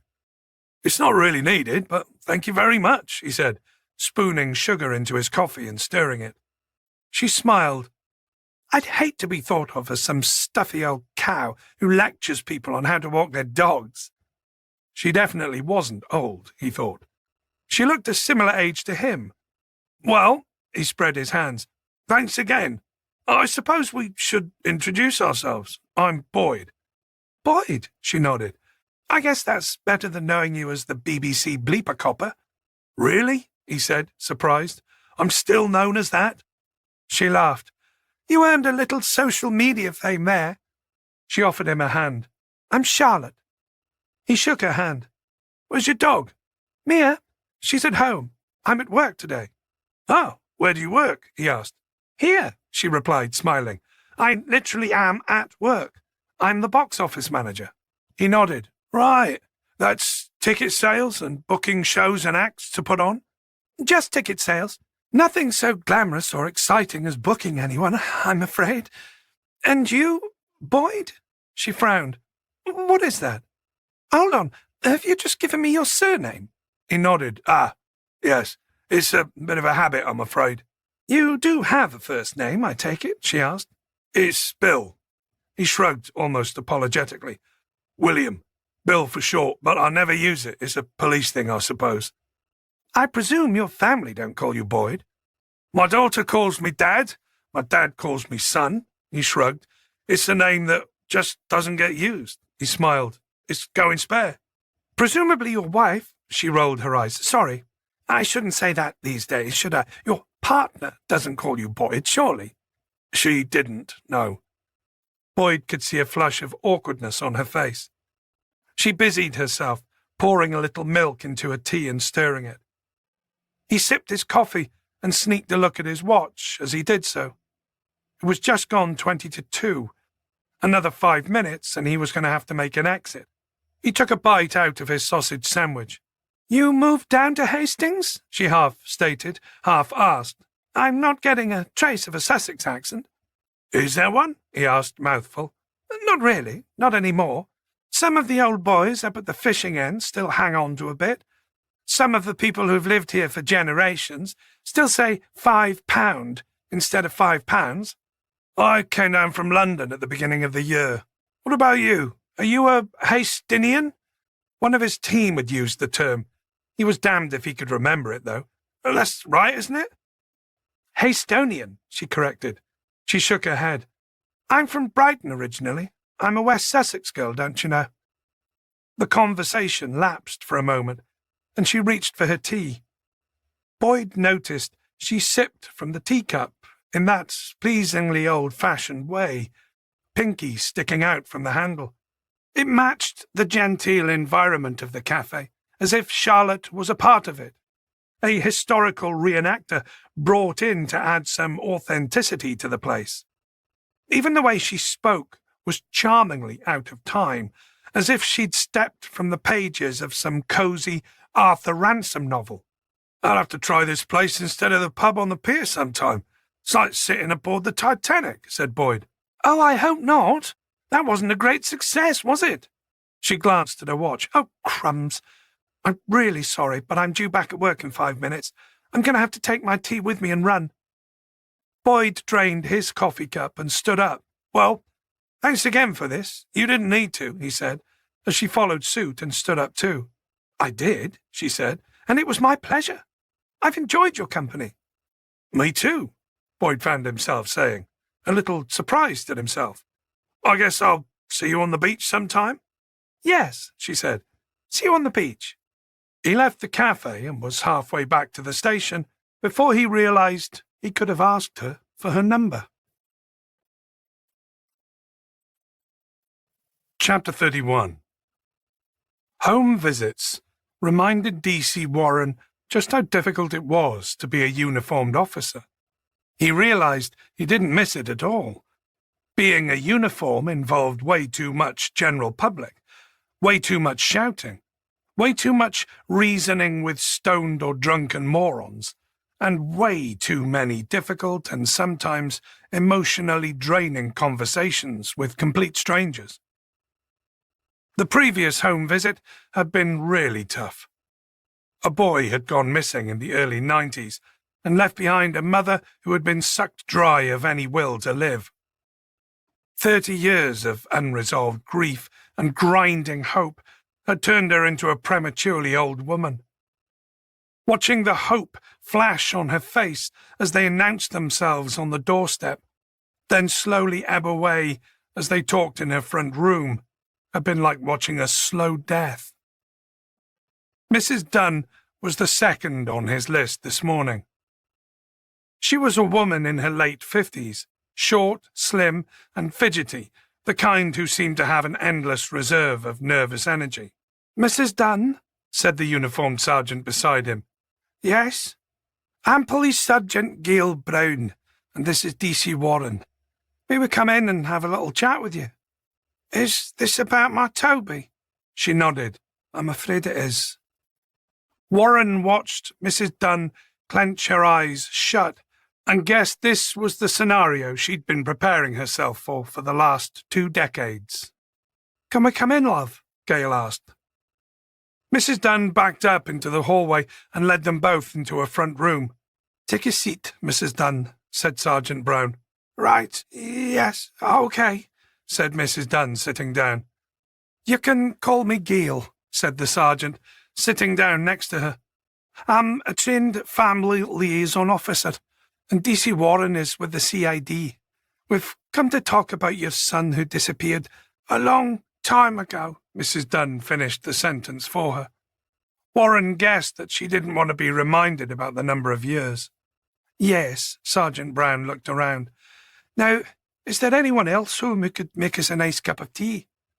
Mrs. Dunn shook her head. That's all right. I'll do that while my colleague has a chat with you. Would you like a cuppa? Mrs. Dunn nodded quickly, then looked over at Warren. Are you here to tell me my Toby's? Her voice hitched. Is it that body that was found on the A21 the other day? Warren took a deep breath. Here we go. It's a possibility, Mrs. Dunn. Her head dipped down. He could see her narrow shoulders flexing and quivering. She was crying silently into her hands. Sergeant Brown had warned him in the patrol car on the way over that this would probably happen. Warren watched the silent crying. not sure whether to let her finish before asking his questions, or try to find a moment to jump in. Brown came back into the lounge, presumably to ask about milk and sugar, when she saw the woman's shuddering shoulders and head in her hands, and Warren looking completely unsure as to how to continue. She squatted down beside Mrs. Dunn and rubbed her back softly. "That's okay. That's okay." "Please say you don't know it's Toby," Mrs. Dunn said, sobbing through her hands. "We think it could be a possibility," replied Sergeant Brown, "but we need to be sure." Should I make the tea?" asked Warren. Brown looked over her shoulder at him and nodded. Warren got up and found his way to the kitchen, and after opening a number of cupboards, found all that he needed. 5 minutes later, he returned to the lounge to find Mrs. Dunn dabbing at her eyes with a balled-up tissue. "There you go," said Warren. "Milk, and I put some sugar in too." Mrs. Dunn accepted the mug from him with a grateful nod. Brown had pulled up a chair in front of the sofa for Warren while she sat beside Mrs. Dunn. "I've explained that you need to ask her some questions and that you have some photographs you need to show her," she said to him. Warren nodded. His mouth felt dry, his throat tight. He hated how nerves made his voice go a little higher than normal. "Mrs. Dunn," he began, "the body we found last week dates from about 20 years ago, and the forensic people have estimated the age is between 17 and 20. She nodded. 17? That was how old Toby was when he left us. The police weren't interested. No one was interested. We'd had a few rows over silly things. He was in with a bad crowd.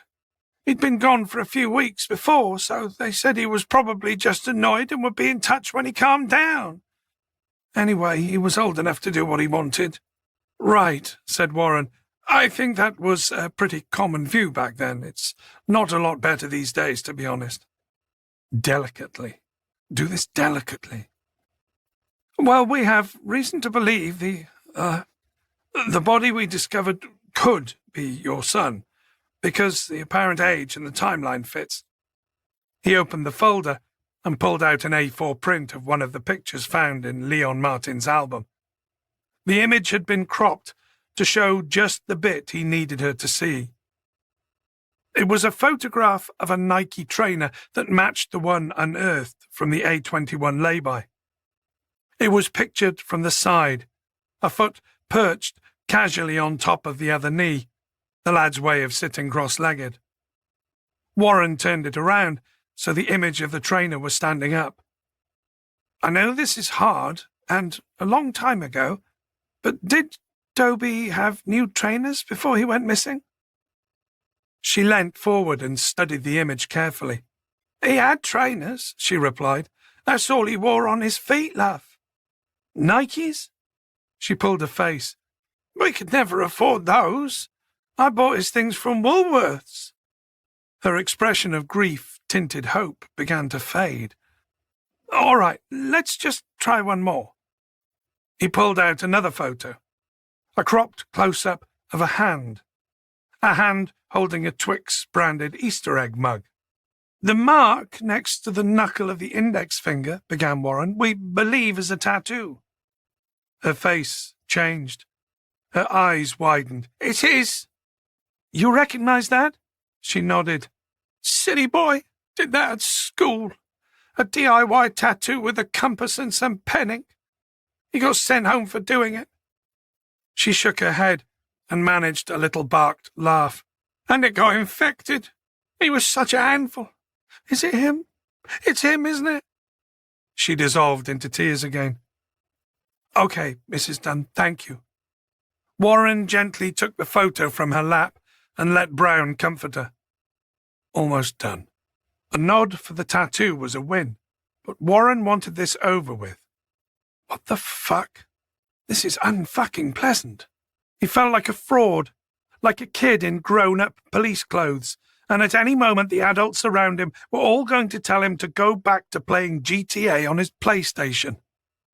Brown nodded at him that he should probably get on with it. "It doesn't look as though the body we found was your Toby, Mrs. Dunn. But From the tattoo you've identified today, I'm so sorry to tell you that we do believe that he is dead. We believed he was killed by Leon Martin." The name didn't seem to trigger a reaction from her. Warren knew that his nickname was better known. "The Ken doll killer?" he added. Her eyes widened ever so slightly. "Oh, God! The man who—" "Yes, Mrs. Dunn, I'm afraid so." Her eyes darted down to the blank backs of the printouts he held in his hand. "No, no, no! Oh, please!" Warren shoved them back into his folder. "Okay, Mrs. Dunn, it's okay." "I want to see," she said, her voice steely. Warren looked at her. She had tears streaming down her face, but her eyes were certain. "Do you have a picture of his face? I need to see it's him. You owe me that," she added. "Shit. I can't do this." Warren leant forward and took her hand. "I want to assure you, Mrs. Dunn, these images are... they're not... what the fuck word do I use? Gory? Bloody? They're not upsetting. To be honest, they just look like they're sleeping. Are you certain you want to do this?" She nodded and whispered, "But they are dead?" "I'm afraid they are." She chewed her lips, swallowed several times, and took a deep breath. She finally held out one shaking hand. "Okay." Warren pulled a sheet of paper out and turned it over. As he handed it to her, he saw the last traces of hope drain from her face. She had picked out her son instantly. Her face had gone ashen. He'd heard that expression 1,000,000,000 bloody times before, but today he'd actually seen it for the first time. The blood had visibly drained from her face as she pointed at picture 6, then backed away from it as though it was toxic. "It's him," she whispered. "That's him. That's Toby." They left the house 45 minutes later, after a friend had been called round to sit with Mrs. Dunn. By the time they had both politely excused themselves, she had regained her composure enough to thank them for bringing her the closure she'd been waiting so long for. "I'll be back in touch tomorrow," said Sergeant Brown, as they stepped out onto the front doorstep, "to see if there's anything I can do for you." The door closed behind them, and they walked down the path to their patrol car. As they reached the gate, Warren glanced back and caught one last glimpse of Mrs. Dunn through the front bay window as she sat down in the lounge with her friend and began the long and lonely process of grieving. "First time you had tears like that?" Gail asked as she closed the gate behind them. Warren nodded. "You handled it well, love," she said. He felt emotionally drained.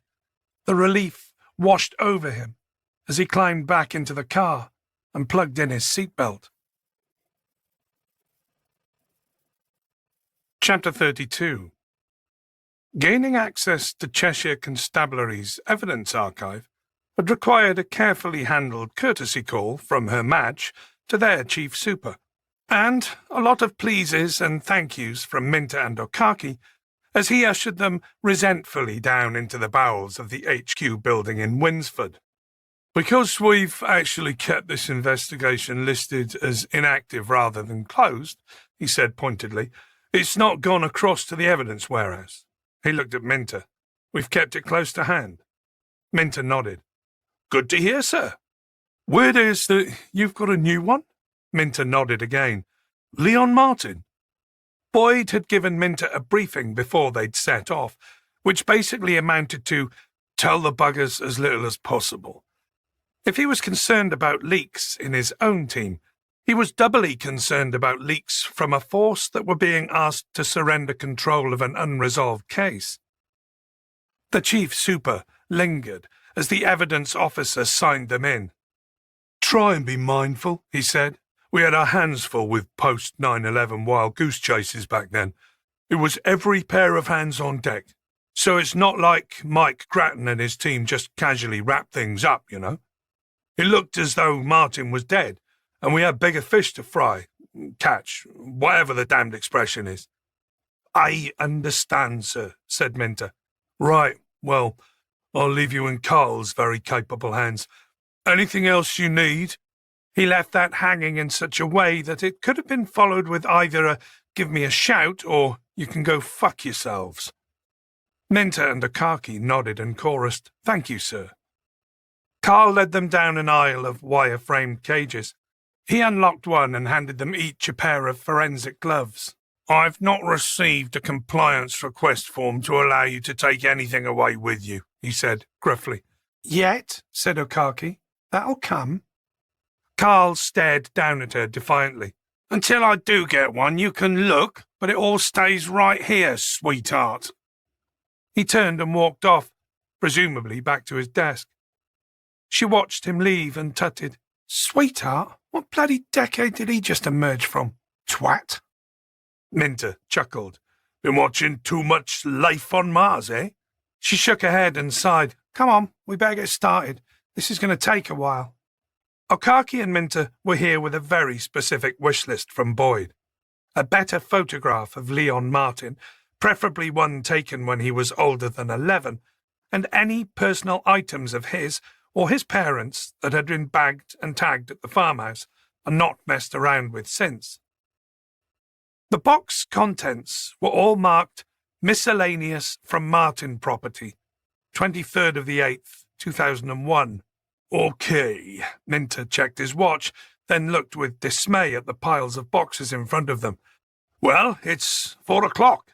"It's going to be a late one." Akaki let out a long sigh. He swiped his hands together. "We'll treat this like a secret Santa, okay? You open one, and I'll open one, and we'll see what we see. How's that?" Minter picked the nearest, scored the tape with his car keys and peeled it off. He pulled back the cardboard flaps and peered inside while Akaki opened another box beside him. He found himself looking at a row of box files. The labels on the side of the boxes all read "Basement Contents, Miscellaneous Photos." He checked inside one of the files and caught a glimpse of the endless images Leon Martin had taken and printed. Some of them appeared to have been snipped from larger images. It looked as though Leon had been removing any bits of the image that weren't picture-perfect, the parts of his victim models that were too discoloured with dried subdermal blood to make the albums. Minter checked the other box files. They contained more of the same. He moved the whole lot to one side. "The boss'll want these bringing back," he said. "I'll let you explain that to Mr. Happy," replied Akaki. "What have you got?" "Parents' clothes, by the look of it." She pulled out a flowery blouse, sealed in a plastic bag. "Shall we take some of it for familial DNA?" "Worth a try," said Minter. "It all seems to have been laundered, though," Akaki said. "And they died 10 years or so before. I'm sure there'll be richer pickings elsewhere." "Toiletries are good for touch DNA samples," said Minter. "Hairbrushes, toothbrushes, that kind of stuff." She stood up straight and looked at him, her head slightly tilted to one side. "Really? I never thought of that." "What?" he asked, opening up another box and lifting the flaps. She rolled her eyes. "Nothing." Inside the box, he found a pile of junk mail. He checked the box's contents description. Miscellaneous, papers, junk mail, hallway kitchen. Minter found himself looking at envelopes with plastic windows addressed to J. Martin, Mrs. A. Martin, Mr. and Mrs. J. Martin, the owner even, but nothing specifically for Leon. It was entirely possible that Leon Martin just hadn't come to the attention of the junk mail beast yet. He wasn't that old. He'd never lived on his own at this point. If his parents were of a mind to homeschool him, then arguably they'd be the kind to give him little independence, no credit card, no phone. Mr. and Mrs. Martin had created a ghost out of their son. "Ah, for God's sake!" Akaki pulled out a large forensics bag that contained the contents of a bathroom cabinet. She studied them through the plastic. "There's medicine bottles, toothbrushes, flannels." "All thrown in together?" "Uh-huh," Minter tutted. "Got a proper little cross-contamination party going on in there. That's really shitty bagging." I know, she said before she could stop herself. If it's one bag, that means it's all been logged under one evidence number. She stared wide-eyed at him. I know! We'll take it anyway, said Minter. EFS should be able to unpack the separate genetic profiles. She shot him another look. You all right? Asked Minter. I would be, if you'd stop mansplaining basic forensics to me, she muttered. I'm just pointing out where they were sloppy, Okaki. I know they were sloppy. It doesn't need pointing out. Oh, whatever. I'll just keep my forensics degree to myself. Don't mind me. Minter grinned and winked. You make it too easy, Okaki, he said, before delving into the box once again. She flicked a V sign at his back, a little childish, she conceded, but satisfying all the same. Minter had resumed picking through the old envelopes.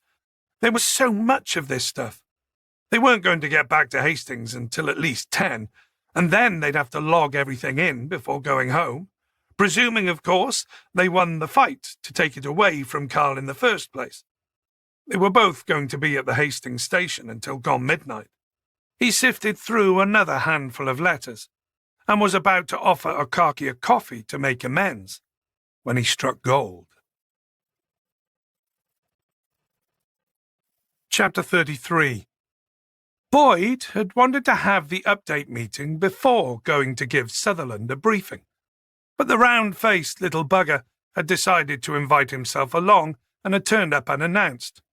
He'd brought a family tin of Quality Street for the team, which he claimed he'd picked up on the way into work, but suspiciously it was already unsealed. Boyd suspected the tubby little sod had been dipping for the good ones already. All right, let's get this started, Boyd announced. The long table in the incident room now had 8 people sat round it and was starting to look crowded. Let's discuss progress from the last couple of days. Boyd looked down at his notes. Minter, how did it go up north? It was full. Minter had a slim cardboard folder in his hands. We've now got a decent adult picture of Leon Martin to work with. He opened the folder and pulled out a blown-up print of a young man. This is him, aged 25. I found an open envelope from the DVLA in the junk mail from 2001 and a letter for a replacement plastic license. He grinned. We got very lucky. The correspondence indicated he'd lost his paper license in June and was after a replacement. The plastic photo ID cards had come in by then.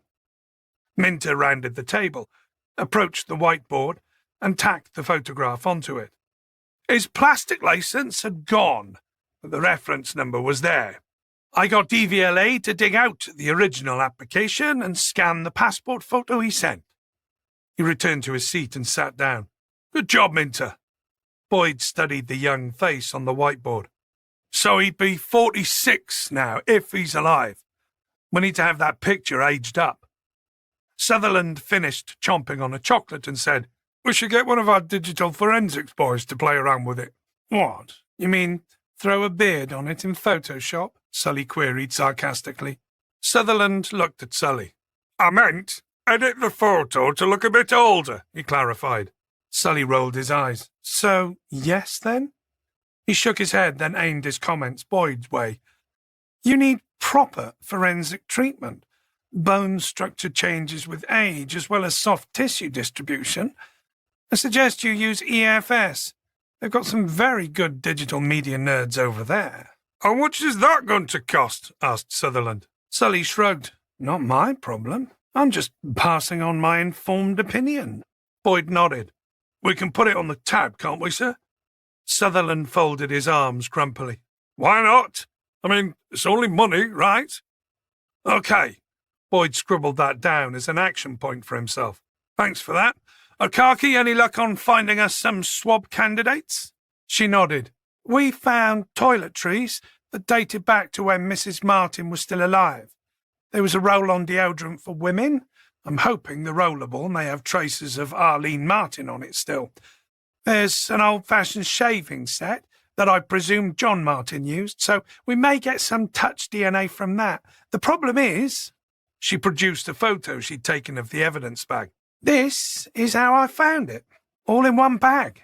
Boyd's jaw dropped. Seriously? Afraid so, Gov. They had uniforms, not soccos, bagging things up there. So there's going to be a bit of everyone on everything. Leon Martin, possibly some of his victims, if he allowed them to use the bathroom and clean themselves, traces of Mum and Dad. So that can go to EFS too, said Boyd. Let's get a cast list of DNA profiles going. Then we can try and verify who's who. Cross-reference them with any samples taken and attributed in the original investigation. Sutherland consoled himself by grabbing another chocolate from the tin. Warren, do you want to tell your good news? Warren's triumphant grin made him look about 12. Yes, sir. We've got an ID for one of Martin's victims. He glanced down at his notes. Toby Joseph Dunn. Reported missing in 1999 by his mum. They had a difficult relationship. He was a bit of a handful, apparently. He was a low-priority Miss Per because he was a repeat runaway. His mum said she thought he might have gone to London because he was always going on about it being the place to be. How was the home visit? Not easy, sir. Boyd nodded. Those kind of visits aren't. I hear it was pretty hard work with Dunn's mother. Police Sergeant Gail Brown answered for him. She was distraught, sir. Very. Understandably. That was a really tough one. She nudged Warren's arm like a proud mum, bigging up her little boy. But this young man handled it very well. If she could have got away with pinching one of his cheeks, Boyd suspected she probably would have. Good job, Warren, he said. Thanks, sir. Boyd looked at O'Neill. How are you getting on with the A27 body?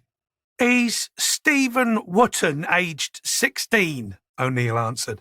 He was involved in a burglary and got suspended. His family home is in Southend, Essex.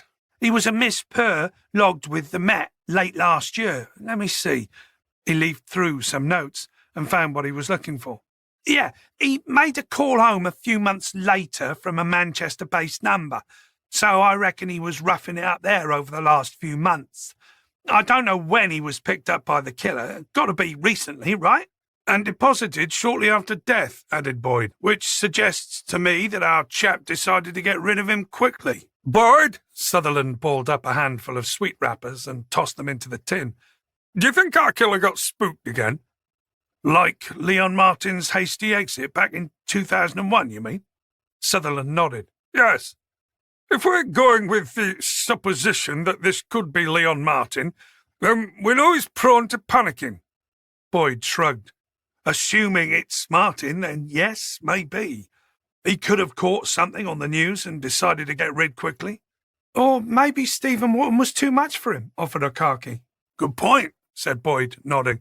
Wotton was big for his age. If he's got previous form, then maybe he was no shy wallflower either.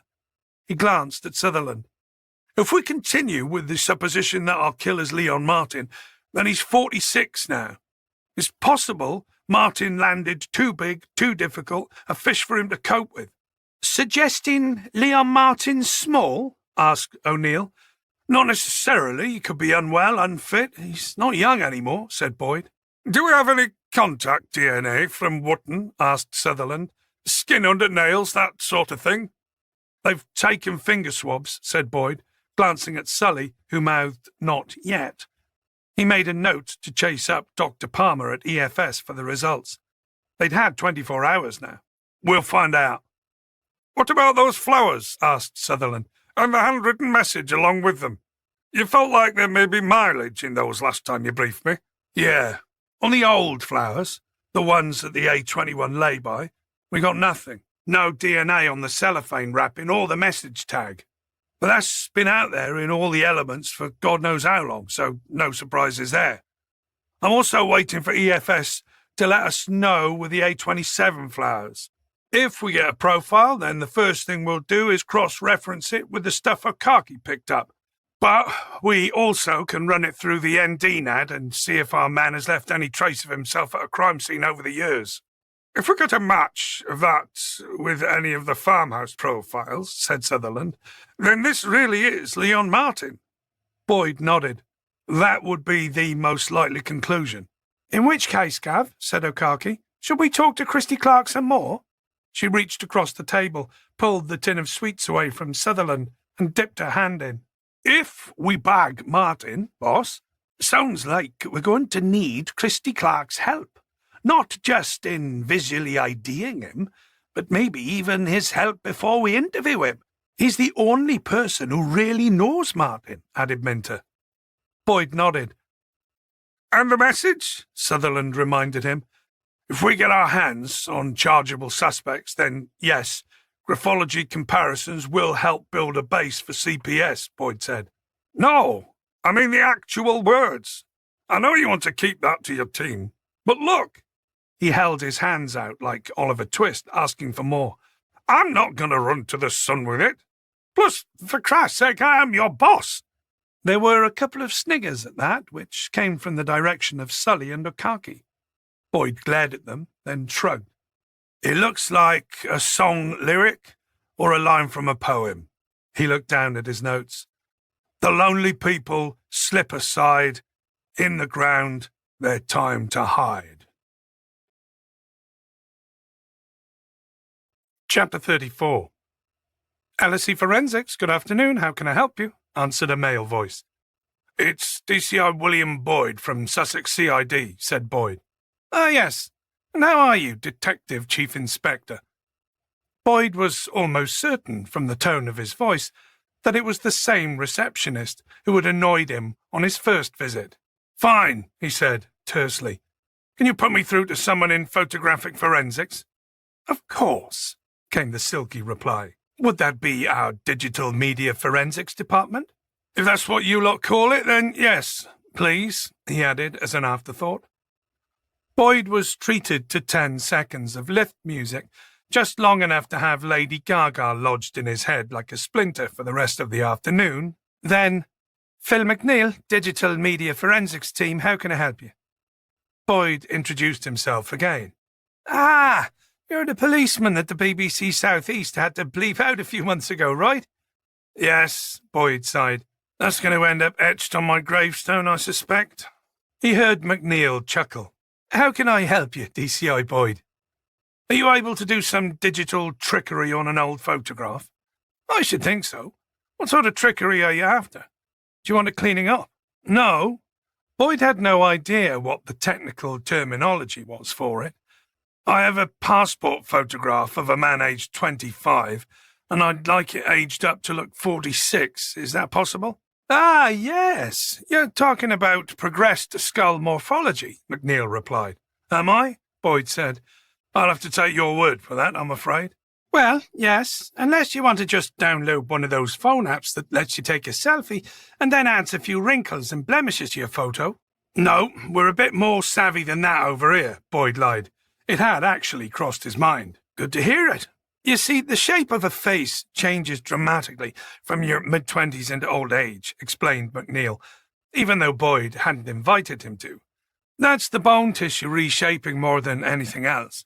Plus, there's also the downward drift of fatty tissues and facial muscle atrophy. Boyd absently picked up his unused iPhone and gazed at his own reflection in the dark screen as McNeil continued.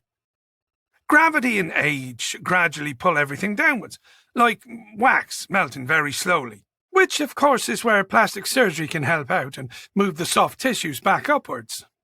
But really, the battle you're fighting is against the bone tissue. For example, the orbital sockets widen vertically, which makes the eyes look more sunken. It gives the brow ridge a raised, sort of permanently surprised look to it. Boyd examined his brow ridge. It didn't seem like that to him. Quite the opposite, in fact. It was lowered, grumpy-looking, and not at all surprised by anything these days. McNeil was still delivering an unsolicited TED talk. The lower jawbone also begins to get narrower, making the teeth, by contrast, look larger, and the chin point more pronounced. We call this the witch effect, and— Right, Boyd said loudly. Phil, I'm sorry to interrupt. As I said, I have a passport photo, so it's small. Can you work with just that? Probably, McNeil replied, if it's not too blurred or degraded. We can use software to increase the image size and work at the age rendering from there. Scan the picture and send it over to me via email. You'll get to me with pmcneil@lseforensics.com. I can take a look and see if it's good enough to work with. Okay, great. How long will it take? A few hours, hopefully no longer. To age it up, or to let me know my photo's too shit to use? Asked Boyd. McNeil took a moment to respond. The first one. I'll let you know immediately whether it's no good. Boyd checked the time. It was just after 2, and it was Friday. If I send them over now, do you think you'll get something back for me before the end of play today? I'll give it my best shot. Otherwise it's the weekend, and, crime doesn't take weekends off. Boyd realised he was pushing his luck. It would be great if you could. I'll do what I can, said McNeil. No promises, though. Could you give me aged-up images with and without facial hair too? Different types of hair, that sort of thing? Indeed. I can give you a clown nose if you like. Boyd decided he'd ignore that last comment. McNeil continued smoothly. I presume this is going on Sussex Police's currently open contract. Contract DSI Sutherland? No, it's a gift for a young friend of mine, Boyd said, unable to resist. What? McNeil sounded confused and flustered. We don't do... I'm joking, cut in Boyd. Yes, please. Sutherland's the one you want to shake down for money. There was a pause. Send me the images, Boyd. I'll see what I can do, McNeil said in a slightly clipped tone. Boyd hung up. Grumpy arse. Boyd spent the remainder of the day reviewing the investigation's action log from the very beginning. His review of the A21 grave alongside Sully, interviewing the 2 truckers who'd found the first body, the post-mortem on the bones, interviewing DCI Grattan. That made him stop for a moment. It had been over a week since he'd visited Grattan. He wondered how the poor bastard was doing. He'd said he didn't have much longer to go, weeks if he recalled correctly. Boyd wondered if he was still in a fit state to take a phone call. Not that Grattan needed anything from him, but he could call to update him out of courtesy. Boyd took out his phone and thumbed the screen to access his recent calls list. He found the number for the hospice in Boston where Grattan was at. But then, thumb hovering over the number, he changed his mind. The truth was, they had a new body, and more than a chance it was one of Leon Martin's. So far they'd managed to keep Martin out of the news, but he wouldn't put it past Grattan to have joined up the dots. It was probably the last thing that Grattan would want confirming, that he let Martin slip away to carry on his work years later and in another part of the country. That wasn't really news you wanted to go out on, was it? For something like that to be your legacy? Hello, Gav? Anyone in there? He stirred from his thoughts. Minter and Okaki were standing a few feet from his desk, pulling their coats on and getting ready to leave. Sorry, what was that? Were you talking to me? He asked. Yes. I asked whether you're joining us for a pint down the pier. Okaki pointed at the wall clock. It was 5:30 already. It's Friday, and it's finally thank fuck o'clock, added Minter. Boyd closed down the action log and signed himself out of his Leads account. Monday would roll around all too quickly, and by then, hopefully, Phil McNeil would have played around with whatever funky software he had and sent an aged-up image of Martin for them to look at. A quick after-work pint sounded good. Anyway, Emma was going to be out again with Daniel tonight, at another gig. All right, he said, just the one, or I'll be walking home again. He got up and sent Emma a text to let her know he was having a drink with the troops, grabbed his jacket, then reached for the mouse to log himself out of his computer. There was an email in his inbox. From McNeil. You coming, sir? He looked up to see Warren and O'Neill passing by his desk. Both young men were heading out for a pint too. Okaki and Minter were just leaving the incident room, keen to start their weekend. Go on, he called out. I'll catch you lot up. Boyd clicked on the email. DCI Boyd. This is preliminary render based on the best of the image you sent of the passport-style photo. You say he was mid-20s in this image, so this is a rough render of how he'd looked aged 45. to 46. I'll do another more thorough version next week. Regards, Phil McNeil. There, beneath the message, was a middle-aged Leon Martin. His face had been rounded slightly, the cheeks a little fuller, the jawline heavier. The pale skin ever so slightly mottled with a suggestion of age-related blemishes and florid blood vessels. The neck had been made slightly thicker, and the mop of wavy hair from the original photo had been trimmed back to a generic short haircut.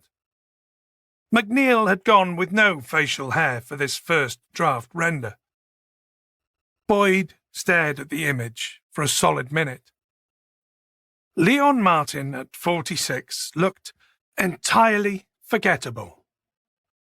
That could be the face of an estate agent, a plumber, an accountant, a driving instructor, or a serial killer. A monster with an everyday face and a chirpy good morning for his neighbours and work colleagues. Boyd felt vaguely disappointed with the result.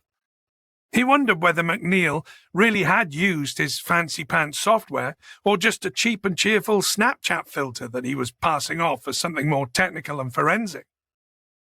The rendered face looked so generic that Boyd honestly would have believed the latter. "Sod it," he said, closing the image file and logging off.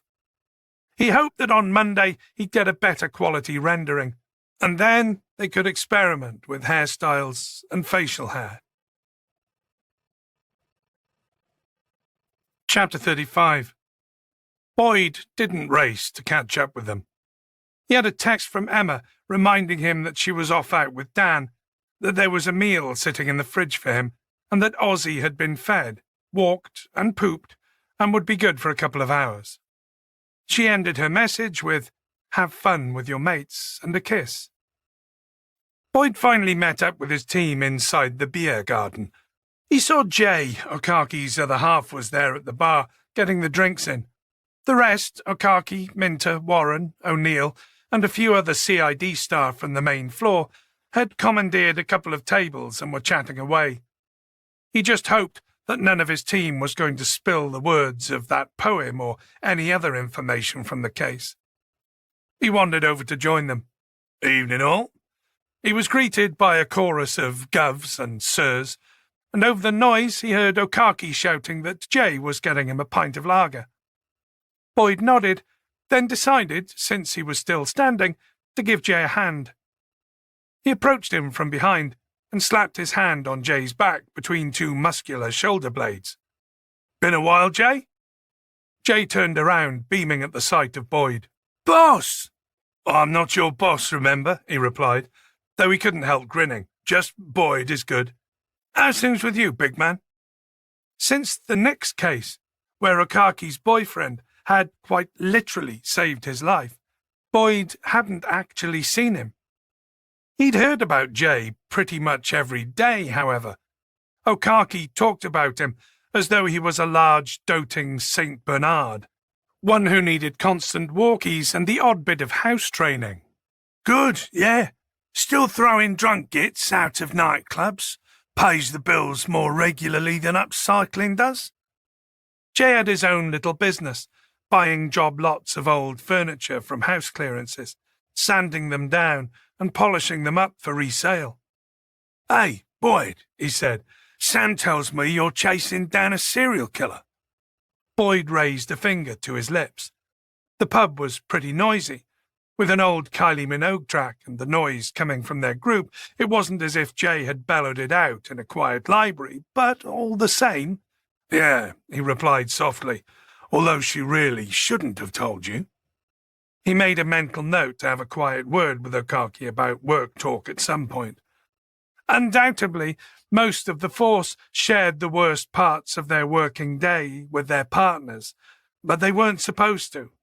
After their last big case, when both Jay and Emma had been not just informed but involved, he supposed it was going to be a little trickier to enforce. "Apparently he poses them like dolls. Is that true?" "Sorry, Jay," Boyd replied. "Can't comment, and definitely don't repeat that for God's sake." "Oh, right. Fair enough," Jay said, unperturbed. The drinks started arriving on the bar. "Oh, and some nuts, please, mate," he said, fishing in his pocket for his wallet. "I'll give you a hand," said Boyd, carefully grabbing 3 pint glasses. He plonked them into the middle of the table for his colleague to figure out whose drinks they were and returned to the bar. Jay was in the process of tapping his card. "So, Boyd," he said, finishing up and tucking his wallet away. "Did you ever hear any more from those—" He raised his eyebrows and did a comedy left and right peek before mouthing, "Russians?" At least he hadn't blurted the word out, Boyd thought. As far as he was concerned, it wasn't his job to whistleblow on dirty money entering the country. To be honest, it seemed to be coming in from all directions now, and he wouldn't be surprised if the vast majority of career-focused MPs in Westminster weren't turning a blind eye and waving it in themselves. Anyway, as that parcel had made abundantly clear, the Russians knew where he lived. Boyd kept his face neutral. "Nope," he lied. "They left you all alone, huh? That's good, mate, that's good." Boyd nodded. "It's all in the past, Jay. Case closed, as we coppers like to say." Between them, they managed to deliver the remaining drinks and nuts to the table and slot themselves into an ongoing, frank and noisy exchange of views about the latest Love Island goings-on. At the bottom of his pint, Boyd's resolve held firm, and he politely excused himself from the increasingly noisy pub. The after-work drinkers were gradually being replaced by the younger and louder pre-club drinkers, and Boyd didn't fancy walking up the East Hill tonight. He returned to the police station, picked up his car and drove home. His headlights shone into the tall bay window of his lounge, picking out Ozzy on sentry duty. By the time Boyd had locked the car and come in through the front door, Ozzy was sitting tidily in the hallway, thwacking his tail noisily on the floorboards, with a face that was almost certainly saying, "Standing on the back of the sofa? Nope. No, sir, not me." Chapter 36. On Saturday morning, Boyd woke up to the sight of a dark, wet nose twitching inches away from his face. A nose dimpled, dark and shiny, like a quivering licorice allsort. Boyd focused on the rest of Ozzy's muzzle, then his face. 2 determined eyes stared back at him, willing him impatiently to get out of bed. "All right, Ozzy, I get the message." He got up and ran a hand through his hair. It was months since he last had a haircut, and it was starting to look as though he was trying to grow it long. He vowed to get it sorted out this weekend. "Short back and sides, please, and don't spare the horses." He wandered over to the bay window and looked out. Below, he could see Daniel's blue transit van parked in front of his Renault. They must have come back after he'd gone to bed. Very quietly, too. Bless him. Ozzy thumped down off the bed and onto the floor, his claws clacking on the floorboards. He nosed the door open and disappeared out into the hallway, intent on showing Boyd the way downstairs to the kitchen where his breakfast needed serving. Boyd took the less than subtle hint and got dressed. Downstairs, he made a quick black coffee for himself and fed the dog, then put on Ozzy's car harness for a drive down to the seafront and a walk along the beach. At 9 on a Saturday morning, along Pelham Place, the car park was still half empty, but filling up. By 11 it would be full. Boyd parked his car facing out to sea. He unstrapped Ozzy, hooked him up to the extender lead, and let him scramble out. All right, he muttered, hanging on to the lead, checking he had the car's keycard and patting his back pocket for poo bags at the same time. He made sure the car had locked, then took several steps across the tarmac, across the cycle path, and onto the shingle. All the time, he realized, scanning up and down the beach, looking for the woman previously known to him as Mia's mum. He glanced at the White Rock Theatre. He had a name for her now, Charlotte. The sky was full of broken clouds today, a nice change from the relentless Tupperware grey that hadn't really changed since January. Top-heavy clouds raced overhead like tall ships. He savoured the flickering warmth on his face as the sun came and went to the slap and hiss of the lazy morning tide. He let Ozzy lead him down towards the wet shingle, then onto the wet sand. The waves weren't threatening enough this morning to provoke a heroic defence of the beach. Instead, Ozzy snuffled around, looking for something interesting to either piss on or eat. Boyd's mind inevitably found its way back to work, specifically to the image he'd looked at just before packing up for the day and joining the others down at the pub. The aged-up face had looked a tad artificial. But then, if Sully was to be believed, there were algorithms behind the image, not just some Burke with a copy of Photoshop and a tablet. It may have seemed disappointingly generic to him at the time, but the more he thought about it, the more certain he'd become that it reminded him of someone, a little. Damn it. Someone on TV?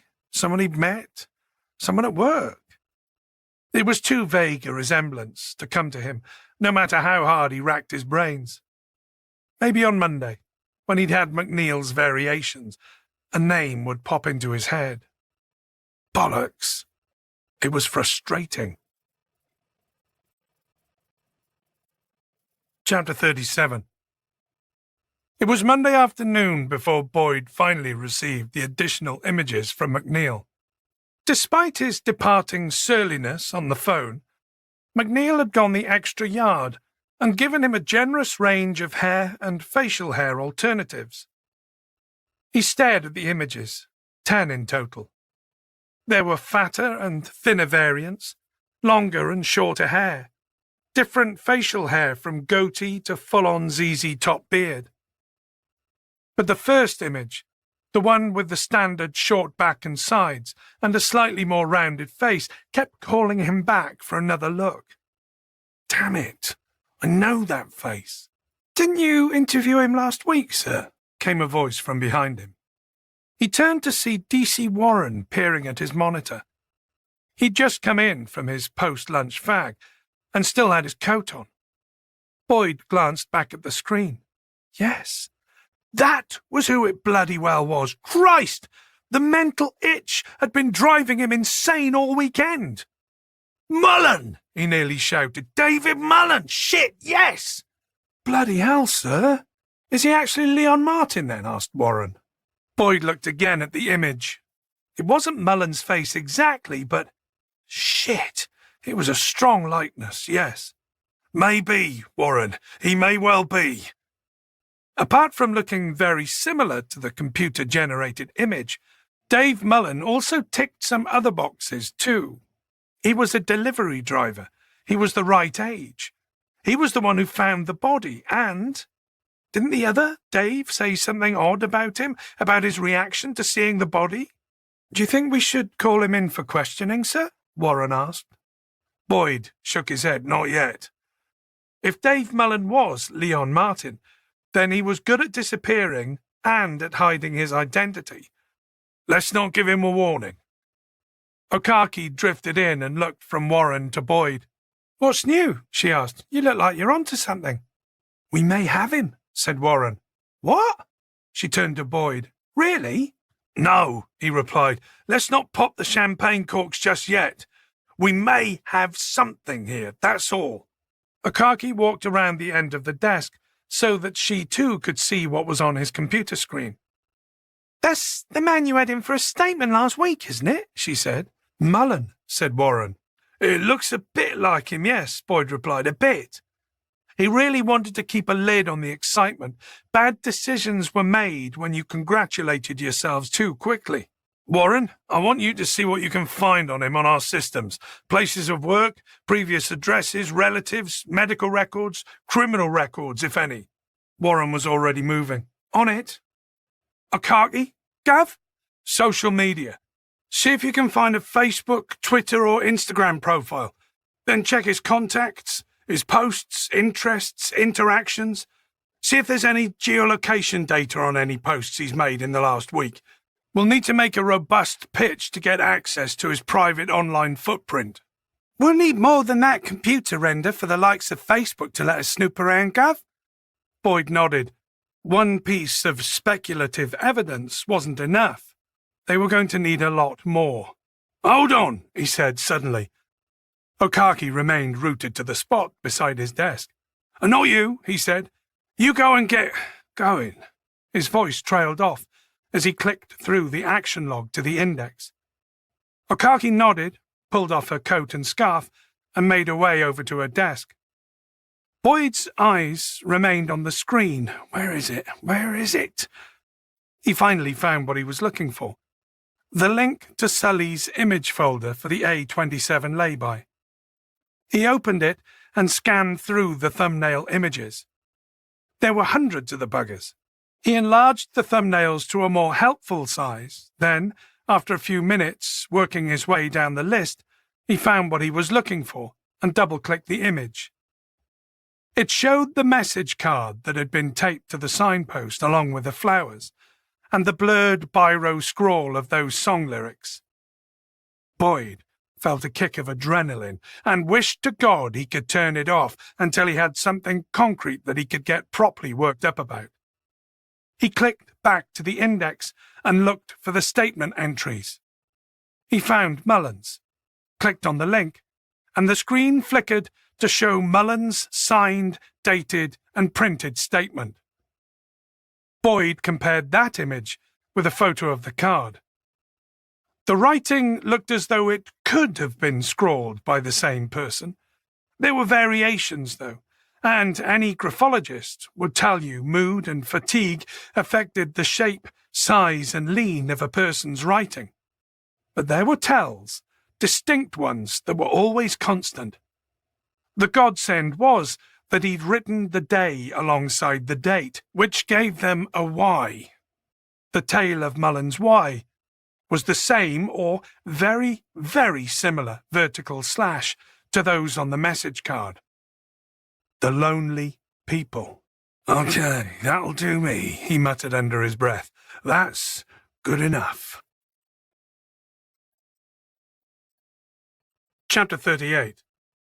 Boyd double-checked the address in his notebook. 37 Nightingale Avenue, Crawley. A quick call between Sutherland and the Chief Inspector for Mid-Surrey had cleared the way for a knock-on and a warrant for entry. He'd brought Minter and Okaki along with him. Okaki would question Mrs. Mullen, and Minter would make the arrest. That's if Mullen was even at home. As they entered the cul-de-sac that was Nightingale Avenue, Boyd tried to keep a lid on things. They had just enough evidence to squeak over the warrant threshold, but not nearly enough to get them past the CPS's prosecution line. They could hold him for 36 hours. Hopefully, detailed questioning and a DNA sample would get them the rest of the way. Mullen's house was a semi-detached, with a long, thin rear garden and a tall fence around its perimeter. According to Google's satellite images, it backed directly onto a rail line. They were fortunate. If Mullen was there and tried to make a run for it, there was pretty much nowhere to go. They pulled up outside his house, along with an accompanying patrol car from Surrey Police, which parked a bit further down the road. Boyd had created a pretense for the visit, hoping to get inside the front door without too much drama. The employer details Mullen had given were out of date. It turned out that Mullen had ended his contract with the company over a year ago, so there it was, justification enough for them to turn up at his front door to clear up that little detail. He checked his watch. It was gone 5, and the overcast sky had darkened enough to cause the sensor-triggered street lamps to flicker on. Are you ready, Okaki, Minter? They both nodded. I'm not going to piss around with him. As soon as we're in, it's a caution and cuffs for him and a house search warrant for her, okay? And if she gives me a reason to suspect she's involved, I'll book her too, Okaki confirmed.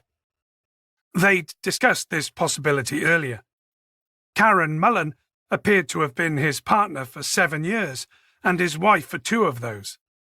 There was every reason to wonder whether she might have an inkling about his dark past, or a suspicion that he got up to something when he was out and about. If Okaki thought she might obstruct a house search or attempt to destroy evidence, then Karen Mullen was going to have to come in too. "All right, let's get this done," said Boyd. "Okaki, you hang on here until we're in and come in behind us." He opened the door and climbed out.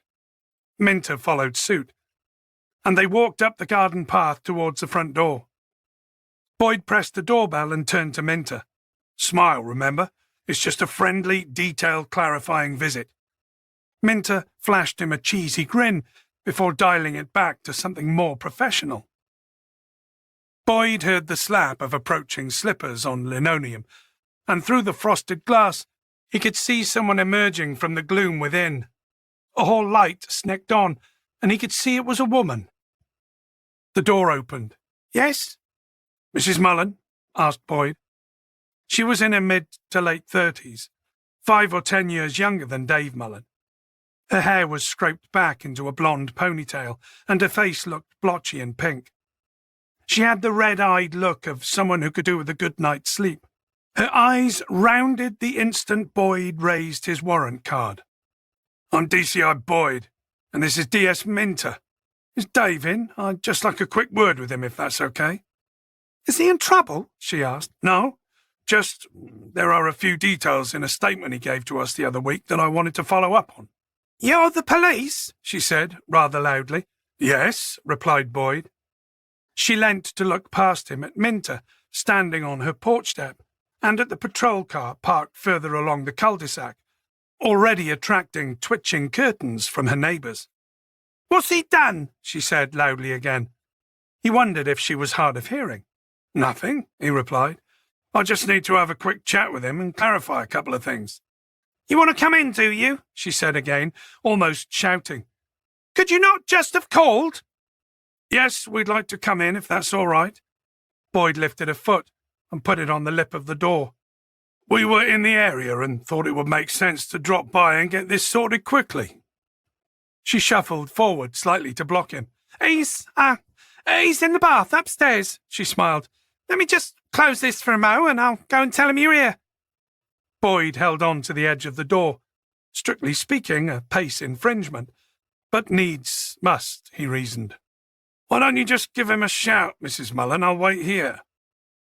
There was a strong whiff of amateur dramatics about this whole situation. Boyd glanced at Minter, a little confused. Mullen was obviously at home and well aware that they were there, thanks to Mrs. Mullen's pantomime performance. But the only way out was through the front door or across the railway. He signalled behind his back to Okaki. Mrs. Mullen backed up a step into the hallway, then cupped a hand to her mouth. "Dave, you need to get out of the bath, love. You got some policemen here." She pressed out a tight-lipped smile for Boyd. "Just give him a couple of minutes. He just needs to—" Bang! The noise of a door slamming came from the end of the hallway. "Bollocks, he's doing a runner!" cried Boyd. He pushed past the woman, down the hallway, barged the door open and almost fell into a small kitchen. He took the scene in an instant. Dinner was on. There was something sizzling away in the pan. An iPad on the counter showed Alexandra Armstrong and Richard Osmond duelling with some pointless banter. It was a very normal tea-time kitchen, except the back door was still swinging on its hinges, having been thrown violently open. In the pallid and fading daylight, he could see Mullen running down the length of the garden towards the tall wooden fence at the end. Boyd dutifully called out for Mullen to stop, but of course the stupid bastard didn't. He hurried out through the door and into the backyard. "I mean, what's the fucking point?" he muttered to himself. Okaki would have sent the uniforms around the back by now, and there was quite literally nowhere for him to go. Chapter 39. Mullen reached the end of the garden and scrambled up and over the fence with an agility that belied his bulk. Boyd reached the fence just behind him and realised he wasn't going to scale it quite so effortlessly. Seconds later, Minter joined him, and Boyd wasted no time in saying, "Come on, you're the bodybuilder, give me a leg up." Minter ducked down and laced his fingers together so that his hands formed a cradle. "Step in, Gov!" Boyd did so, and with a grunt of exertion, more his than Minter's, he was lifted high enough to swing a leg over the fence. It wasn't a standard garden fence, it was something altogether more substantial, and, as he could see now, most probably built by British Rail to acoustically shield the rear gardens and houses that backed onto the line. Boyd could see the fence was right up against a sooty brick wall that dropped down further into the weed-tufted gravel bed and sleepers. "Watch out, it's a big drop this side," he called down to Minter, just as the big Welshman decided to leap gazelle-like up and over. He hit the ground awkwardly, mercifully missing the wall, yelped and clutched his leg. Boyd swung his other leg over the fence and lowered himself down to the top of the brick wall. He could see Mullen running along the tracks, stepping from sleeper to sleeper. "Mullen, stop!" he called out after him. Where were the damned uniforms? Of course, Mullen took no notice and carried on. "Call in some backup," he shouted at Minter. "Looks like it's me going after him then." Boyd carefully dropped down onto the gravel and then sprinted after Mullen. He was only 100 yards or so ahead, and either slowing down because he was running out of steam, or because, maybe, like the big Welsh idiot behind him, he'd hurt himself dropping down. Mullen veered suddenly towards the bank on the far side of the tracks, a steep incline covered with a carpet of nettles that led up to a line of stunted, soot-covered trees that looked as though they'd long ago lost their will to live. What the hell? Mullen staggered uphill, waist-deep in nettles. "Are you really doing this again, Bill?" "No choice, love," he hissed, as he crossed the railway line to the far side and ran along the bottom of the bank until he drew up to the partially flattened path made by Mullen through the mean-spirited bastard nettles. Boyd was no longer eyes on. Shit!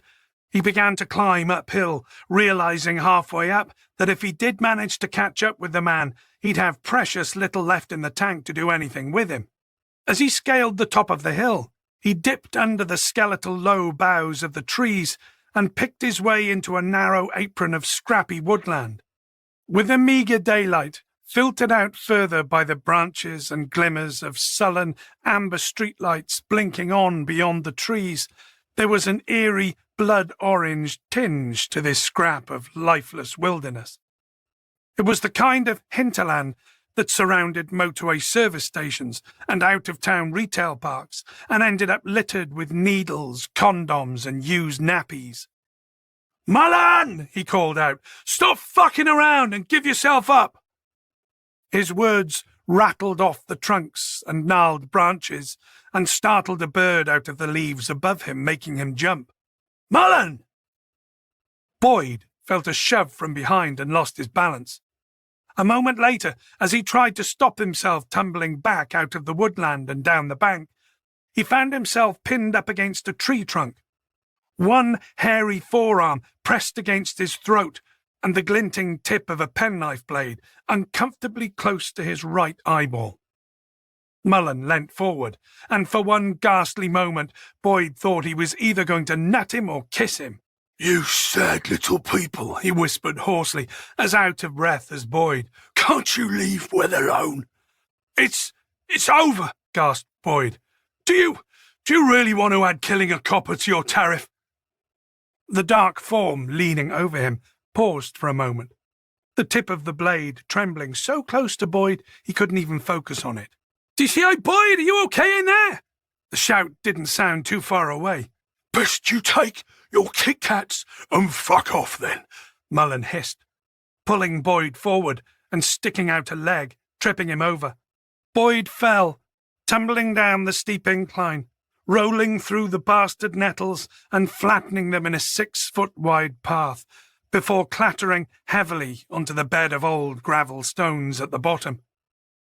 He got to his feet slowly, not registering at first the myriad stings and scrapes on his skin, but instead thanking his lucky stars that the bloody waste of space uniforms had finally made it in the nick of time, and that Mullen had decided a police scout wasn't on his bucket list. "Fuck," he said to himself.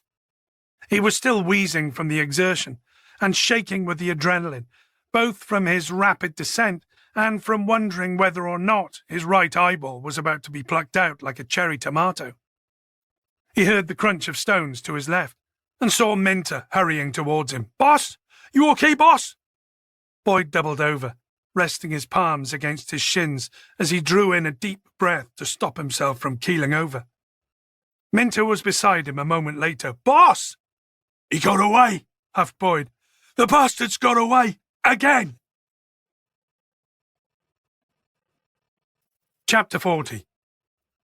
"You were stalling us for him," said Okaki. She leant forward, a gesture that landed halfway between accusatory and sisterly. "Come on, Karen. You need to tell us where he's gone." Boyd was watching the interview on the CCTV screen in the neighbouring room. He'd let Minter and Okaki have this one, primarily because he wanted to be the fresh and friendly face for part 2. "I don't know," Karen mumbled. "I think you do," pressed Okaki. "You clearly knew enough to keep my colleagues on the doorstep long enough for him to get out the back door." Karen Mullen fidgeted with the cuffs of her shirt. "You know, not helping us right now, when every second counts, is digging you deeper and deeper into trouble. Do you understand that?" "That's it, Okaki." "Do I get a free solicitor?" Mrs. Mullen asked. "That's up to you, Karen," said Minter. "Do you need one? We're just asking a few basic questions, yeah?" "We're not after you, love," added Okaki, more softly this time. "But we do really need to find Dave." The camera in the interview room next door was high up on the wall, giving Boyd a less than useful view of the top of Mrs. Mullen's head. But her body language was all tell. She knows. This was an arranged escape plan. "Not answering us, Mrs. Mullen," said Minter, "will be seen in a courtroom as aiding and abetting. It will be seen as obstructing us. That's a criminal offence. Do you want to be charged with that?" She shook her head mutely. "Then you need to start being a bit more helpful." "Karen," Okaki spoke softly again, "how long have you two been together?" 7 years, 8 years, was the reply. "And how long have you been married?" "A couple of years."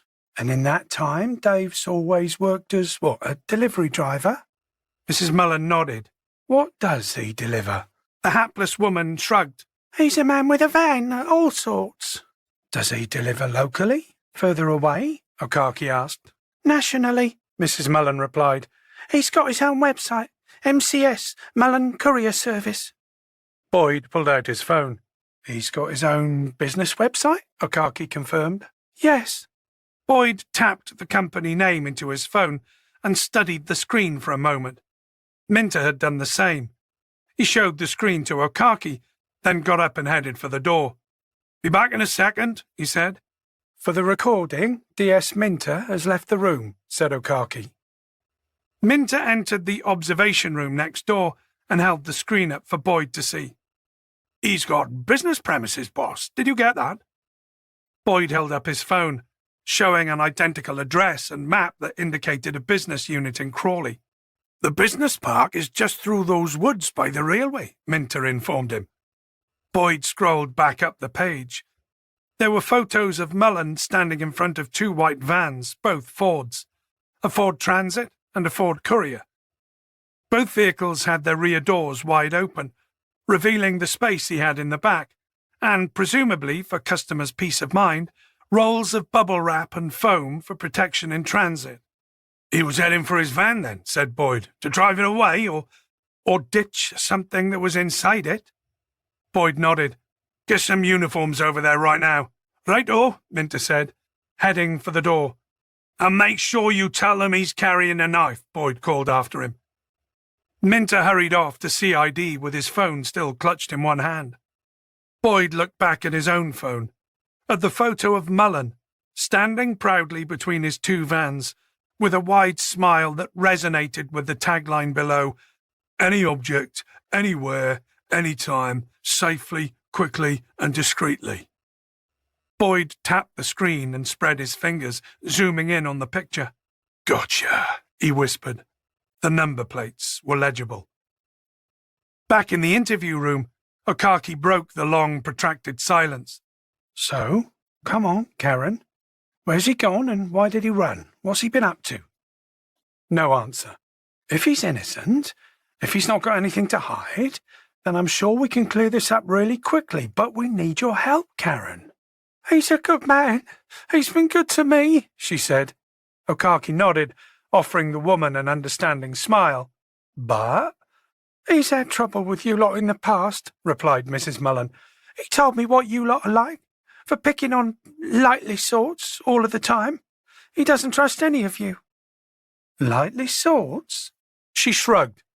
He's been done for some burglaries in the past. I'm not saying Dave's 110% innocent, but he's done his time and he's clean now. But every time something happens in the area, he gets questioned. Mrs. Mullen nodded. He said one day you lot were going to find something to stick on him and put him back inside. Okaki nodded sympathetically. If the face fits, huh? She nodded. They're just after him. They won't ever leave him alone. She'd said they, not you. Boyd noted that Mrs. Mullen no longer seemed to be including Okaki in her distrust of the police. My brother gets the same crap every day, said Okaki softly. Blackmail, living in London. I get what you're saying, I really do. Boyd watched the exchange on the monitor. She's good at this. Look, Karen, what I don't want to happen is for Dave to break any laws simply by panicking and running from us, okay? So tell me, where's he gone? Mrs. Mullen shrugged. Honestly, I don't know. Somewhere in his van, I expect. Hopefully somewhere far away, and I don't blame him either. Okaki smiled at her, realizing that she'd get little else out of her at this stage. Thanks, Karen. That'll do us for now. DSI Sutherland looked up from the hastily completed form. He had his jacket on and had taken his dirty mug to the kitchenette, clear indicators that he didn't want anything else dropped in his lap right now, as he was finally ending what had been an unusually long shift for him, and was getting ready to go home for a late supper. You want this ACT request to be submitted as a high priority? Yes, sir. But we've already had Dave Mullen here in the station for questioning, haven't we? Yes, sir, we have. Sutherland sighed. Submitting this high alert would, in effect, advertise the fact that Boyd had had the suspect on his radar much earlier. If Mullen really was Leon Martin, and had killed and buried the A27 boy last week, well, it was just going to flag up that they'd let a killer slip through their fingers. Her Madge wouldn't be happy. And that was on Boyd. You really think it's him? Pressed Sutherland. As I said earlier, sir, there's enough to make him a person of interest. Plus, he did do a runner and threatened to stab me in the eye. Sutherland nodded. Well, he's guilty of something then, isn't he? He scribbled his name at the bottom of the form and handed it to Boyd. All right, he said. Let's bring him in. Back at his desk, Boyd entered the ACT request onto the PNC and tagged it as high priority. His options were stop, monitor, or assess. A stop would mean an instant pullover, vehicle inspection, and arrest. If there was nothing incriminating in the vehicle, if the van was swabbed for blood traces and DNA and turned up blank, then Boyd's team and their department would look like a bunch of trigger-happy, resource-hogging muppets. But the alternative was another dead boy, and a record that showed he'd not given the all-forces request the right level of urgency. Boyd was confident that Mullen's actions had shown he'd had something to hide. In his opinion, at best, Mullen would be ditching stolen goods, and, at worst, if he was Leon Martin, then, right now, he was most likely scrubbing his van clean, torching it somewhere in the middle of nowhere, and heading off into hiding again. Speed was of the essence. Do it, whispered Julia. Do you want another child haunting you? Fuck it. He hit enter. Chapter 41. PC Jake Smith was on his first unpartnered shift after 6 months of being stationed at Banbury. His mentor, Sergeant Adib, had signed him off on Thursday as being ready for a solo shift, and for his last 3 days off shift, Jake had been, well, basically shitting himself. The 8-hour shift, starting at 10 p.m., had thus far been a hectic 5 hours' worth of herding drunk idiots out of the pubs and clubs as they closed, followed by another hour spent dealing with a couple of elderly alcoholic sisters who'd had a proper hair-pulling, face-scratching, nail-breaking, mud-pit tussle on the lounge floor of their shared home, during which one had ended up calling 999, claiming the other was attempting to murder her. Both of them were out of their skulls, and Jake had spent over an hour trying to unravel what had actually happened from a constant barrage of she said. His ears were still ringing from their shrill, banshee-like screaming. That was 60 frickin' minutes of his life he'd never get back. Drunks, especially old ones, were worse than bloody children. He had an hour's patrol time left, followed by an hour back at the station to make good on his paperwork. And then, thank God, he could finally go home. His first ever solo completed. Tick. Jake was wrestling with the important decision of whether to stop for an end-of-shift Mackie D's or go full burn and have a KFC blowout when the screen of his monitor flashed up an advisory. He looked at the LCD screen and saw a low-resolution image of a white transit van. The point of view was low and close. It was from somebody's dash cam. He glanced up and saw the exact same white transit van cruising along just 50 yards ahead of him in the left-hand lane. Fuck! It's my dash cam, shit! The advisory came with a red high alert indicator and a one-sentence alarm note. POI in murder case, approach with caution. He reached down below the monitor for the light alarm keypad. His first official blues and twos. His finger hovered over the 999 button. Shit just got real, Jake. Ready for this? He wanted to say, no, not really, but that wasn't an available option. He hit the button and his patrol car lit up and squawked to life. The transit van immediately dropped down to 50 miles an hour, and Jake took the opportunity to move into the right-hand lane. He pulled up until he could see the dim silhouette of the driver to his left. Jake jabbed a finger at him. Pull over! Pull over! He shouted. Obviously, the bloke at the wheel wasn't going to hear any of that, but hopefully he'd spot his frantically pointing finger. Jake eased back behind the van in case the bastard decided to play wacky races and swerve his way. But, to his relief, he saw the van's indicator start blinking. Thank fuck, he muttered, dimly aware that his chest cam was now undoubtedly activated by the siren and already recording. Jake picked up the car radio's handset. Echo Mike 33 to control. Control to Echo Mike 33, go ahead, the radio crackled.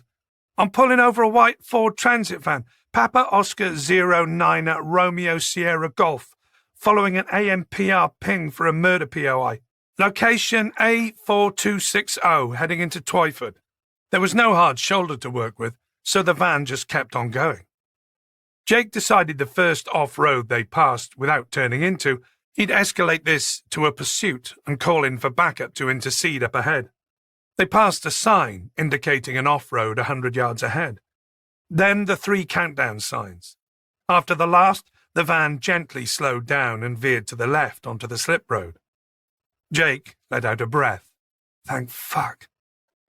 The slip road had 2 lanes, and Jake flashed his headlights to indicate that the van driver should make use of the one on the left. The van indicated again and ground to a halt. Jake pulled up behind it, a cautious 10 yards back in case the idiot attempted to reverse ram him. That shit actually happened with forehead-slapping regularity. Here we go then, he said, softly, aware once again that the chest camera was picking up every little sound he made. He opened the driver's side door and stepped out. In his head, running through all those US cop dashcam videos where a crazy-ass hillbilly decides to poke a gun out of the window. He could see the faint oval of the driver's face in the right-hand wing mirror, which meant the driver could see him. Jake raised his hand and beckoned the driver to step out. "Out of the van, please," he called. The driver remained perfectly still, and for a moment Jake suspected the van was going to set off again with a scream of tyres on tarmac. But then the door opened slowly, and a figure finally emerged. Chapter 42. Boyd was having a dream about Lego, of all things. Specifically the Star Wars Death Star Lego set that he'd always wanted to buy Noah one day. Once he'd seen a few of the movies, of course. It wasn't a cheap set, £400 or thereabouts, last time he'd had a look. Not the sort of present you'd buy a little lad, unless he was definitely going to become Star Wars fan number one, and you could justify the extravagance to the other half as a chance for a bit of father-son play bonding. In his dream, though, Julia had okayed it, and he and Noah had commandeered the dining table for several days to build the bloody thing. There had been nothing weird or wacky about the dream. It was just a blissful day spent with bricks, a hefty assembly guide, and the son he was never going to get to know beyond the age of 4. The dream ended with his phone vibrating on the bedside table. Boyd reached out and grabbed his iPhone, grunting as he brought it within range of his bleary eyes. That wasn't the culprit. It was his work phone. He cursed and scrabbled around for that instead. "DCI Boyd," he answered, trying to sound vaguely awake. "Morning, are you the SIO who put out the ACT last night on a white transit van owned by one David Mullen?" He was foggy-minded and still half immersed in his Lego build. He blinked rapidly a few times and sat up. "Yeah, you got him?" "We got him here," the voice said. "Where's here?" "Banbury Police Station. Got him tucked up with a cup of tea in one of our interview rooms." "What's the deal? You coming up to interview him, or are we transporting him down to you?" "What time is it?" Boyd asked. "The same time as it is where you are, I expect." "Oh, very funny." He leaned over and tapped the screen of his iPhone. It was just after 6 in the morning. "Send him down to Hastings," he said. "His transit van's impounded up here. Do you want that transporting down too?" "Oh, for fuck's sake."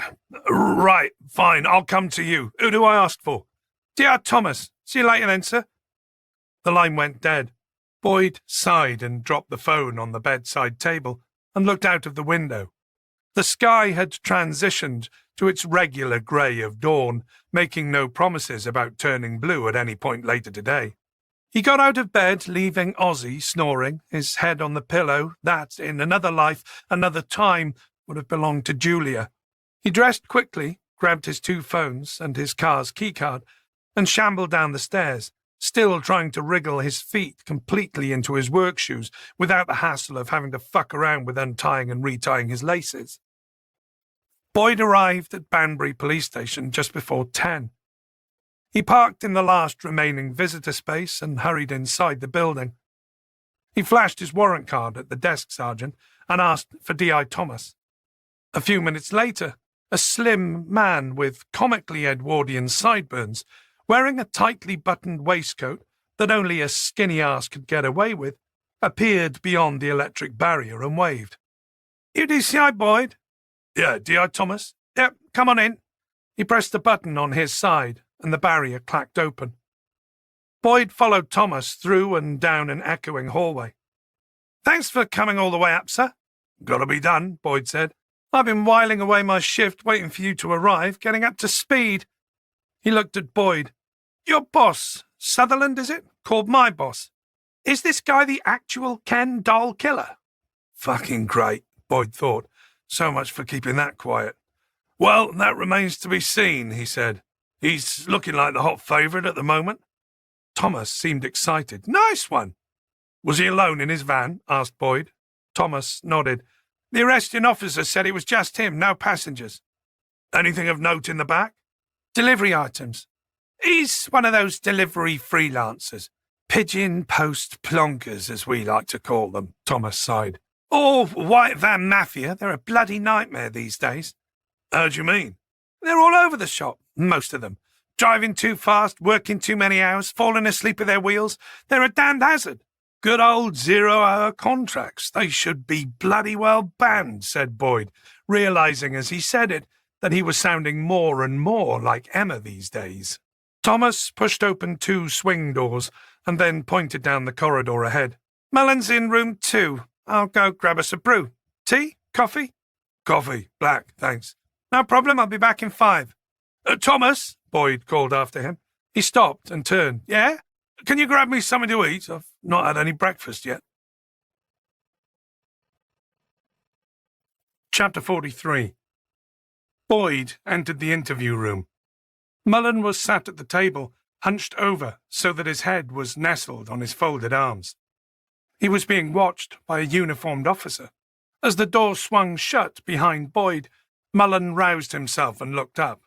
Hello again, said Boyd. Mullen sat back slowly in his chair. I'm okay, thanks for asking, said Boyd. Just a few scratches and nettle stings going down the embankment, but I've still got both eyes, which I'm taking as a win. Don't know what you're on about, mate, Mullen said, glaring at him from across the table. Oh, we're doing that, are we? Boyd sat down. Fine. He cracked his knuckles theatrically. Where do I start, Dave? We have you discovering that body, then apparently being reluctant to call it in. What? I'm just letting you know what the other Dave said. He's lying. Is he? Yeah. We've also got you at the same age, same description, same build as a witness statement, Boyd lied, hoping to unsettle him.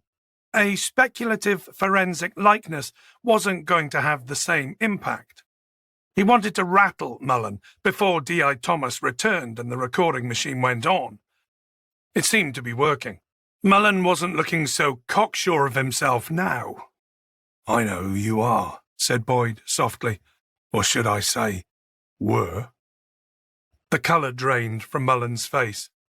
Let's cut the crap, Leon. Who the fuck is Leon? The door clicked open, and D.I. Thomas brought in a mug of coffee and a Mars bar for Boyd. There you go, he said, setting them down on the table. Cheers, replied Boyd, not taking his eyes off Mullen. D.I. Thomas looked at Mullen. Do you want a coffee? No, he doesn't, Boyd answered quickly. Thomas sat down beside Boyd and reached across for the recording machine. Okay, you ready to start? Boyd nodded. Thomas flipped the machine on, and they waited for the beep to indicate that the recording was now in progress. Present in the room are D.I. Thomas, D.C.I. Boyd, and David Mullen. He sat back and nodded at Boyd to begin. I'm D.C.I. Boyd, Senior Investigating Officer on Operation Weatherman. We're investigating a recent and an old body, both of which are victims of the same murderer. I'm not going to disclose the evidence that links the two, but the person we're after is a Leon David Martin, otherwise known as the Ken Doll Killer. Dave Mullen, we have reason to believe you're him. What? Mullen blurted out. We had a chat with your wife, continued Boyd. What? What the fuck? Are you arresting her now too? We had a little chat about your past with her, Boyd said. How she met you, what she knows, and more importantly, what she doesn't know about you. This is fucking ridiculous. I don't know who your Ken boy is, and I'm not a fucking murderer. Your wife told us she met you in 2014. She says you've a history of petty crime, that you served some time before she knew you. She says you get picked on by the police all the time just because they don't like you. Fuck you! Boyd sighed. I can see why. He picked up his tepid coffee. See, the thing about you, Dave, is there's no record of you having served time, either before or after 2014. You don't seem to have much of a backstory prior to 2014, in fact. No family, no friends, no social media footprint. It's like Dave Mullen winked into existence in 2014. Why don't we start from there? Why don't you explain to me why there's nothing of you before that? I was lying low, wasn't I? Trying not to get fitted up again by you complete wankers. Lying low? What name were you using before Dave when you served time? Because it wasn't Mullen. Mullen's bluster and fidgeting simmered down. His expression was no longer outraged and fucked off with the inconvenience of it all. It went flat, shut down, like an ECG machine flatlining, Boyd thought. He knows we know. No comment, came the eventual reply. Boyd picked up his coffee. Really? No comment. Boyd took a sip.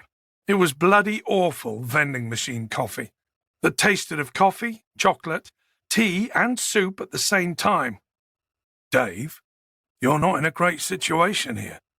This is your opportunity to show me I'm wrong. No comment really isn't going to help you do that. Mullen settled back in his seat slowly and crossed his arms. No comment. Where were you living between 1987 and 2001? No comment. You have a trace of a Cheshire accent, Dave. I can just about hear it. He turned to Thomas. Can you?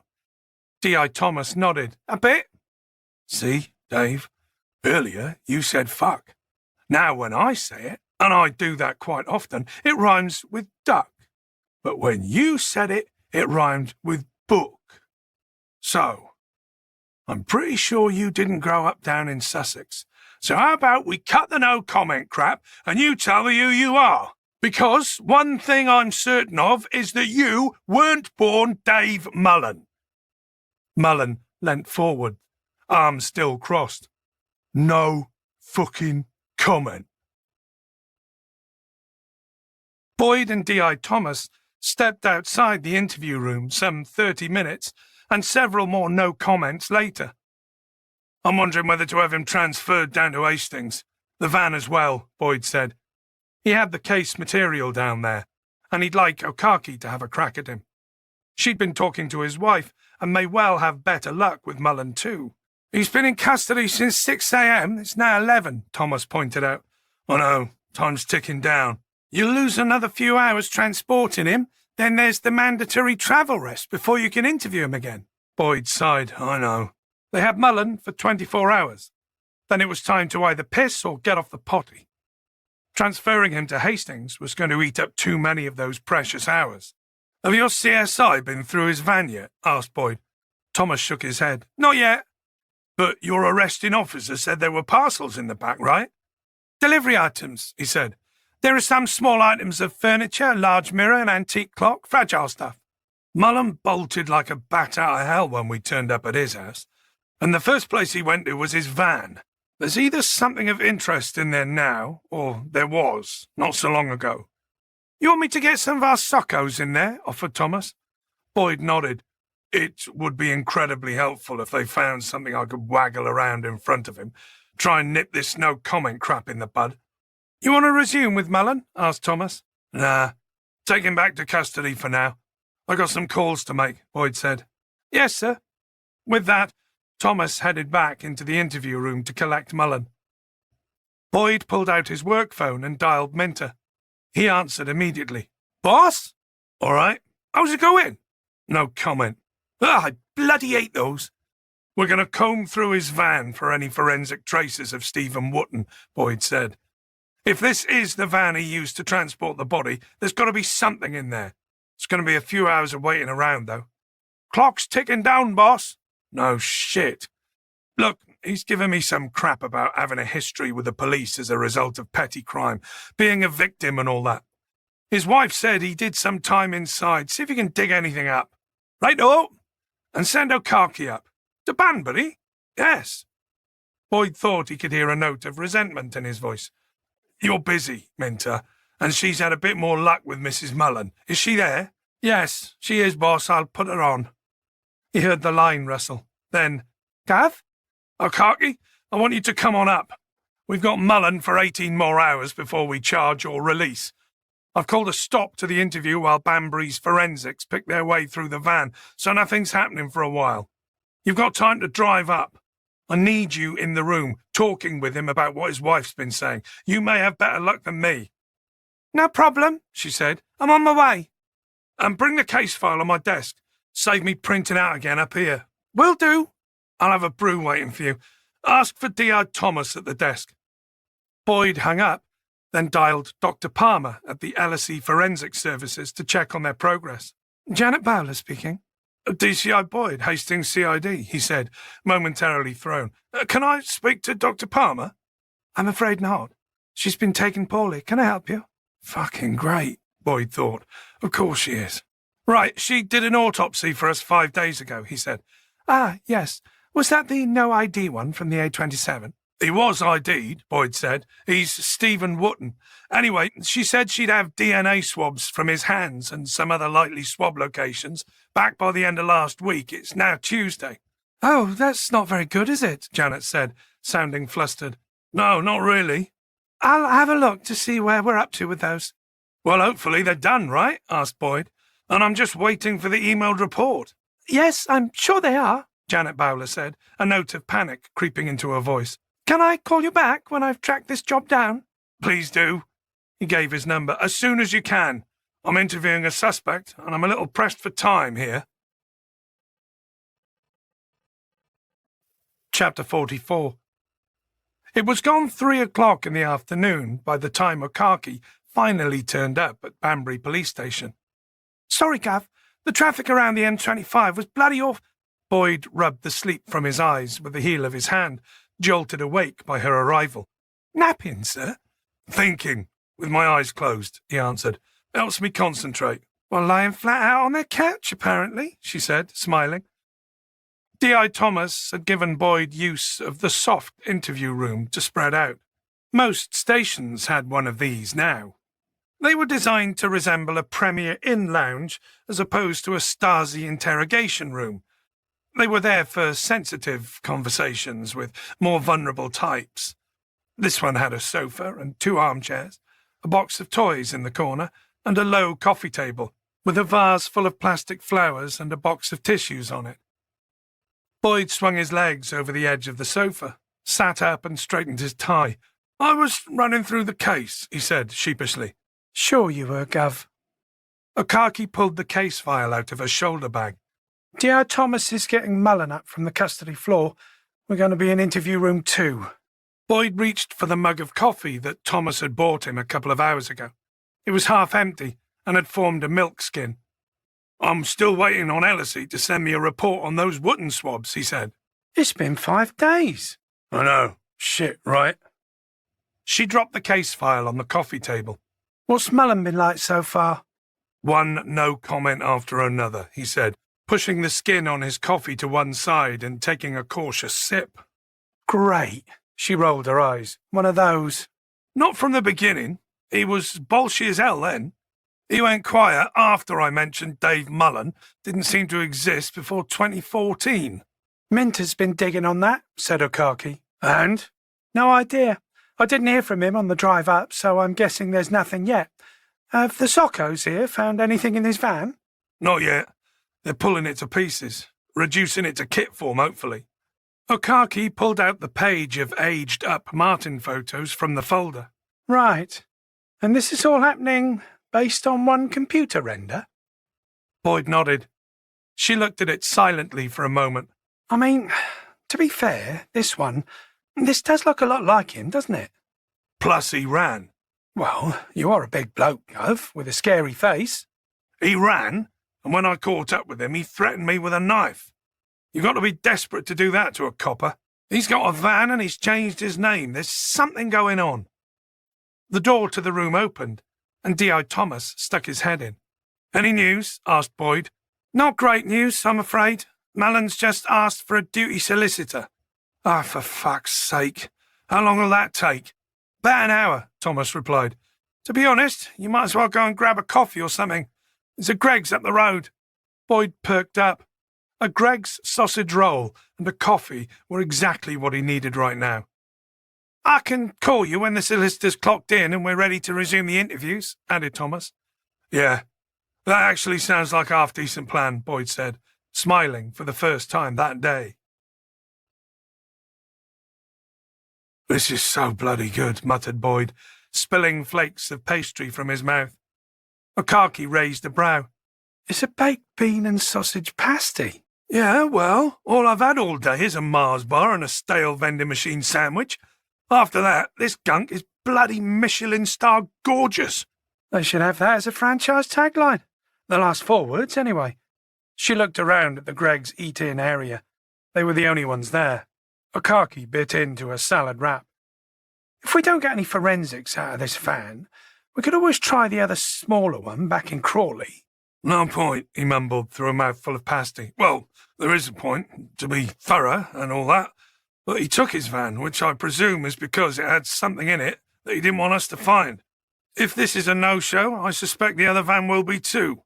There's his lockup. That's definitely of interest. I'd be surprised if Sutherland hasn't sent a team over already. But the vans are how he would have transported the body, and they're what I'm most interested in. Boyd took another bite. The vans are our best bet. The other thing I'm counting on are those swabs from Wootton. If that's a blank, Gov? He shrugged. Worst case, I get to look like a right prat for jumping on the wrong suspect. But as I said, we'll get him for whatever he is up to. I'll give Minter a ring and see. Boyd's work phone vibrated in his pocket. He pulled it out, glanced at the screen, and put the speakerphone on. Boyd, it's Minter, boss. I was just about to call you to see how you were getting. Boss, gonna stop you there. Mullen's a dead end. What? Boss, Mullen changed his name by deed poll 8 years ago. He was born David Pike. Pike's on the sex offenders register for assaulting a minor back in 1999. He served a custodial sentence and was out on parole in 2002, so he can't be Leon Martin. Boyd felt the investigation clatter to the ground around him. He's been active on the dark web over the last couple of years, peddling child pornography. From the exchanges, and it's all in anti-search term lingo, he takes his orders for the coffee online, but delivers and receives payment in person. Shit, bugger bollocks, muttered Boyd. He's delivering child porn like pizza, added Minter. It's on plug-in hard drives. That explains him being all twitchy at the A21 lay-by, said Okaki. And making a run for it, said Minter. Maybe he had some of those on him or in the van. Boyd nodded. Yeah. I'm really sorry, boss, said Minter. I thought we had a winner, too. Chapter 45. They returned to the station, found D.I. Thomas, and explained that the Dave in their cell wasn't the Ken doll killer after all. Thomas looked almost as gutted as Boyd felt. His name is David Pike, Boyd said. He's a registered sex offender. Your soccos might get lucky finding some computer hard drives and memory sticks, but they're not going to find any traces of our victim. Ah, that's annoying, Thomas said. And that's the understatement of the fucking year. Well, in positive news, you've got a kiddie porn peddler in your cells. I'll get my DS to email over to you what he's pulled up on him. Boyd thanked Thomas for his help, then left the station with Okaki to head back to Hastings in their separate cars. See you in the morning, Gav, she called out as she ducked down in her car. Boyd managed a half-hearted wave as he got into his. Yeah, see you tomorrow. He closed the door, pulled his seatbelt around his waist, and smacked the steering wheel with his fist. Boyd got back home at just after 10 to find Emma lounging on the sofa with Ozzy sprawled out next to her. Where's your young man? He asked, as he slung his jacket over the back of a chair. Bar shift, she said.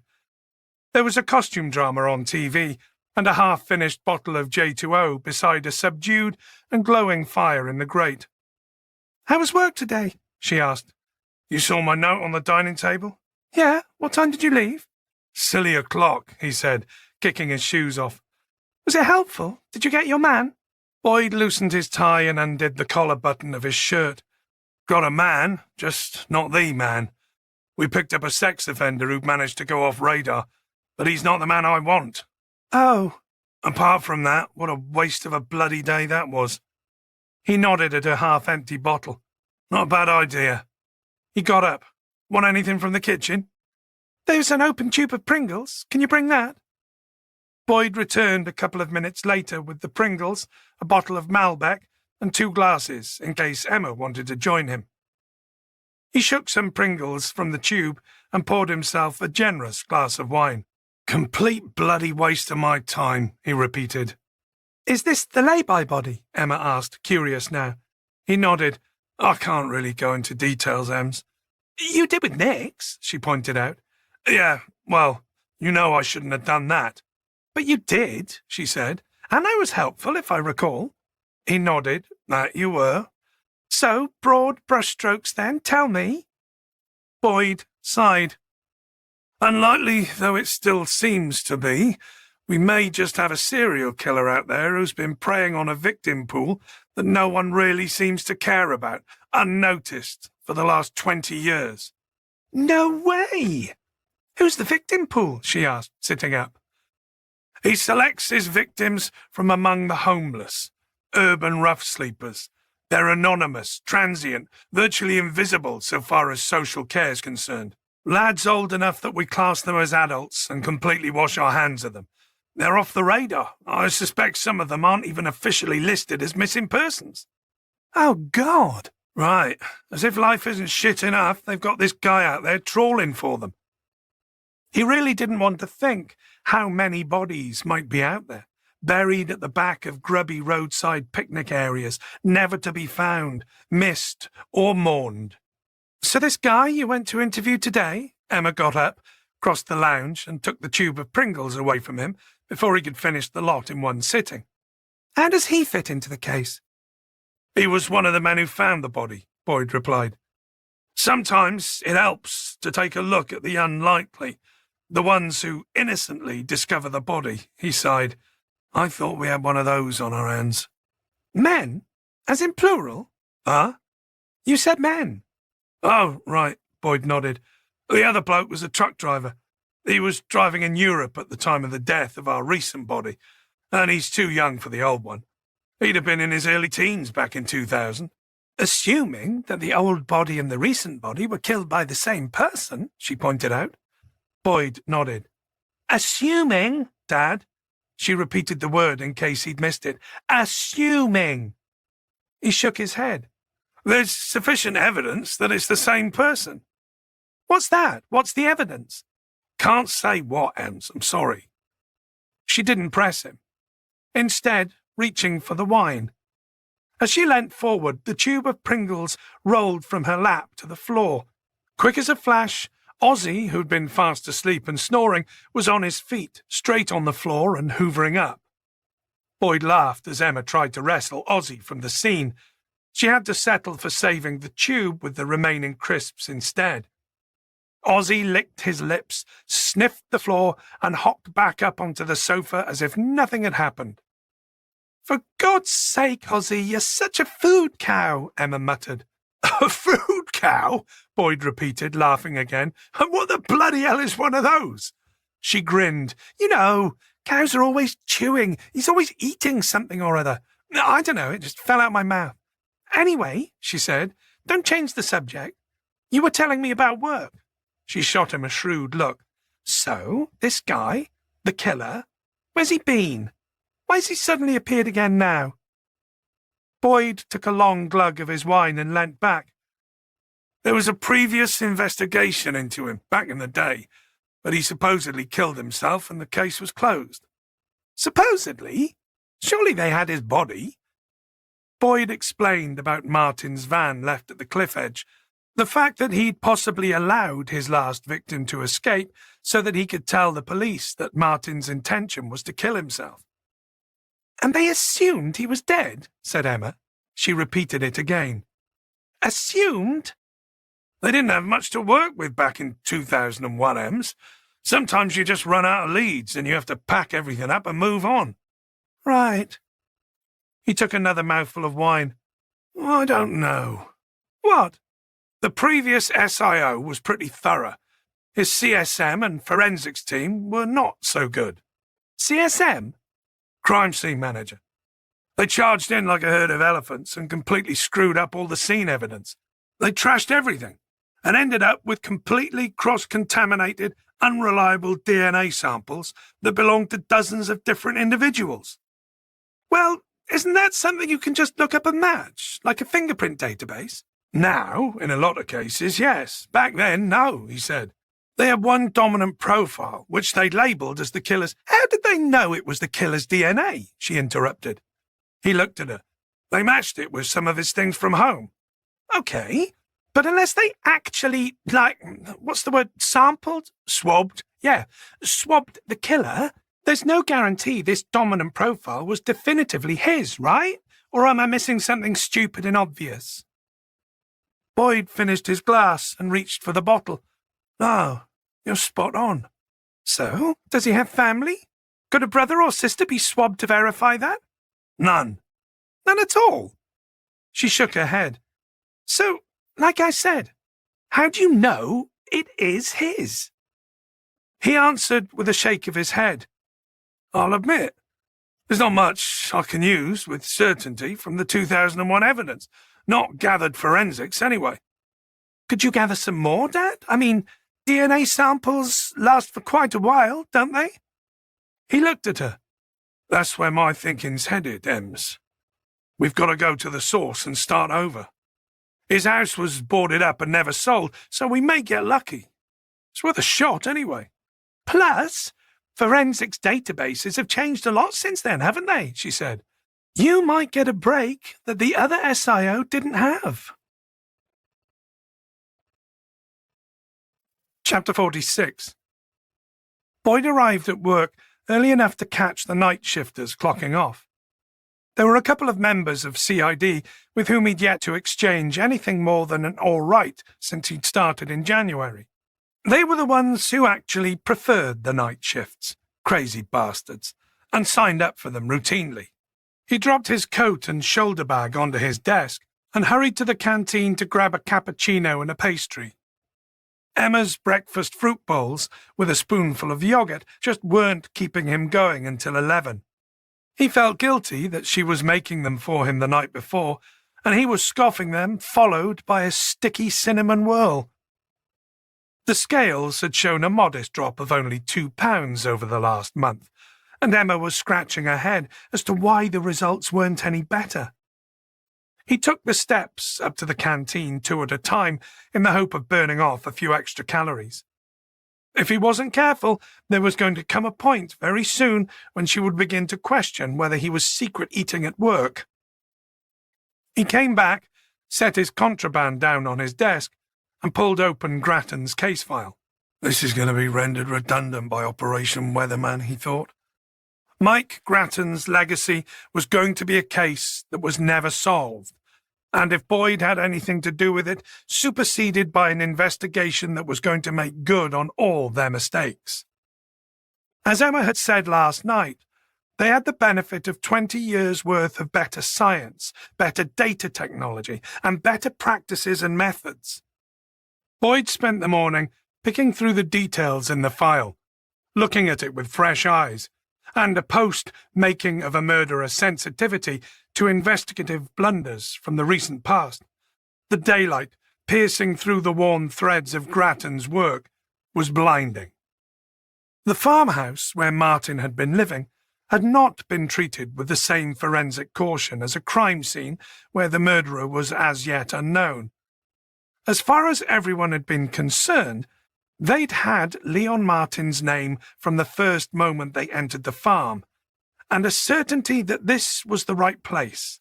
Standard-issue boots and ungloved hands had completely compromised the scene and rendered any prosecution-ready evidence useless. The van that Martin had driven to Wales to supposedly take his life had been searched, then low-loaded back to the police station before a forensic specialist had had chance to look it over in situ. The evidence pipeline was made more of a mess, with 2 different exhibits officers from 2 different police forces handling the registration, tracking and storage of the evidence. Grattan's investigation had been poorly resourced from the beginning because, as far as his senior officers were concerned, the case was already solved, and Martin's final victim was alive and well. The other victims' identities were never followed up, due to the workload that arrived after 9/11. Boyd focused on the genetic evidence. The year 2001 wasn't exactly the early days when it came to handling DNA evidence, but it was early enough that thoughtless mistakes were still being made. DNA was, of course, all over the farmhouse, in the kitchen, on crockery that hadn't been washed, on clothes waiting in festering piles to be laundered, in the semen stains of Martin's bed linen, in the grubby tide mark around his bathtub. Martin was a young man living alone. He hadn't exactly been house-proud. The only deductions that had been extracted from the messy forensics were that 2 of the profiles were significantly dominant and had been attributed to Leon Martin and to his latest captive, Christy Clark. The most dominant profile, the one that had been found on the steering wheel, had been pegged as Leon Martin's. Emma's questioning came to mind. If Martin wasn't swabbed, how did they know it was actually the killer's DNA profile? The thought gave him a fleeting breeze of goosebumps up his arm. Martin's suicide and Christie's escape had seemed plausible to the police at the time. But what if everything had been staged? The goosebumps continued up his arm. Chapter 47. Boyd flicked back through his notepad and found the number. "St. Barnaby's Hospice," a voice answered cheerily. "I'd like to speak to Mike Grattan. He's in room 9. Yes." The woman on the other end of the line paused for a moment. "Is he okay?" Boyd looked up at the ceiling. Stupid bloody question. "Michael had a bad night last night, I'm afraid." The voice was less cheery now. "I'm sorry to hear that," said Boyd. "Is he asleep?" "Yes, I should think so," she replied. "Are you sure?" Boyd nudged her. "Can you check?" "Mr. Grattan needs to rest this morning, Mr. Detective Chief Inspector Boyd. It really is quite important. Could you check on him for me? If he's awake, let him know who's calling, please." There was another moment of hesitation, then, "One moment." The line clicked, and he was left alone with the Take That song. Okaki and Minter drifted into the incident room, holding cartons of chips. Boyd glanced at his computer screen and realized the whole morning had passed him by and it was lunchtime. They exchanged nods. Okaki frowned and mouthed something at him. It looked like, "Got something new?" He nodded again. "Just checking up on something," he said. The music clicked off and the receptionist came back on the line, sounding annoyed. "He'll take your call, Mr. Boyd," she said, in a clipped tone, and was gone, replaced with a ringing tone. The phone rang several times. Boyd had a mental image of Grattan lying in his hospice bed, his pillows being plumped up behind his back, and the phone being placed into one of his feeble hands. Finally, a weak male voice answered.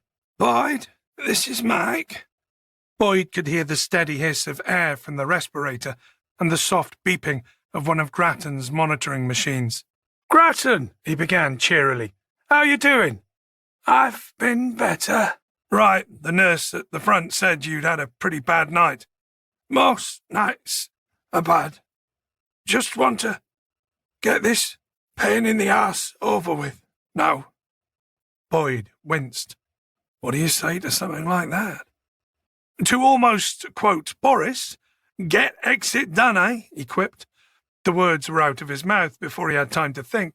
He rolled his eyes at his own insensitivity. Grattan, thank Christ, cackled. "How's the case going?" "I don't know if you watch much news, but there's been the discovery of a very recent body," Boyd said. "Stephen Wotton." "Oh?" "Our 2 bodies, the old one and the recent one, had the same item buried with them." "What?" Grattan whispered. "A carved figure. A soldier, a Coldstream Guard." "The same as our body," Grattan said. "Shit!" Boyd could hear the fatigue in his voice. "Look, I thought you should know that you were right. It doesn't look as though Martin did go over that cliff, and the case is active. I'm going to wrap this up and let you get some rest, Mike. We're expecting some fingernail swab results back from forensics." "You got?" "Scrapings, yeah. From our lad, Stephen Wotton. We're expecting a match against one of the DNA profiles from your investigation. I just wanted to double-check that Christie's sample is clean, taken directly from him." There was a long pause. "Mike, you okay?" "We didn't take a sample from Clark." "What?" Boyd didn't want to force the poor sod to have to repeat himself, but this was confirmation of a suspicion he'd really hoped was wide off the mark. "Why not?" "We thought we already had our killer." Boyd held his breath to stop himself cursing. He heard the phone rustle. The hissing grew louder for a moment. Grattan catching up on the oxygen he desperately needed. "Well," said Boyd eventually, "I need to get a swab from Clark then." "You should," replied Grattan, "to rule him out. He deserves that." "You're convinced it wasn't him, aren't you?" "I've seen trauma for real, and I've seen it acted." Grattan wheezed in and out several times, then spoke again. "You go test him, though, if it makes you feel better." "Results, as I'm sure you're aware, are much quicker these days," said Boyd. "We'll have a profile back pretty quickly. This time, I hope." "Good," Grattan rasped. "Do you want me to call back when I know more?" Boyd asked. "Yes, but best not take too bloody long, eh?" "I hear you." Boyd immediately dialed the charity group that Clark worked for, Capital Reach, then remembered he had Clark's direct home office number. He hung up and dialed that instead, getting a voicemail message. "Hi, you're through to donations. This is Christy Clark. I'm away from my desk right now, but if you leave a message and a number, I'll call you straight back." "Hello, Christy, it's DCI Boyd. We spoke a few days ago. Could you give me a call back when you get this? My number is—" Boyd left his number and hung up. They didn't swab Christy Clark. He couldn't believe that. The fucking halfwits had just presumed which profile was which. "Jesus," he muttered. That was shoddy. Really shoddy work. Chapter 48. Boyd summoned his team back round the incident room table after lunch. "Right, so yesterday's mad scramble to find and arrest Dave Mullen was a complete fuck-up. My screw-up." He wanted to get that off his chest first. "In the absence of any solid intel, I reacted to a bloody likeness in a computer-rendered photo of all things. It really did look a lot like him, boss." "Thanks, Minter. But that was a very good example of how not to do things. And today, ladies and gents, I will demonstrate how to actually do things." There was a good-natured chuckle round the table. "So, here's where we stand," said Boyd. "The Wootton forensics came back this morning." "Finally," said Okaki. "And the fingernail swabs are a match against the Leon Martin profile. It would appear Leon Martin, or a person calling themselves Leon Martin, is alive." "Okay, boss," said Minter. "It sounds as though you know something we don't know." "Right, well, this may sound like a bit of a reach, but I think we need to consider the possibility that our escaped victim, Christy Clark, might have been working with Leon Martin." Boyd paused to let this piece of information sink in. He looked at his team. All eyes were on him. The room was silent. "I can see that," said Okaki slowly. "They only had Clark's word for what happened to him." "They had DNA evidence," Minter pointed out, "on the restraints in the back of the van." "I spoke to Mike Grattan earlier," Boyd said. "They didn't swab Clark. They made an educated guess at the two prominent profiles they found." "What?" Okaki exclaimed, shaking her head. "What was Grattan playing at?" "Clark had injuries," Minter countered. "Which could have been self-inflicted or inflicted by Martin to suit their story," Okaki replied. "He went to the police for help when he escaped," Minter said. "He was picked up by the police," Okaki said, "and spun his backup story to explain his presence at the farmhouse. They could have planned it between them." "Look," Boyd said, "I'm not saying he is involved, He could be exactly who he says he is. Grattan believes 100% that he was a genuine traumatized victim. I'm just saying it's possible. Something's been nagging me about this case, especially since Stephen Wotton's body turned up. Let's face it, Clark had a bloody lucky escape. Martin's dead or missing, and now we have Stephen buried with another Wotton soldier and the same message. I think he's involved somehow. Thankfully, there's a very easy way we can find out. He mimed, swabbing his cheek. O'Neill laughed. Looks like you're, giving someone a... Okaki nodded. You probably don't want to do that again, Gav. Jesus, I was miming a swabbing, Boyd sighed. Come on, we're better than this, people. Speaking of DNA, is there any possibility the Wotton scrapings could be old DNA? Asked Okaki. Sully pulled a face at her, but she continued. I'm just saying that it's possible our killer, if he's the person we think might be calling himself Leon Martin, she looked meaningfully at Minter, had some of Martin's stuff with him and transferred it to the victim's body to throw us further off the scent. Sully shook his head. Dead cell DNA leaves different RNA transcripts. One of the things tested for routinely now is to verify whether the DNA sample was shed peri or post-mortem. The DNA on Wotton came back from living skin cells, said Boyd, and they match Martin's DNA profile according to the 2001 investigation. So, our leading theory has to be that the person with that DNA profile is alive and killing again. He nodded at Okaki. We need to tread very carefully with this one. Clark is still a victim at this point. We'll get that swab so that we can rule him out quickly, and if he's innocent, let the poor sod get on with his life. We also need to chase up EFS on that bag of toiletries you recovered. Could you do that for me, please, before you set off? Will do, Gav, Okaki said. Wait, set off? Yes, set off. Minter? Boss? I want you and Okaki to go over to Clark's place to get that swab done. We don't know how this is going to go, so I've arranged backup with the Kent lot and a warrant for Clark's place. Liaise with them, please, and keep me in the picture. If he's who he says he is, and Grattan is convinced of that, by the way, then there shouldn't be any problems. Right, boss, Minter said, glancing at Okaki. O'Neill? Gav? I want you and P.S. Brown to continue home visits for the Miss Burr shortlist that Warren's already compiled. But collect DNA swabs from the parents where you can. They may not be able to ID any marks or tattoos in the photos, but let's get their DNA so we can check and see if there are any familial links to any unidentified samples we have, either from 2001 or that we collect ourselves. Yes, sir. If we can start putting names to those victims, said Boyd, we're building a nice prosecution platform for the CPS ready for when we catch this bastard. I'm going to arrange a recce of the Martin farm with Cheshire Constabulary. Warren, you've earned a field trip. You're coming with me. Warren grinned. Thanks, sir. We'll be back late. Boyd couldn't help himself. So let your mum know.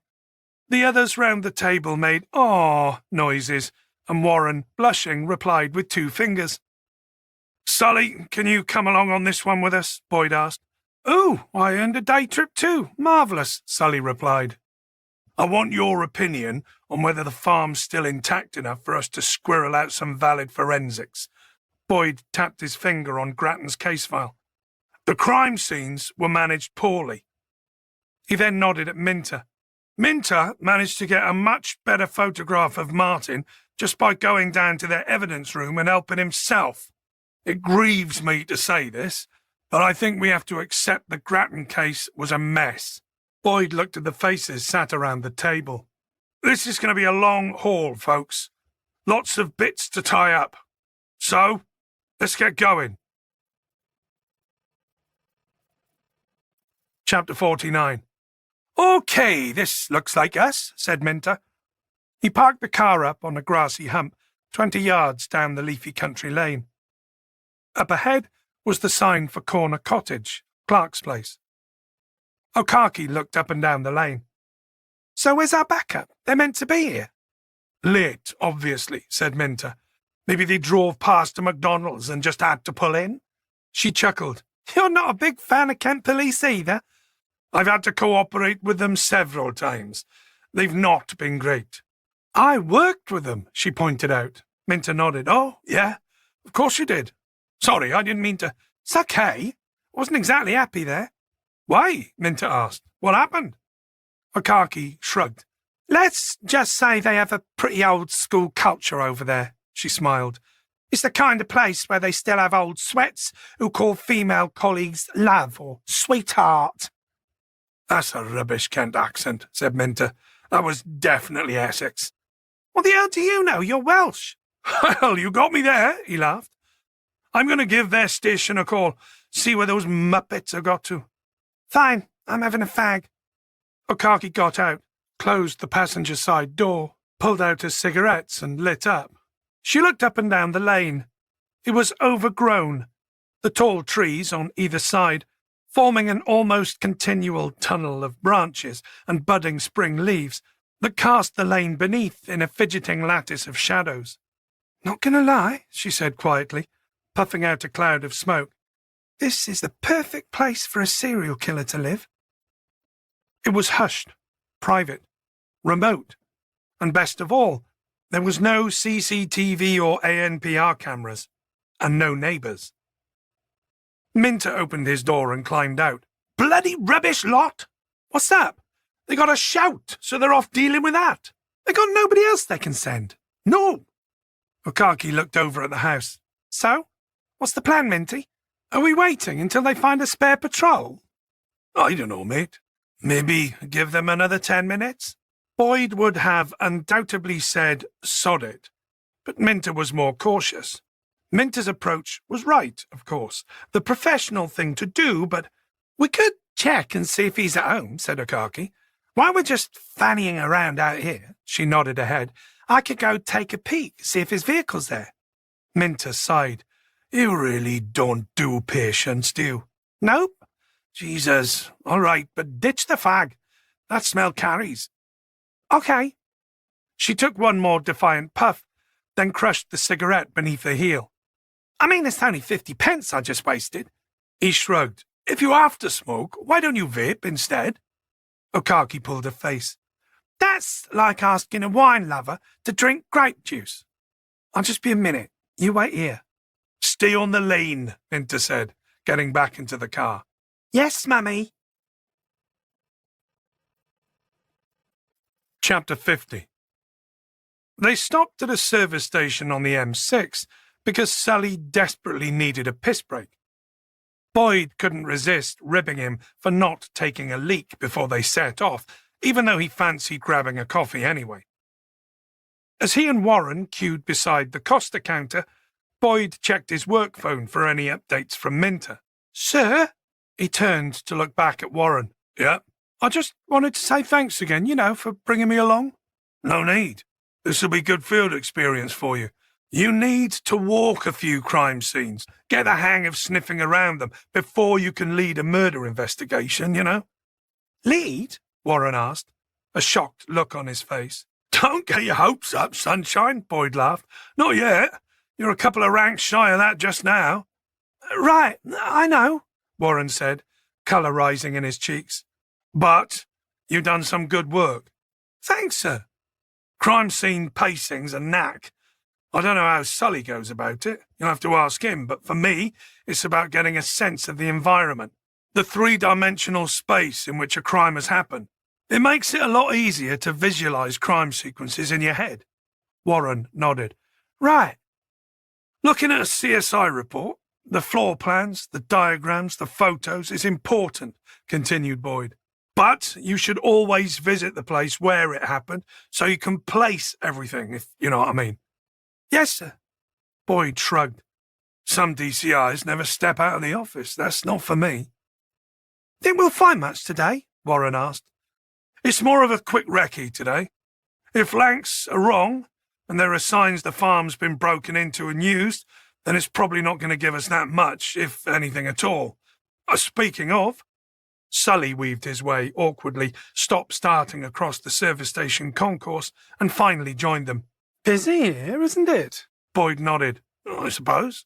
I'm really not that keen on this many people in one place. It's unhygienic. Boyd raised his eyebrows at Warren. What are you having, Sally? Since it's on the force, I'll have a mochaccino, please, with the whipped cream and sprinkles. Don't forget that. Christ, I said we're stopping for a drink, not pudding, Boyd grumbled, as he tapped his card to pay. Sully looked over the rim of his glasses at Boyd's moderate pot belly. Some of us can allow ourselves those extra naughty calories. Do you mind? Boyd unconsciously sucked in his gut. That's a work in progress.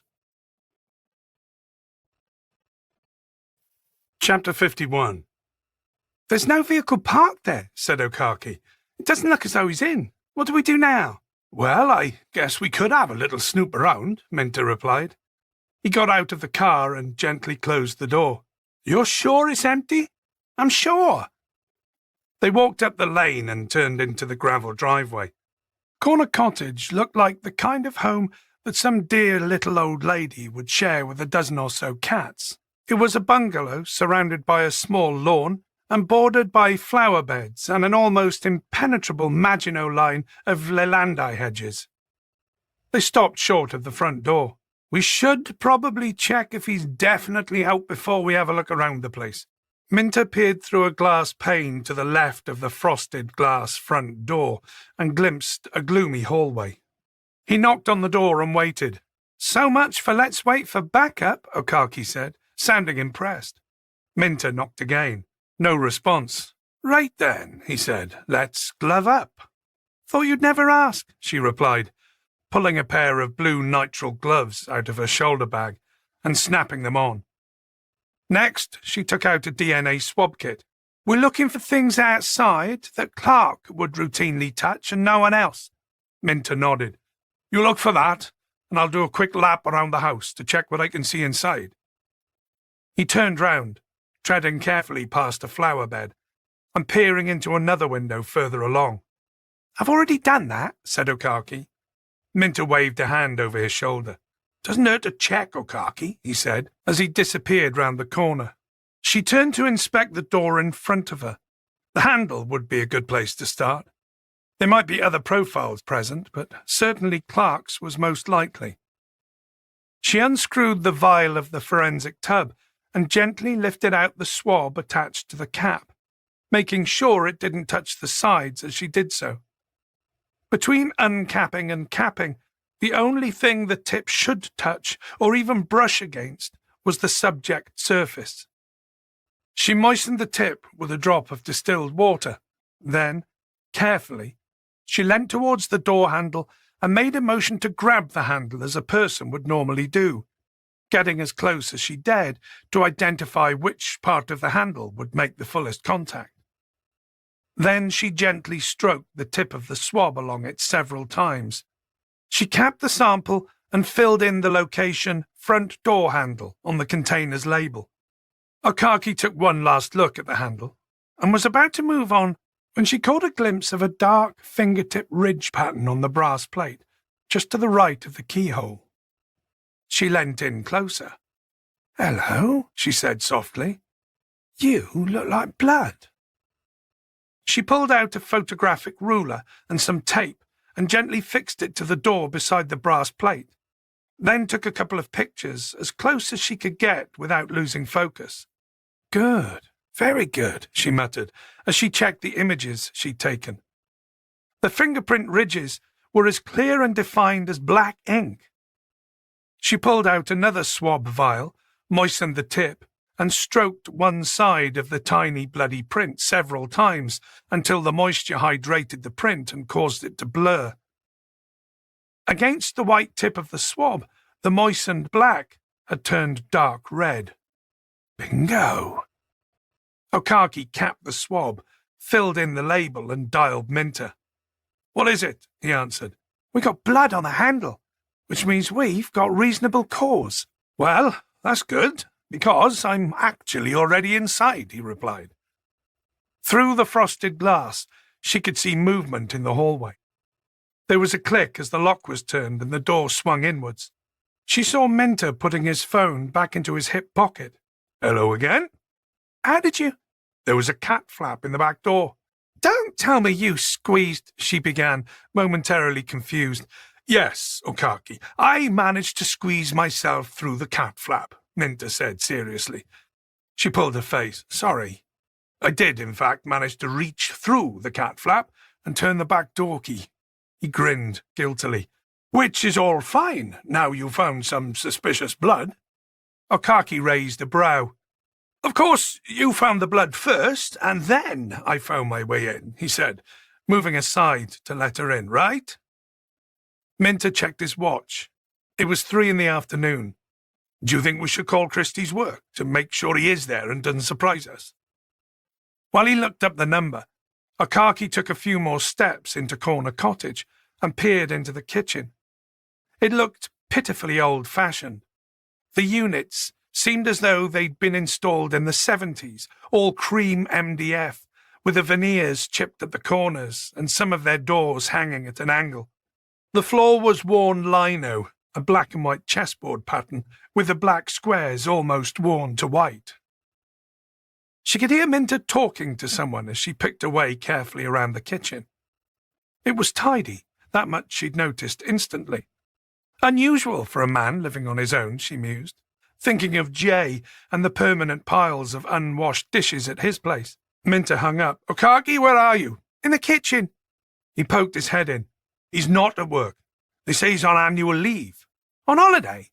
"Apparently he takes a week off at the same time every year and drives up to the Lake District to take pictures of the birds and wildlife there."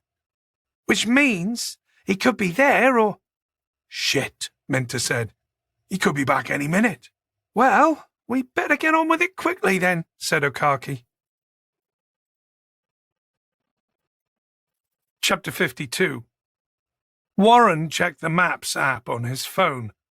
They had a postcode to get them close, then a description from the local police station of how to get to the Martin farm.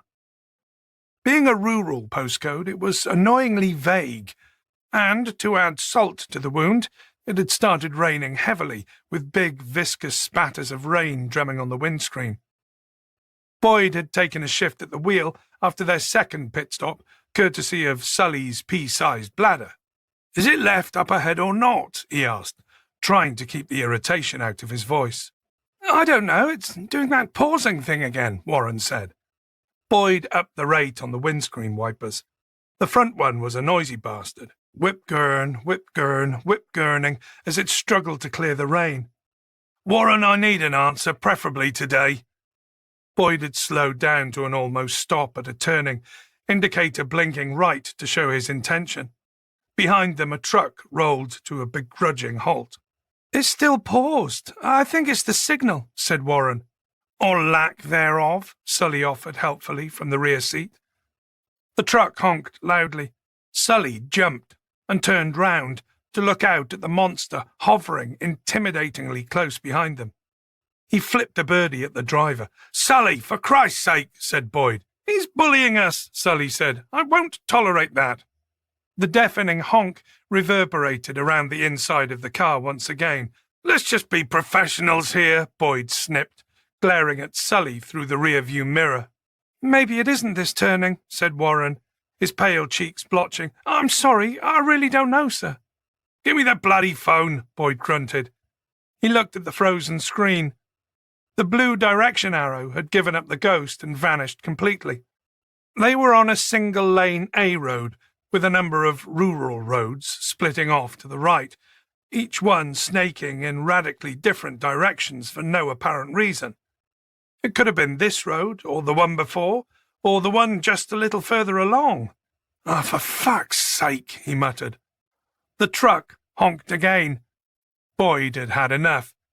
He wrenched open his door, stepped out into the rain, and slammed the door behind him. He pulled out his warrant card and waved it around, pointing it with his other hand in case the truck driver wasn't getting the message. "We're the fucking police!" he shouted, although most of that was lost in the noise of the drumming rain. He got back in the car, soaked. "Better?" asked Sully. Boyd twisted in his seat, his road rage not entirely spent. Sully, not in the least bit intimidated, spread his hands and smiled. Let's just be professionals, eh? It was gloomy inside Corner Cottage. Minter snapped the hallway light on, which bathed everything in a sickly vanilla glow that gradually grew in intensity. The hallway was lined with dark and faded floral wallpaper, and by the front door was a coat rack that held a single anorak and several bunches of keys. "Okay, so the kitchen's tidy," said Okaki. "Not just tidy, but tidy. There's no milk in the fridge, the bin's empty. It looks like he might well have gone on his trip." "Right," said Minter. "That means we don't have to rush this, then. Let's see what there is to see." He advanced cautiously towards the door ahead of them, gently eased it open, and found himself looking into the lounge. The decor was exactly what he'd expected, old lady chic. The only thing missing was a flight of porcelain ducks on the wall over the mantelpiece and a row of Toby jugs. "The lounge," he announced over his shoulder as he stepped in. Okaki followed. "God, this is like stepping into a time capsule," she said. 2 brown armchairs and a beige sofa, quite possibly fashionable 50 years ago, almost filled the room, and a TV that was so ancient it had a wood veneer on the sides stood in the corner. "Hello, 1980s, said Minter. 1960s, more like, said Okaki. 80s was MFI, all chrome, black ash and futons. "Great, thank you for that, Lucy Worsley. So, how old is Christy Clark?" About 40, I think. "Right, so he's not old. Not this old, I mean." "I think Boyd said he rents this place, so maybe it's not his furniture," said Okaki.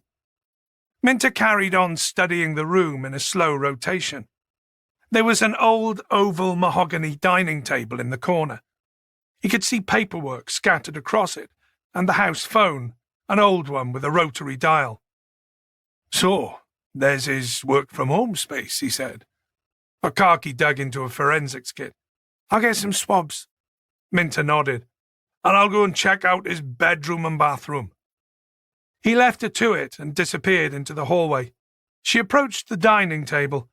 As well as the paperwork and the phone, there were some files and folders, a half-full mug of tea with a skin on it, and a plate with crumbs. She noted the mug as a good place to get a swab and turned to look at a notepad which was covered in writing. There was nothing that screamed serial killer at her, to be fair, just a list of names and telephone numbers, some crossed off and some yet to be called by the look of it. Clark's day job, cold calling for charity donations. She snapped a photo of it on her phone. Pushed aside, further along the dining table, was more paperwork. She could see a well-used AA roadmap of the UK spread out on the table, with felt-tip scribbles and lines drawn on it. There was a small stack of notebooks, with dark burgundy covers and red elastic cover bands, and a crafting mat, Stanley knife, and offcuts of glossy white photographic printer paper. Carefully she eased the elastic band off one of the notebooks and opened the cover. The first page was covered with a meticulously tidy handwriting that had an old-fashioned care taken over the curls and loops.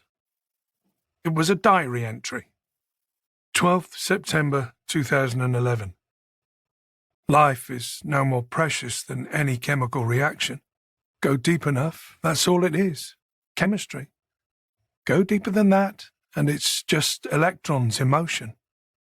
When we pull back and look at things in large scale, we like to think we see patterns in the white noise, and we call those patterns names like intelligent or God or consciousness. It's just noise. Electrons bumping around like ants in a nest. Commuters in a train station. All of them lost. Okaki flicked through the book to see more of the same and put it to one side. She picked up another and flicked through that. She was about to put it down when she caught sight of something on the inside of the back cover. She opened it and saw that something had been written in what looked like biro bang in the middle. The lonely people slip aside. In the ground. Their time to hide. "Minter!" she called out, heart-thumping. "You should come and see this!" She expected to hear his approaching footsteps down the hall, but there was silence. "Minter!" Still nothing. Okaki crossed the lounge and stood in the doorway.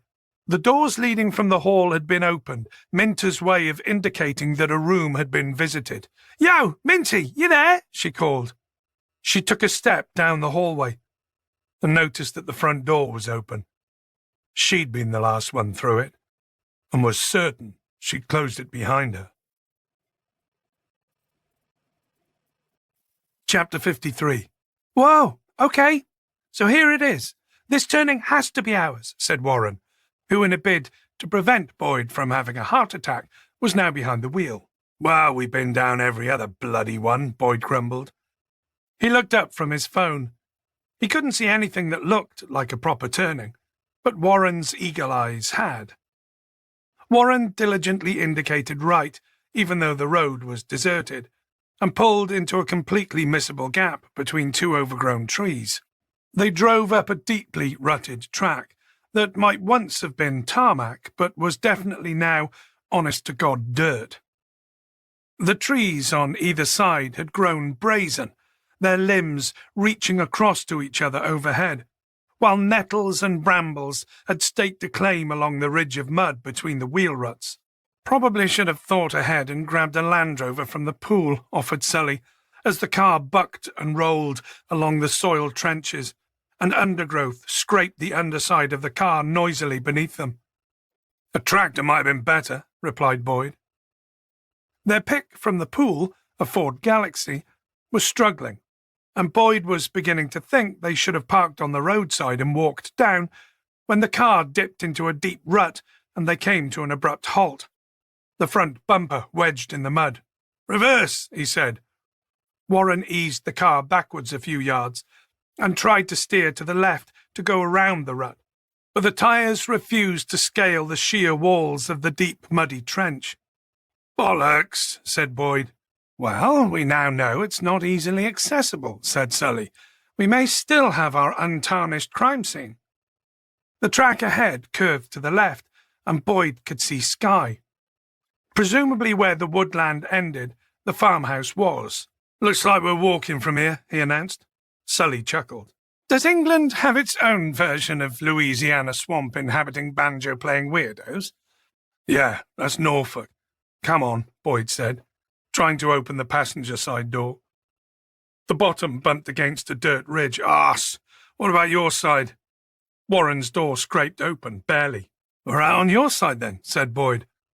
Warren was just about able to get out, but Boyd's tall body wasn't built for manoeuvring in tight spaces. Somehow, though, he managed to get himself over the handbrake and gear stick and emerge from the car. "It's up ahead, sir. Not too far," said Warren, pointing. Sully emerged from the car, pulling faces at the mess the mud was making of his smart work shoes. "Jesus, these'll be ruined. I'll be putting a claim in for new ones." "Probably should have thought ahead and grabbed wellies then," said Boyd, with a smirk on his face. Sully dead-eyed him. The Martin farmhouse was every bit the forlorn-looking carcass Boyd had been expecting to find. It had been left empty for 20 years, but sealed tight. Most of the downstairs windows were boarded up with plywood. Police tape still stuck across them. Minter had been quite right about that. The building looked intact, structurally sound, but weathered to a palette of dull olives and browns. What had once been whitewashed stipple walls were stained mint green with moss and algae. The paint on the exposed windowsills was flaking, and several roof tiles had slipped or been pushed aside by blisters of moss. The farmhouse and outbuildings formed a three-sided arena around an overgrown courtyard of gravel. To the right of the house was a rusty corrugated barn, more a large shack than a barn, to be truthful. Boyd could see a variety of retired farm equipment and tractor attachments lurking in the gloom. To their left was a long ground-floor annex that looked as if it had served as a garage or a garden shed at some point. Halfway along was a shutter door that was almost completely pulled down. He could see cobwebs, some plant pots, jerry cans and canisters in the narrow gap at the bottom. Boyd looked up at the thick, grey, overcast sky. It had, thankfully, stopped raining, but it was certainly threatening to start again, and soon. The light was beginning to fade from the sky. If they hadn't spent so much time getting lost, they'd have caught more of the daylight hours. Not that it mattered, he supposed. He suspected it was going to be pitch black inside the farmhouse anyway. He pulled a penlight out of his pocket, one of the LED aluminium ones you could pick up at the till in any 24-hour petrol station. He checked the battery was still good. "What's the plan, sir?" asked Warren, also taking in the heavy sky. "We'll do a once around the outside, then I want to see if we can prise one of those plywood boards loose." "We're going in, Gov," he said. Boyd nodded. He could see consternation on the lad's face. "It'll be fun, like an episode of Scooby-Doo." "Minter?" The first open doorway on the left was the bathroom. There'd be rich forensics pickings in there, but that was for later. Right now, Akaki was feeling decidedly on edge. "Will you please bloody answer me?" she snapped angrily. The door to her right opened onto a cellar. She could see steps leading down, and the faint glow of a light. "See? Now this is how the token black character in a slasher movie usually dies." Only it wasn't the middle of the night. And she wasn't wearing a nightie. Don't be stupid, Sam. She was allowing her imagination a little too much freedom. She took a deep breath and stepped onto the top step. "Hey, cloth ears, you down here?" she called into the gloom. "Yes," Minter replied. "Akaki, I found something. You should come down here and take a look." Extremely relieved to hear his voice, she clattered quickly down the wooden steps to find herself in a small stone-walled rectangular space with a low ceiling. There was a single mattress on the dirty floor, a pillow and a quilt. Beside that was an electric heater plugged into an orange extension cable that was coiled up at the bottom of the stairs. "Shit," Okaki said. "I don't think Clark's making money on the side with Airbnb," said Minter grimly, pointing to a rusty metal ring cemented into the wall beside the mattress. The rust was worn away around the middle, exposing a glint of iron. "There's rust flakes on the floor," he said. "It looks as though someone's tried to pull this ring out." Okaki swore again. "He's been keeping someone down here." "There's also what looks like bloodstains on the mattress and the quilt. Not a fatal amount, I don't think, but—" She squatted next to the mattress to inspect the spatter of dark droplets for herself. "I think we've found the Ken doll killer," she said. Minter nodded. "Or at least one half of him." He stood up. "Let's get out of the house. We don't want to contaminate things any more." Back outside the cottage, mercifully in the daylight once more, Minter reached into his jacket for his phone, just as the Kent uniforms finally arrived at the bottom of the driveway. He thumbed Boyd's number on the screen, waited for 3 rings, then heard Boyd's answer message. "Boss, it's Minter here. We're at Christy Clark's place. I forced entry. There's blood in a basement room. He's been holding someone prisoner down there. He's not here. Work says he takes a week's holiday up in the lakes this time of year, so—" "And there's a pad on his desk," said Okaki. "That song, the lyrics, written down in there." Minter nodded. "Don't know if you got that, but the bottom line, Clark's the killer. At least the recent one. Call me back as soon as you get this, boss." Chapter 54. "You two go left," said Boyd. "I'll go right and meet you at the back." Warren and Sully set off, and Boyd made his way across the courtyard to the corner where the barn and the house almost met. There was a walkway in between. He looked back to see Warren squatting down and peering into the long shed, panning a more substantial, long-handled flashlight up into its dark interior. Boyd made his way along the side of the house, past a ply-boarded window towards the rear, feeling an unnerving sense of déjà vu. The last time he'd done something like this, he'd been jumped and nearly lost an ear.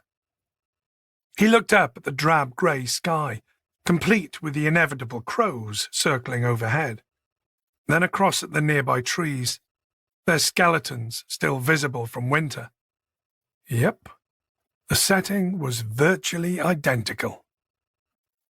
The rear of the farmhouse looked even more scabby than the front.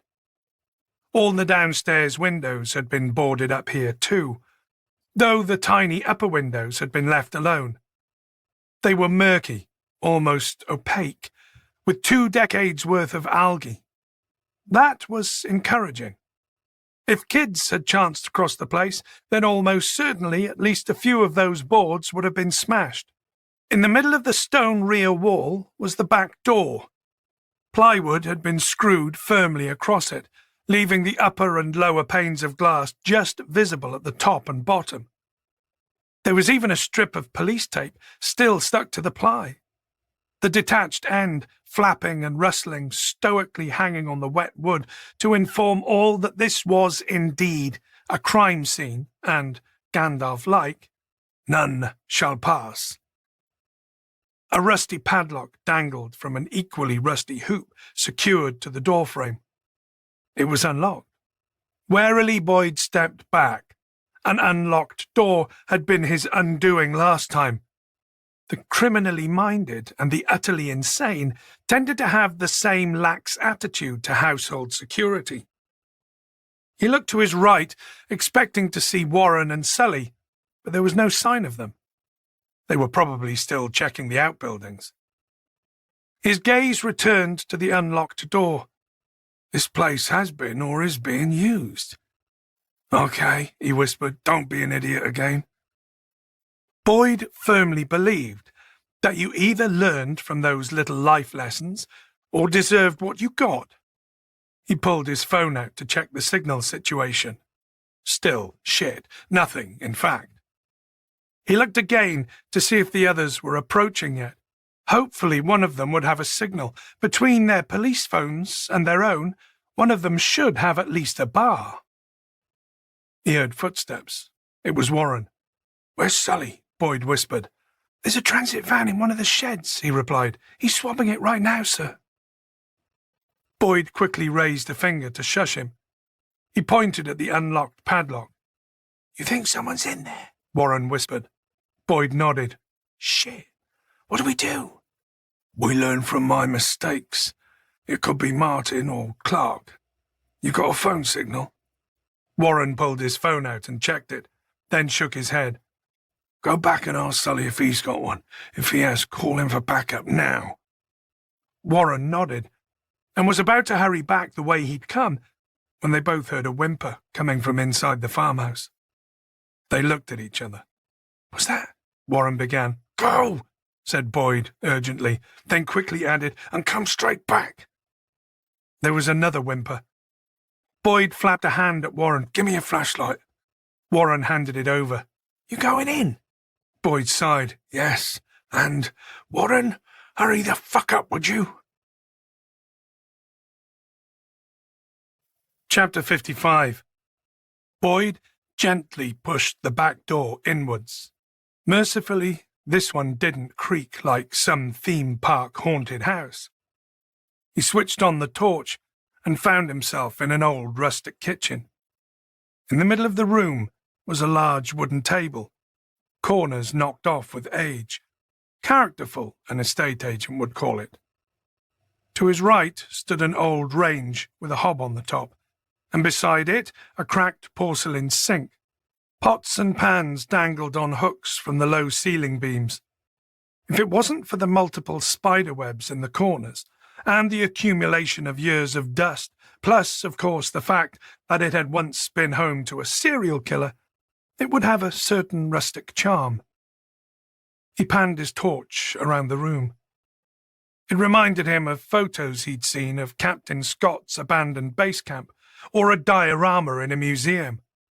Farmhouse kitchen, circa 1955. He heard the whimpering sound again, more clearly, and another voice, male, softly spoken. "Go in loud with a called-out warning or go in quiet?" If Boyd had had an armed response unit with him, he'd have happily opted for the former.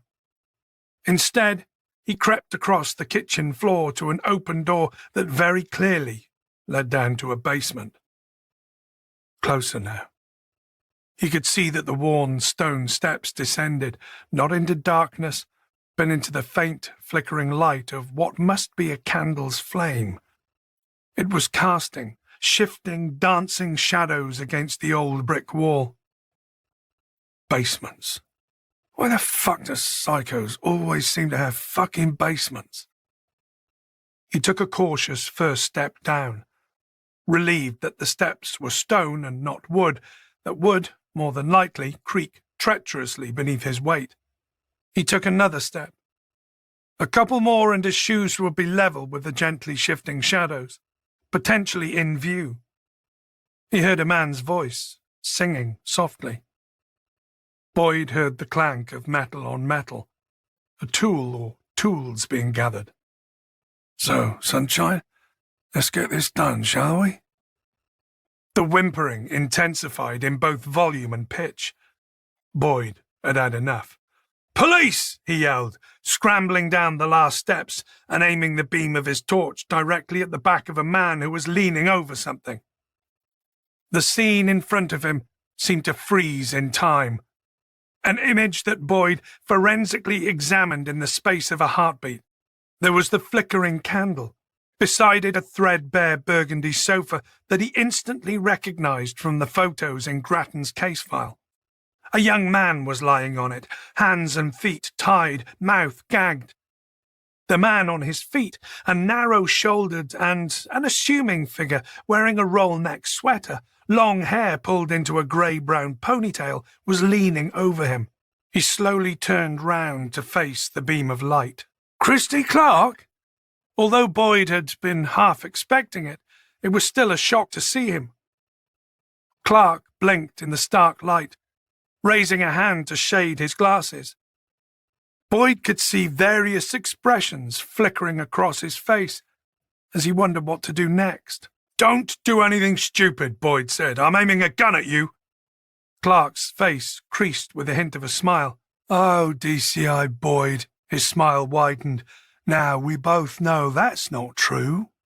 "Put your hands up where I can bloody well see them," Boyd tried again. Clark shook his head slowly. "No, it's okay. I'm good as I am." In his right hand was a long, thin-bladed knife, mercifully not covered in blood, yet. Boyd glanced at the boy on the sofa. He was deathly still, his eyes pleading with Boyd to do something. "Drop the knife." "Again? No. I think I'll keep hold of it, thanks." He smiled. "You look shocked." "A little startled." "I'm guessing you weren't expecting to find me down here." "Wrong," Boyd said. "We know you were helping Leon. You helped Leon fake his suicide and then—" Poor, traumatized, sobbing Christy. Weak, dirty, barefoot, terrified. "Poor boy," Clark said, his voice sliding into a mocking approximation of Grattan's northern accent. "Need to go gently with him. He's barely an adult and he's been through so much." He tilted his head. "Interesting theory, Boyd. Though I wasn't helping Leon," he paused. "You could say Leon helped me. I'm the Ken doll killer." "Stupid, wretched name, but it's a name, right?" "It's over, Christy," said Boyd firmly. "Sir?" Warren's voice came from the kitchen above. "Down here," Boyd shouted back. "Basement!" Within seconds, Warren came bounding down the steps, loud, clumsy, and heavy-footed. He paused at the bottom, trying to process what he was seeing. "Come on, Christy," said Boyd. "Drop the knife." Clark met Boyd's stare. His eyes looked menacing behind the lenses of his rimless glasses. He smiled, but kept his hands by his side. "We've got FTOs outside," said Warren shakily. "It's over, mate." "Didn't know school was out," Clark said, looking Warren up and down. "You could be one of my boys. You're not too old, you know." "Drop the fucking knife!" barked Boyd. Clark sighed and began to bend down as if he were going to place it on the floor. Then suddenly, he twisted and plunged the long, thin blade into the screaming boy's chest. "Fuck!" shouted Warren. Boyd lunged forward and swung the torch down at Clark's knife hand, hoping to knock it out of his grasp, but Clark ducked and sidestepped. Boyd flung his torch in a roundhouse sweep with the aim of catching Clark on the backswing to knock him off balance, but again met nothing but the swoosh of a wasted effort. In the confusion of the flickering candlelight and lurching shadows, Boyd had lost his bearings. He was vaguely aware that Warren was beside the sofa behind him. "Jesus, sir, he's bleeding out! He's bleeding out!" Boyd glimpsed movement in the corner of the room. He aimed his torch in the direction of the movement and found he was looking at the steps leading up to the kitchen. In the confusion, he'd swung around 180 degrees. He caught a glimpse of Clark's feet scrambling up the steps and out of view. "See to the lad," said Boyd. "I'll get back up to radio for an ambulance." "They're not here," Warren said, stricken. "I left Sully trying to get a signal." "Ah, for fuck's sake," said Boyd. He climbed the steps in pursuit of Clark, taking them two at a time. At the top, he heard feet on old rattling floorboards to his left and turned to follow the noise deeper into the farmhouse. Once again, scolding himself for being a stupid, reckless asshole. Chapter 56. Boyd followed the receding noise into a dark, windowless hallway. Up ahead, pallid daylight spilled across the floor from an open door to the right. Boyd slowed his pursuit as the sound of fleeing ceased. "He's still inside." Boyd eased himself up to the door and peered in. He could see two small hobbit-sized windows punched through the thick stone walls. The glass lead-lined with uneven diamond shapes and weeping with condensation. They spilled pale shades of the fading afternoon into a room that had once been used as a lounge. "Christie," he called out, "this ends worse for you if you stab a police officer. It's not worth it." There was no answer. Boyd found an old TV dinner tray on a bureau to his right, just by the door. He grabbed it as a makeshift shield. If Russell Crowe could manage with a shield this small against other gladiators, a TV tray had to be a fair match for a kitchen knife.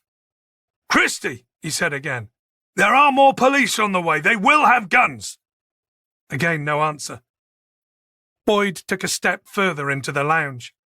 He was in a crowded room of silhouetted shapes, a grandfather clock, a tall bureau, a winged Chesterfield chair, and a standing lamp. To his left, he noticed a dusty glass display cabinet. Inside it were several shelves full of porcelain knickknacks. Hedgehogs in bowler hats, cats in bonnets, rabbits with waistcoats. Leon's mothers, Boyd guessed. On one of the shelves were half a dozen soldiers in red tunics and bearskins. He quickly panned his torch across them. They were the carved wooden figures, the same as the one they'd found clasped in Wootton's hand. "Why the wooden figures? Why did you bury those with the lads?" he called into the gloom. Faintly, he could hear the boy in the basement crying and moaning, and Warren's voice trying to soothe and reassure him. Then, Sully's voice, louder and closer. "Boyd?" It came from the courtyard. "Everything okay in there?" "Stay outside," Boyd shouted back. "He's in here." "Backup's coming," replied Sully. "Good. We found a boy. We need an ambulance. Now fuck off back to the car and stay there."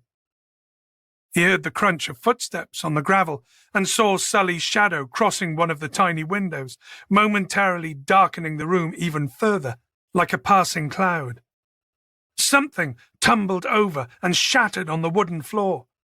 Boyd heard a door latch snick, and suddenly blue-grey daylight speared into the gloomy room at the other end of the lounge. Clark was outside. Fuck! Boyd stumbled through an unseen obstacle course of shin-high obstructions, a coffee table, a coal scuttle, and finally a magazine holder. He made his way to the open door, only to see Clark sprinting through long grass for the tree line that surrounded the farm. Boyd gathered a couple of deep breaths and sprinted after him. Clark disappeared into the shadows beneath the low bough of an evergreen. As Boyd approached, he slowed to let his eyes adjust to the daylight and then to the darkness of the wood beyond. "Christie!" he called out again. Of course, there was no answer. Boyd stepped forward, ducked slightly under the bough, and readied his tray shield to block any sudden attack. He emerged into woodland, a wood that hadn't been managed by anyone for decades. There were no beaten paths, no recent felled trees, no branches waiting in scruffy piles to be cut up into logs. If those windows had been hobbit windows, then this was Mirk Wood, creaking with old trees, and every now and then the short jackhammer taps from a woodpecker nearby. 50 yards further in, he could see a large wooden storage barn. He picked his way cautiously towards it, through knee-high clusters of nettles and brambles that tugged at his trousers. Closer, he could see the shack was a dilapidated framework of wooden beams and green-stained slats, a structure held together more likely by the ivy that had engulfed it than rusty old nails and screws. He stepped slowly up to the barn-like entrance.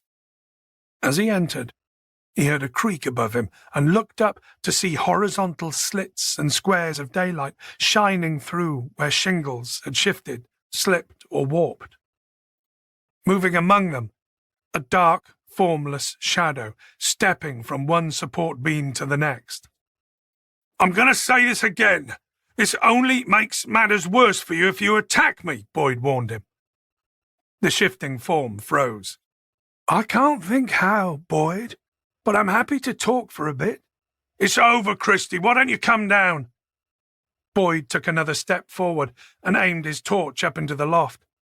It briefly caught a hand grasping a beam, then the hand disappeared back into darkness. He panned the torch around, but the more he moved the beam, the more moving shadows he created. "All right then, let's talk," Boyd said, fumbling in his pocket for his phone. "You can start by telling me where Leon is. Did he fake his suicide after killing those young men?" He paused. "Or was it all you?" Leon? That poor idiot. He was harmless. Clark was silent for a few moments, then, "I've read about people like me.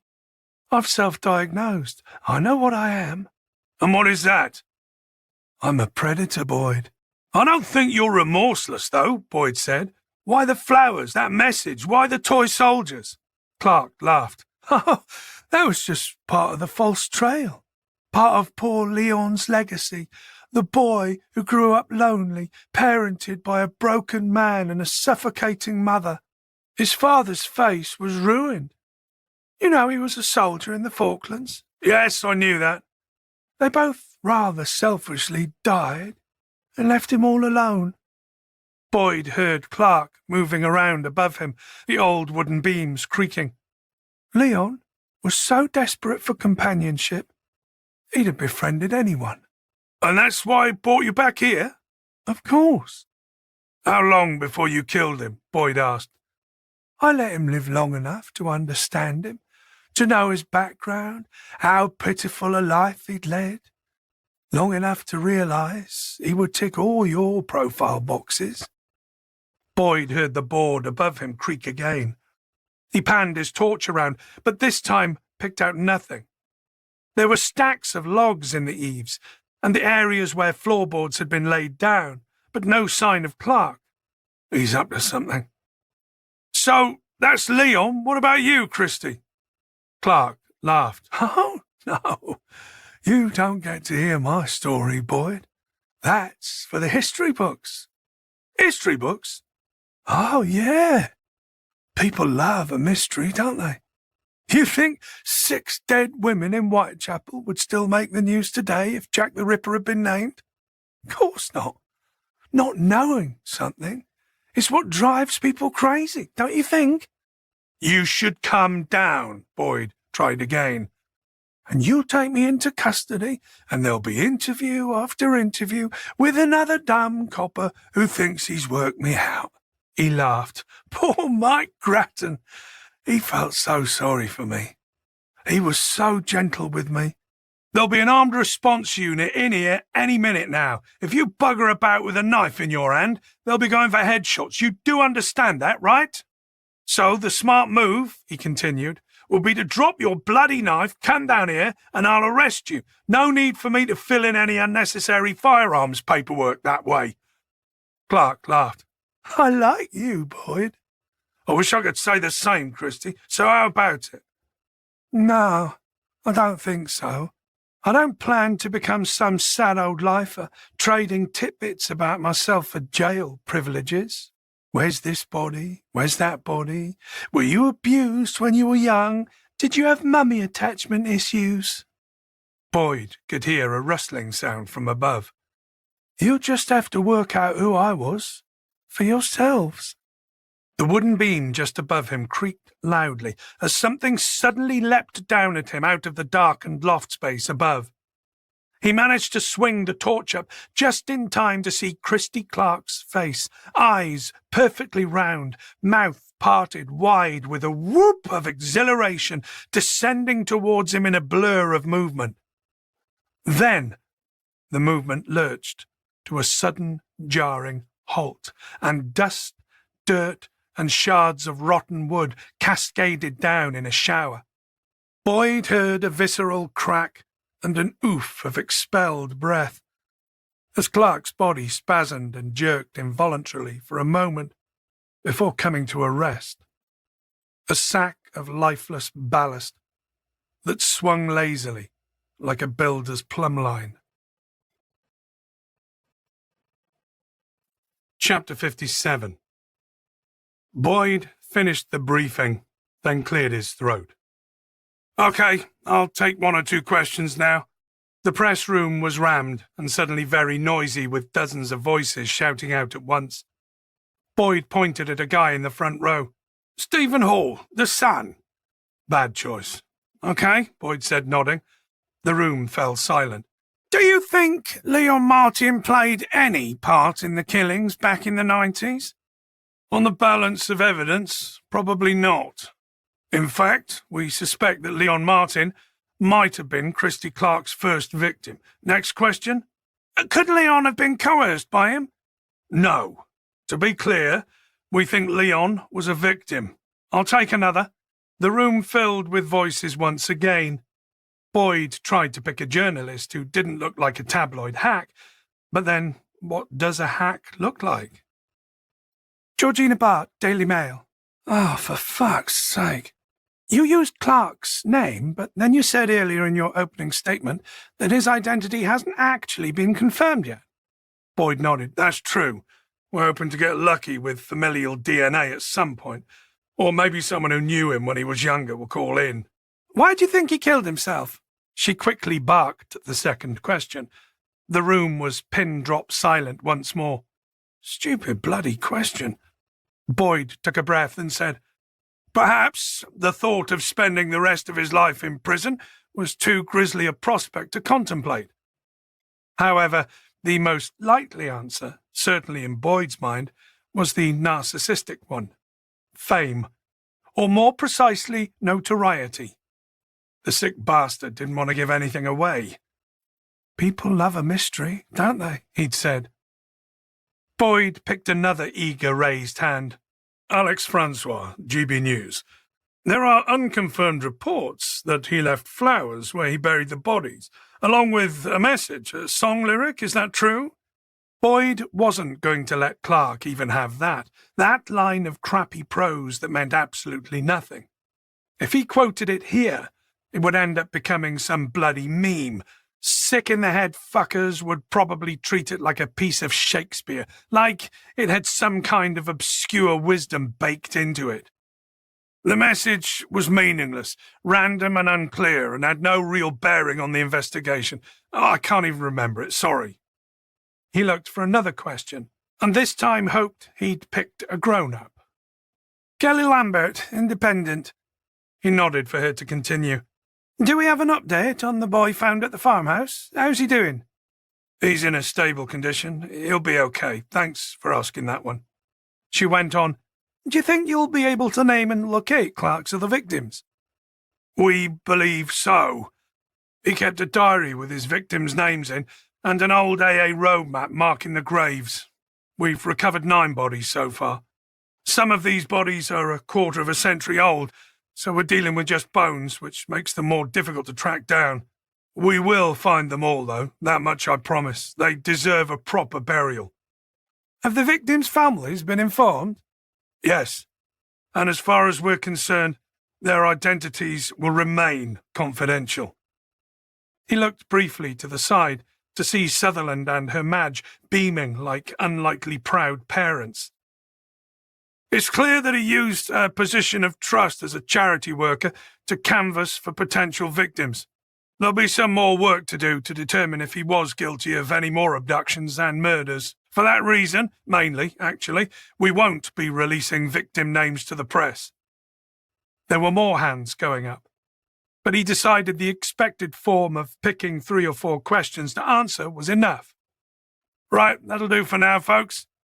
He backed away from the lectern and the nest of microphones and followed Sutherland and Hatcher out of the press briefing room. You handled that well, said Hatcher outside. Thanks, Mom. Sutherland closed the door on the noisy room, and the corridor outside was quiet again. Well done for not swearing. See you Monday morning, Boyd. Boyd nodded and watched as his 2 senior officers headed up the corridor. He could hear Sutherland bending her Madge's ear about keeping hold of some of the unspent magic money tree she'd offered him last week. No, Ian. The start of her answer was just discernible.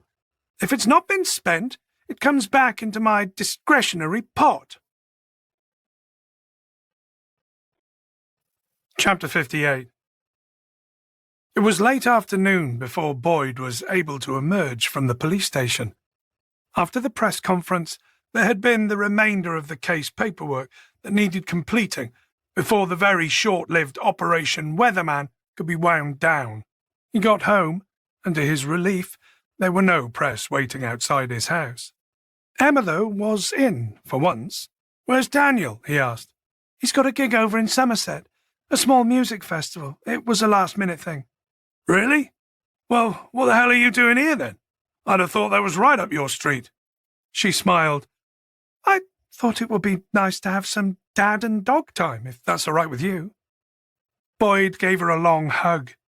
Grateful that she was home for him, grateful to have something in his life that didn't feel tragically twisted, broken, or just plain sad. You can let go now, Dad, she said, laughing.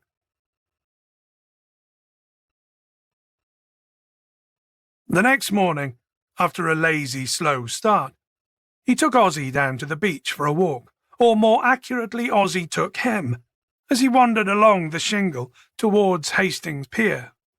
He wrestled with the question that had been sitting in his head all weekend, whether or not to give Mike Grattan a call.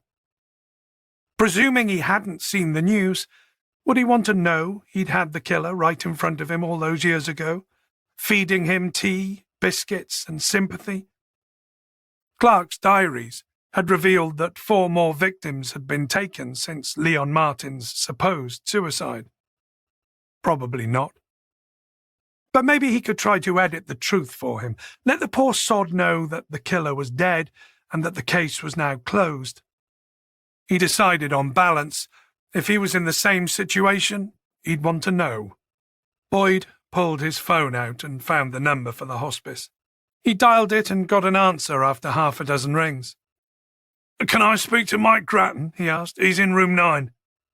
May I ask who's calling? She replied. Are you family? No, just a work colleague, Boyd said. I'm afraid he passed away last night, said the receptionist. He'd been unconscious for a couple of days and he just slipped away. She was halfway through a scripted response about the contact number for the funeral company when Boyd made his excuses and hung up. It was an odd feeling. Relief tinged with regret. Relief that he didn't have to tell Grattan that he'd been duped by Christy Clark. Relief that he hadn't seen the press conference and realised how many other young men had died as a result of his blind spot.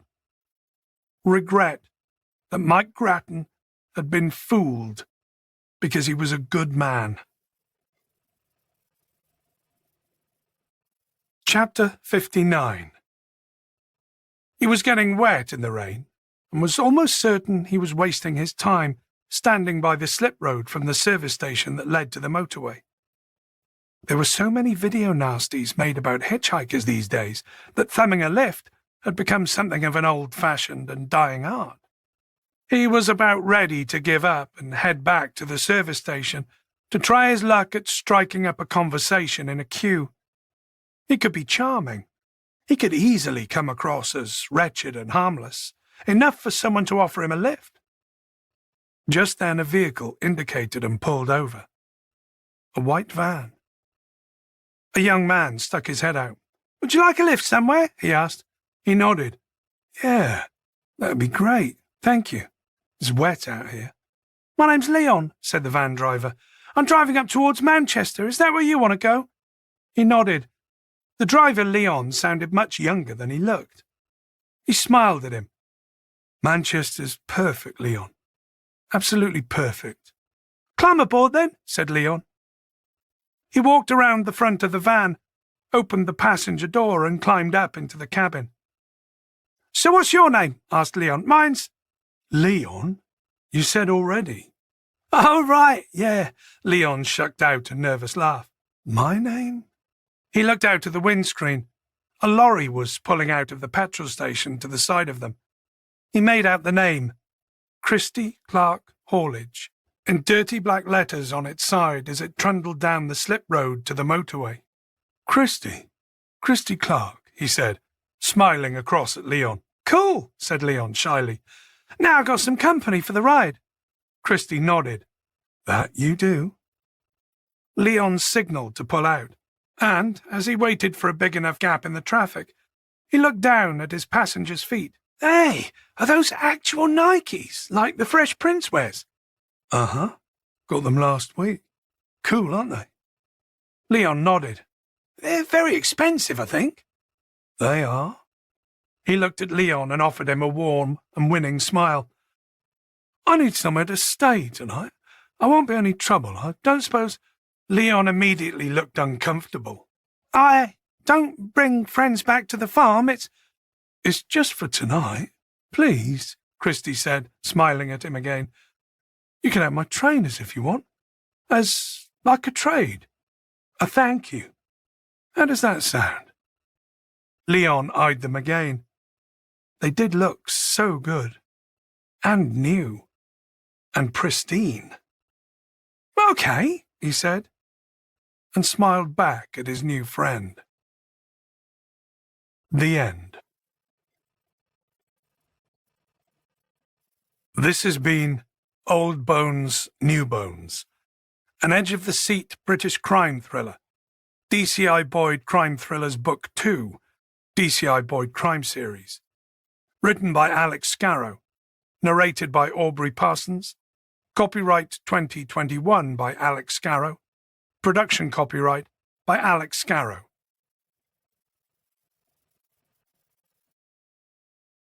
Audible hopes you have enjoyed this program.